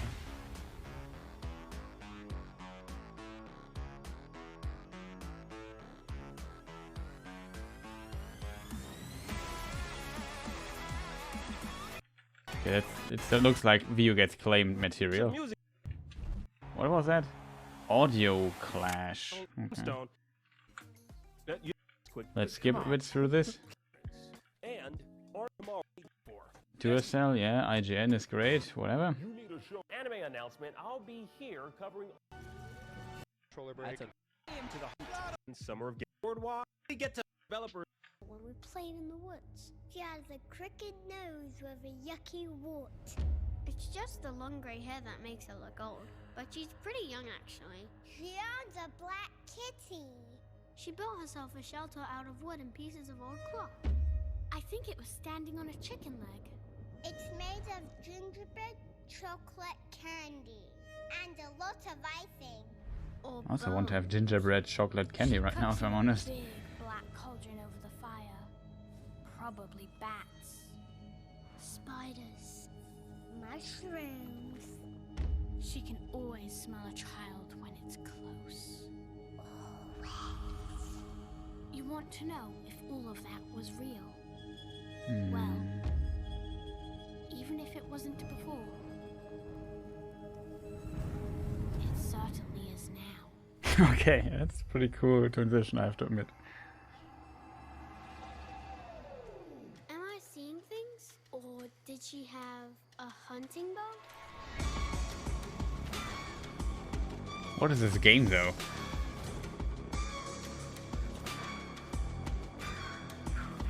Interesting aesthetic, though.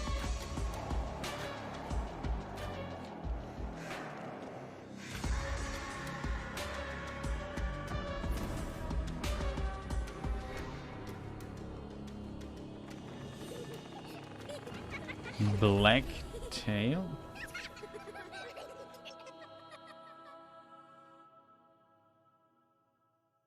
Steam. Not bad. Exclusive. Switch. Serenity Forge. White Rabbit.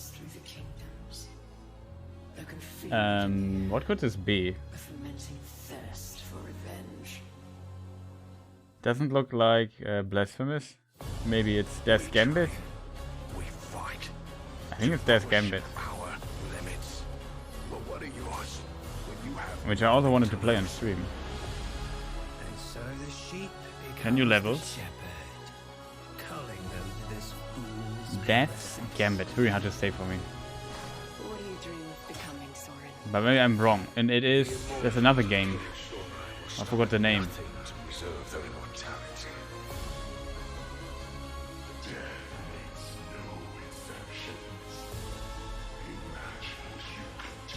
What was the other game's name?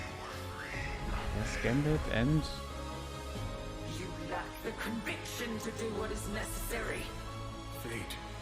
I'm way off for the night. Was fun. Thank you for staying so long. Was fun with you too. Sleep well, man. See you next time.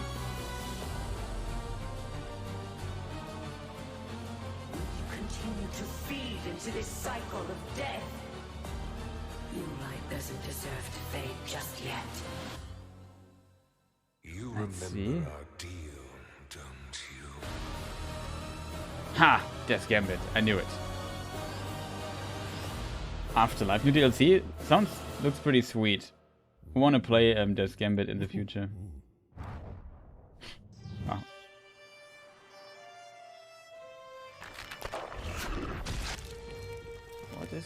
What just happened there? Did he get shot? He got shot. Tiny build. Oh. Is this no, it's not.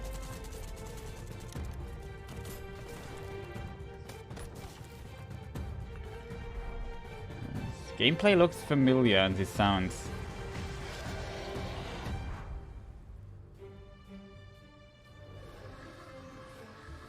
Oh, look at this. Is it maybe inspired by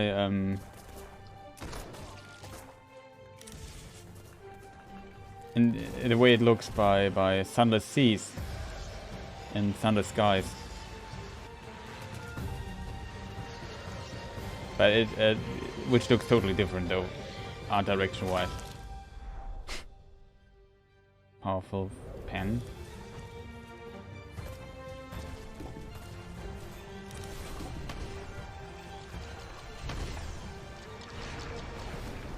I don't know, I like it. Looks interesting.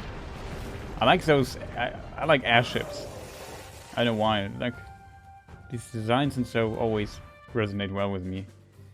Craft and customize.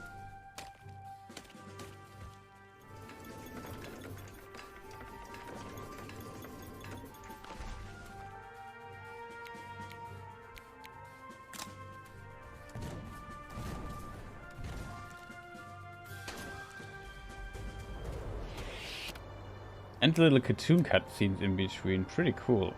Like the aesthetic too. Oh. Gigantic bug thing.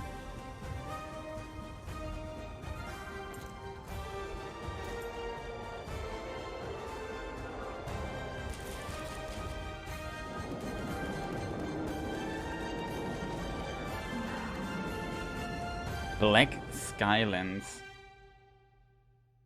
Coming early access, so it's a Steam title.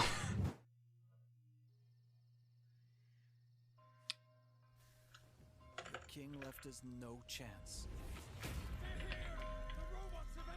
They were too many, too strong, and made of steel. The fighting was too one-sided. We were Okay, wish listed. The machines wouldn't even let me flee. Paris burns and is lost, short of a miracle. What's this game though?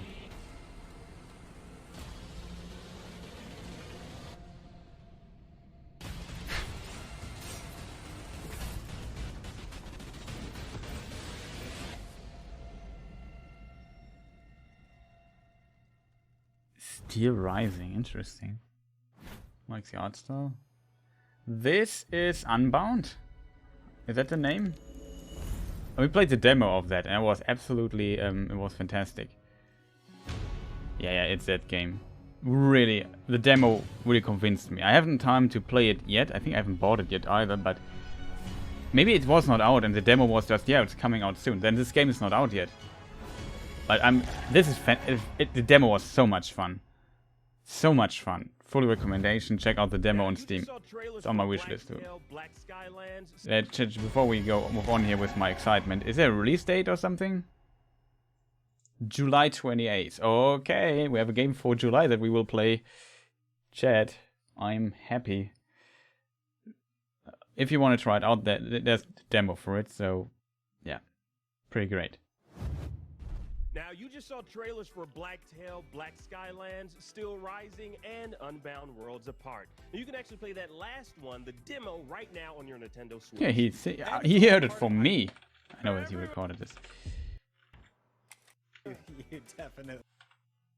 What was there on the recording tape? Sub sound? Okay.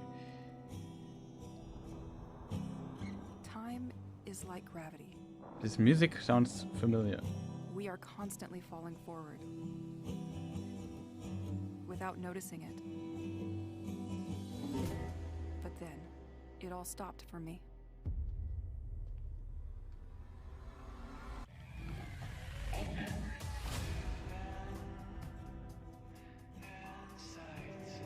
Dear Journal, it's been a while. I think. Where do I know the song? I'm not sure why I'm talking to you when I am clearly the only Deadly one Premonition or something? I guess to keep some sanity. Well, you are. Or is it from some of the If you are starting to lose it, please don't. What is the name of those Way games? We can get back. I'm counting on you.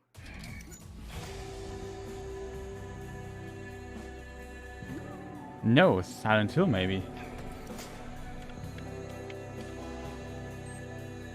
I know what game it is, but it sounds so familiar. Broken Pieces. Interesting. Not heard of that one.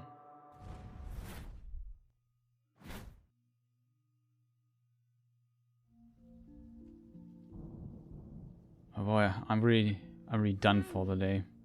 Creepy naked puppet. Martha's not here. So could I hear the story of the White Lady again? But you always find that story scary. Yes, Nanny. Have a good man. You also off Orange Winter? Hurt me. Oh. Then have a good one too. There was once a couple madly in love who would often stroll by a lake. But one day, in a fit of Or was it just to Kirdan? the man drowned the young woman. Oh no, don't drown the young woman. Man. How can love also be so bad? This is something you will learn man confessed. So he was hanged in the middle of the very same lake where he had killed his beloved. They searched everywhere, but the girl's body was never found. Since then, the spirit of the girl, known as the White Lady, wanders restlessly in search of relief from her eternal suffering.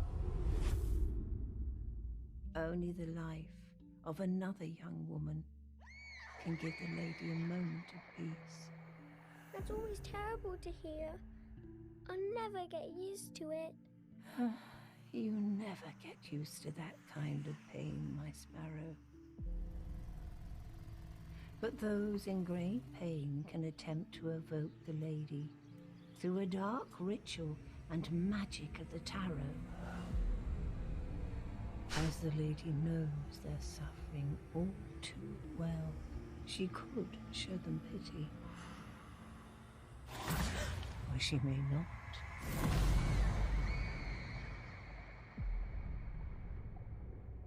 Martha is dead? Okay. Sounds like a fun game.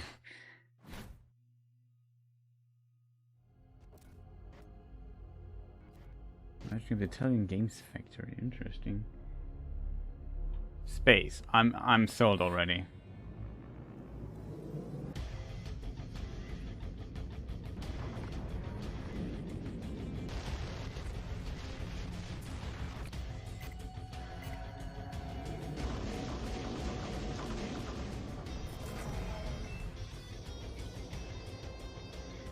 I like the art style. I don't know what it is. It has something to it.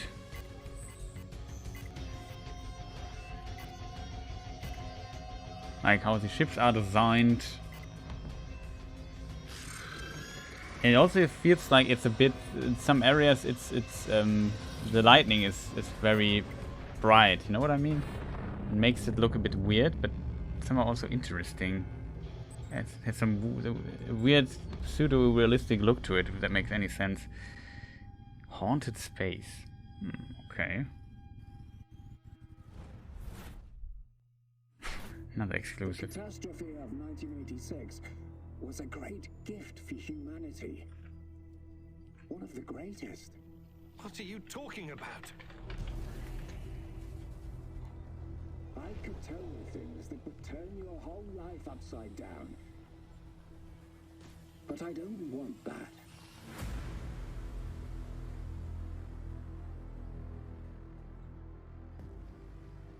I can't have you falling apart.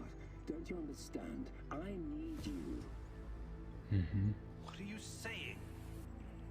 I need you here. You're going to help me save her. Oh boy. Igor. Just look at the clock. Watching trailers for 4 hours now. Chernobylite opened a door to something that will change the history of mankind forever. Forever. I'm really hungry and a bit tired, I have to admit. We can be together, Igor, but you have to learn the truth. I will end the stream soon when this is done. To find me. And then tomorrow something, we look what's coming up tomorrow then.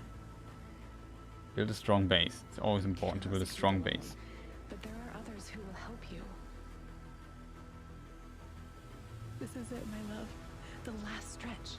You've been through so much for me. Make sure you're ready, because it will take everything you have. Your wits, your strength, your plan, your companion's loyalty, everything. Good luck, my love. It's kind of interesting, I have to admit.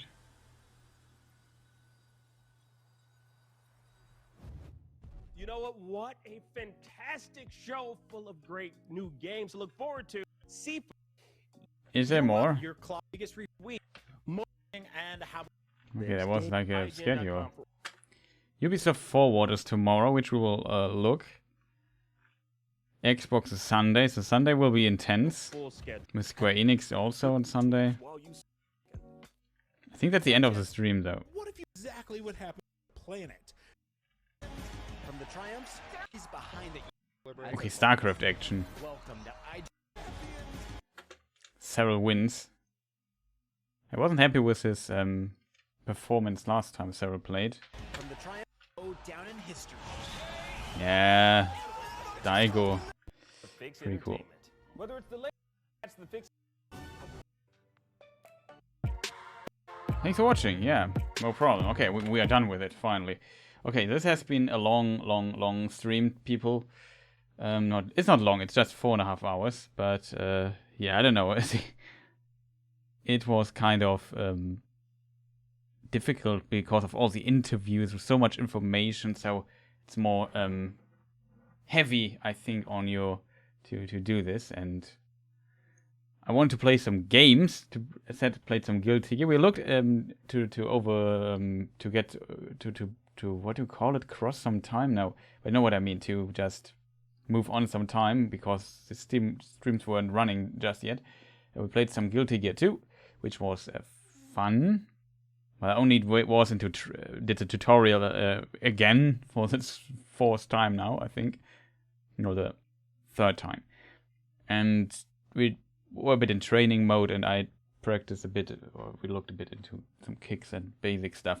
But yeah. I hope you enjoyed this. I was thinking about saying, okay, I just take a break, eat something really quick. I'm back in 10 minutes or so, or 15, and then we'll play Guilty Gear. But I feel really tired and a bit exhausted. Also destroyed from yesterday, where I got like a relatively late call from a fellow streamer, and he asked me if I want to be on his podcast. That was for me like 3 in the morning, and I was on that podcast show live stream thing that he did. As a result, I'm a bit destroyed today, a bit tired, so I'm sorry for maybe being a bit low on energy here at the end.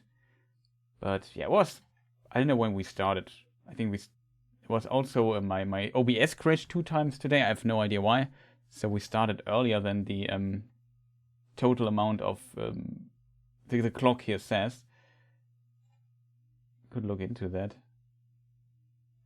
No, it's just the first 70 minutes were like waiting for the show to start, so it's not that big. Yeah, it's not 5 hours yet, but I guess it was pretty decent. So speaking of what is coming up tomorrow, we have this fantastic list here. So we today watched the Koch Media thing, the IGN Expo, and the other thing that was in between, which is not listed here. The what was it called?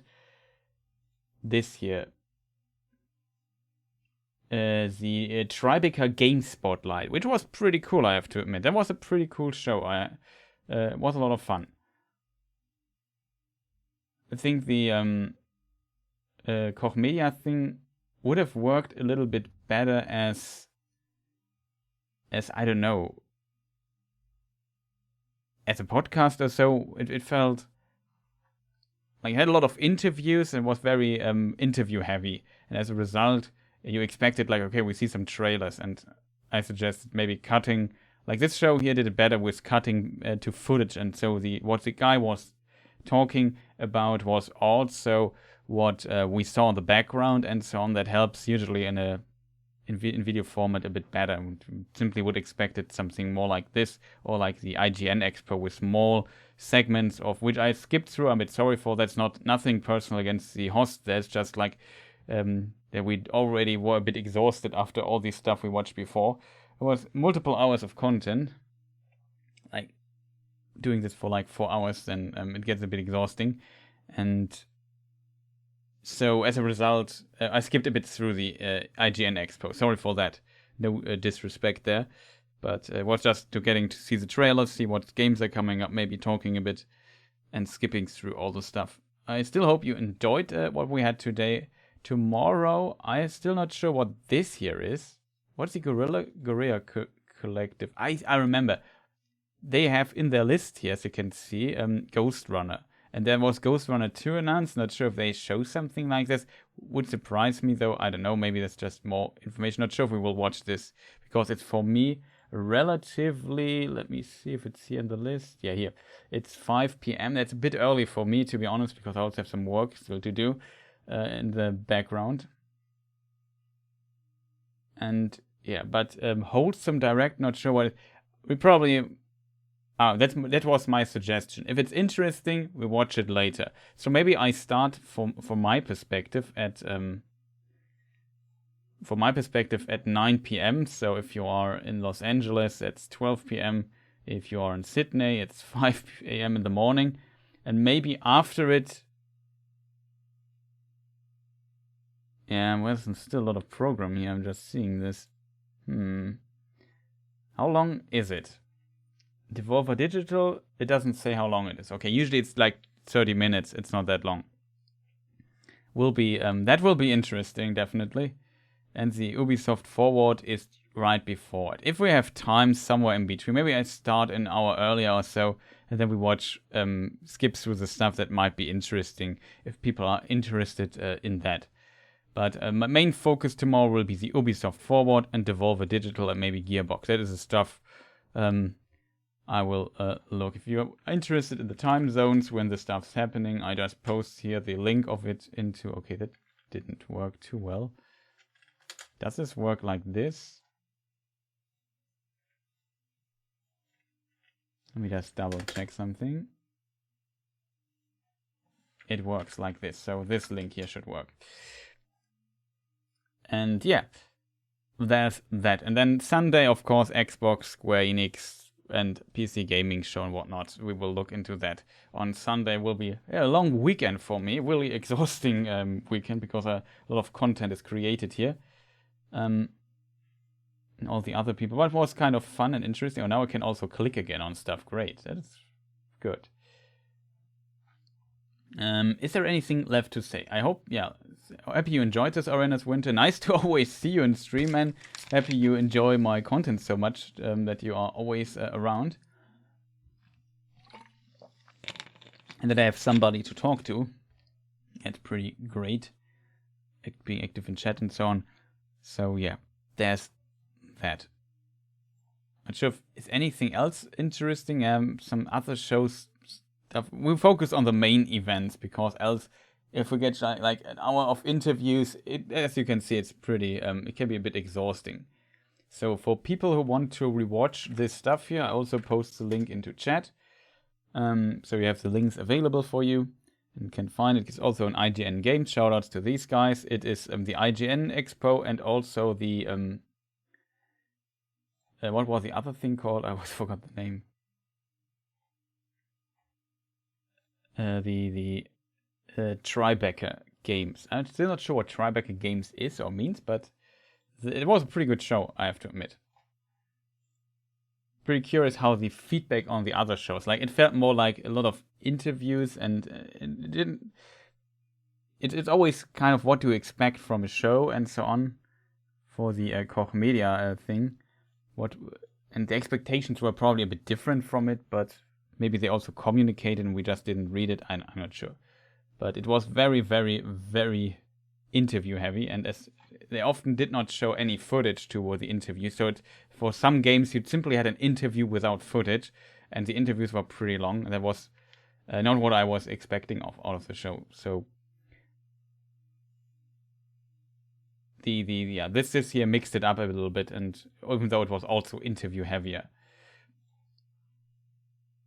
did probably a little bit production wise, pacing wise, a bit of a better job for any 3 event, I think, but what you would expect from it. But still was interesting. Also, we got some interesting stuff out of the Koch Media presentation. But yeah, I wish they would have shown more footage and so on. But it seems to be like a explanation and communicating what's going on with them, because Koch Media seems to establish a new what's it called, label under which they publish games called Primetime or Primetech. I forgot the name already because I have a bad memory, but yeah, there's that, and yeah, it makes sense to explain this in all detail because Koch Media is part of the Embracer Group, same as Deep Silver and so on, even though Deep Silver was not mentioned, I think. And yeah, the Embracer Group is like a gigantic group, I think based in Sweden or something. And yeah, we'll see. Yeah, can't wait what gets revealed over the weekend. Yeah, me too. I'm also very curious what we will see there. over the weekend, and especially Xbox might be very interesting. Microsoft still has to pump out a lot of games for their consoles. Square Enix might be interesting. PC Gaming Show might be interesting. We might see Age of Empires or something somewhere there. Future of Games, the Games Radar show might also be interesting. And then, yeah, we will see what Capcom will also be kind of curious what's going on there. But yeah, whatever it is, we will find out in the future. So thank you people so much for watching. I hope you enjoyed the stream. And have a good one. A fantastic rest of the day. Stay safe and healthy in these difficult times that seem to slowly get better. And all the best to you. See you tomorrow, I think. So, goodbye. See you then.